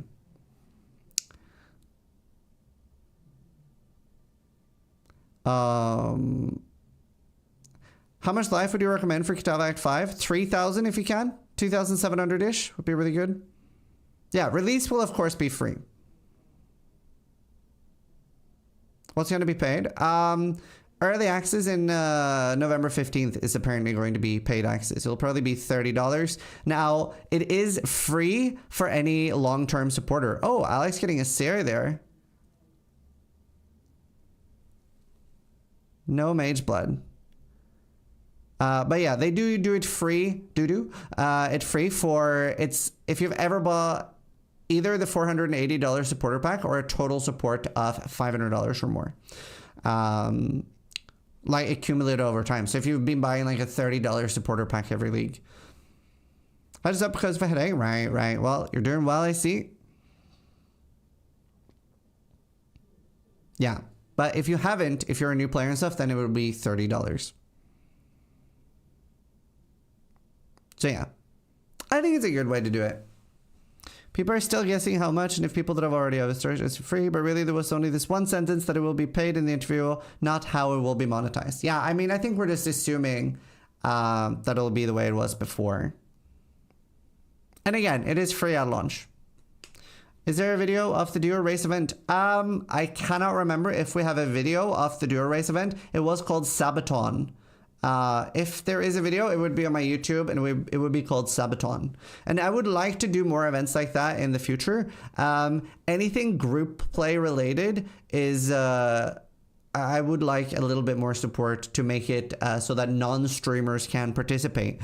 Now, you might be wondering, why are they not on Trade League? And I am never going to make a monetized event with price pool that is also on Trade League. The reason for that is whenever you have over $10,000 in a price pool, what would end up happening is you would see a lot of people pooling resources. So you would have like, you know, people might give their favorite streamer like fusings, etc. And with money on the line, you would be stupid not to take it.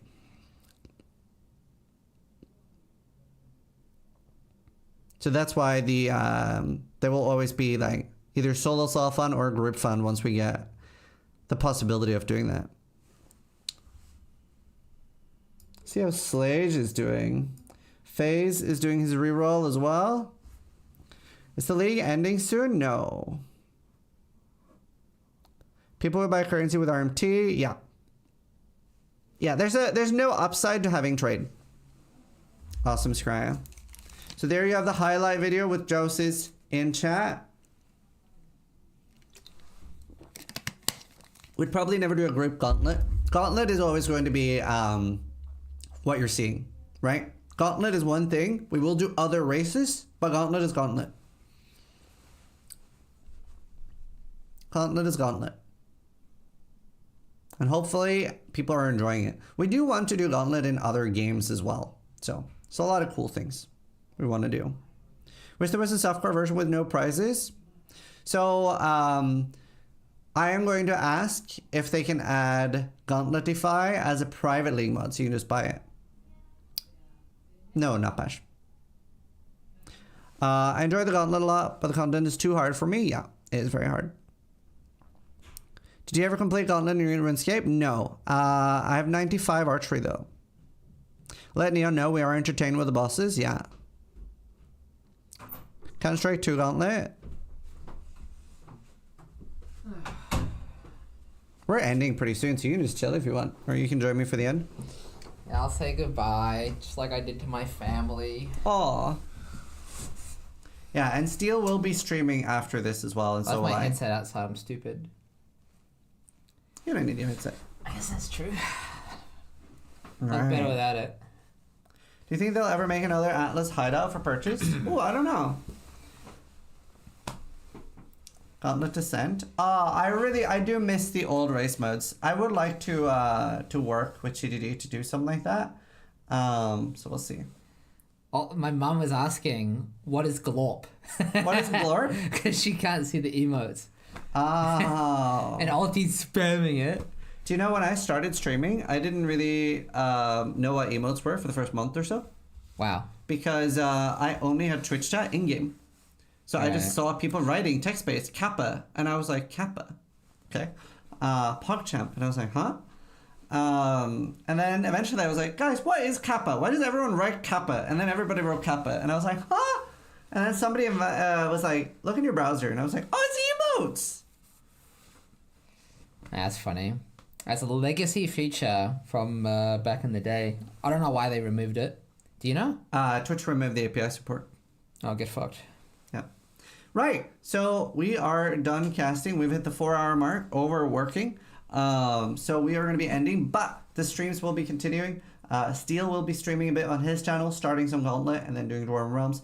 And I will be doing my Gauntlet campaign as well. So we will both be live. So make sure you check that out. And the Jouses video is up as well. So you can go check that on YouTube. So we're going to end with doing some... They really want to watch it now, though. That's okay if you want to. Okay. I'll have to get my headset now, so I'll let you do some stuff still. Okay. We will watch that live then. It's 10 minutes. All right. All right. Snooze away. Very good. Very good.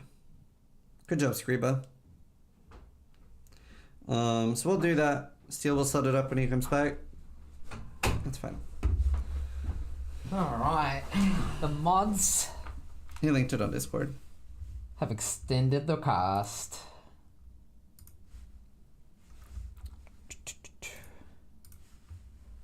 Alright, that was fast. Oh, these are going to be really good highlights too. Because it's the day one highlights. I'm excited. Are you ready? Yeah. So this is by Scrya and Yozis.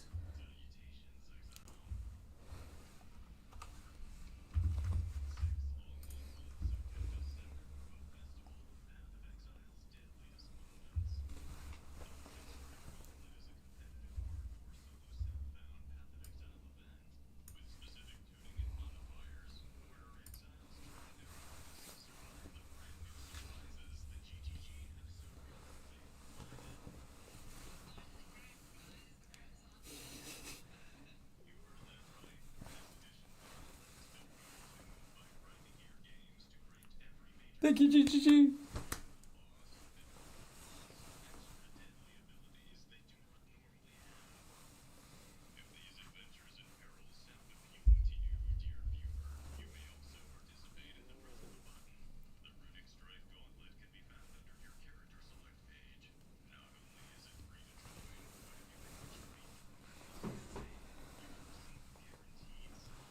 Totally worth it.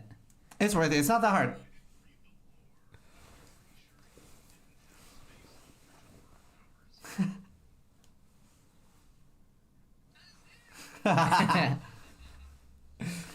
That's us.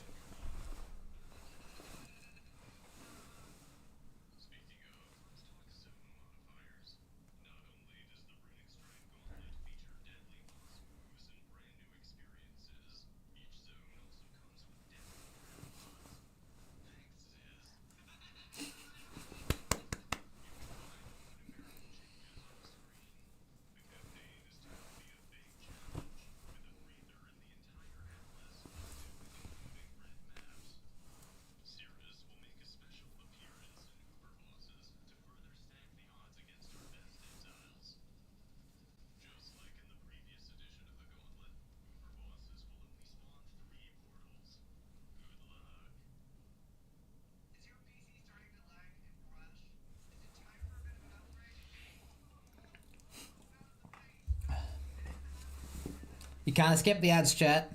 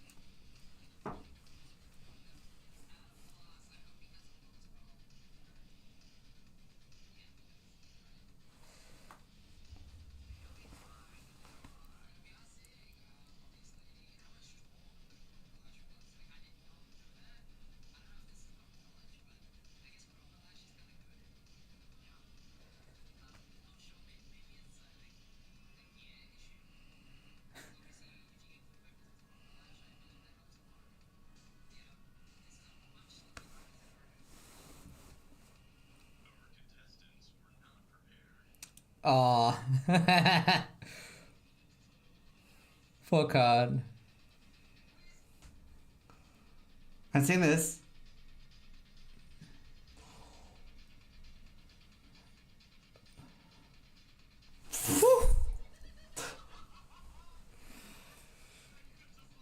Wow.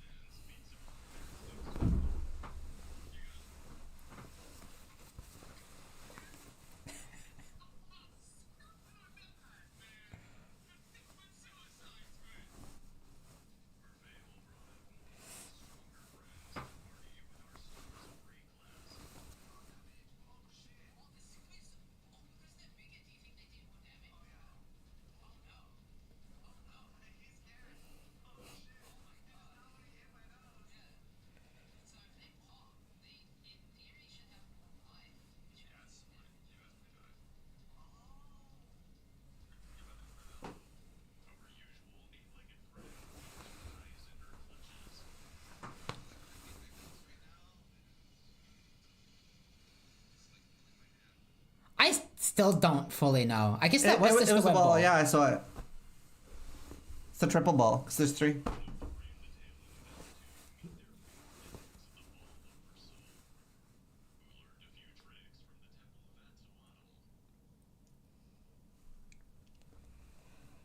Whew.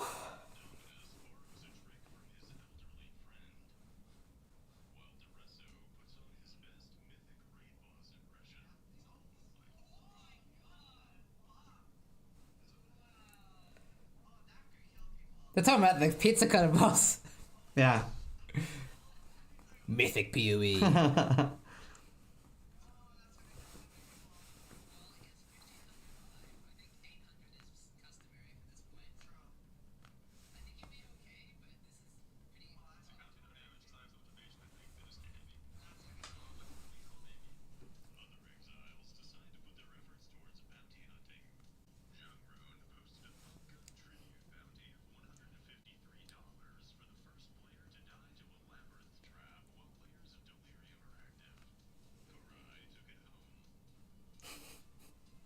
Yeah, he died.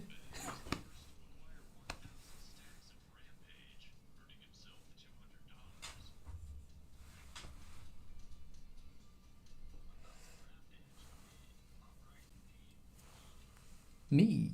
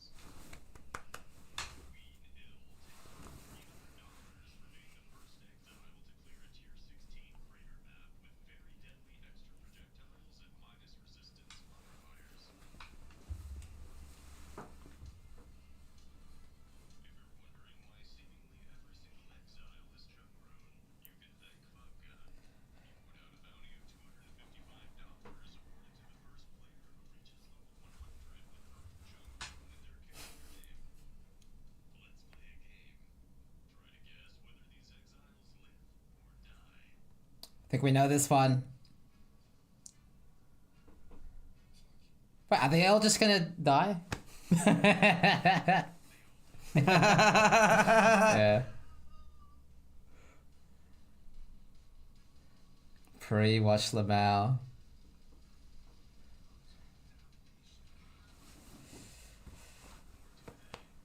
Oh.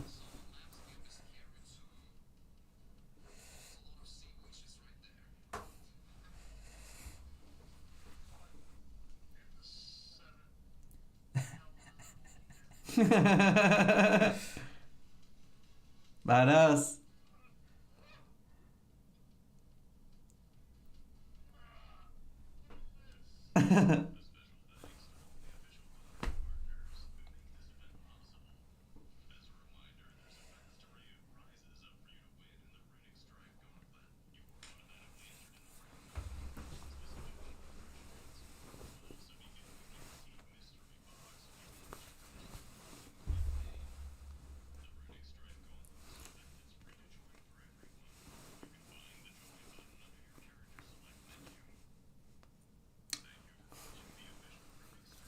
What? Forgot to do audio for YouTube. Yeah, I think it's a different browser. Maybe.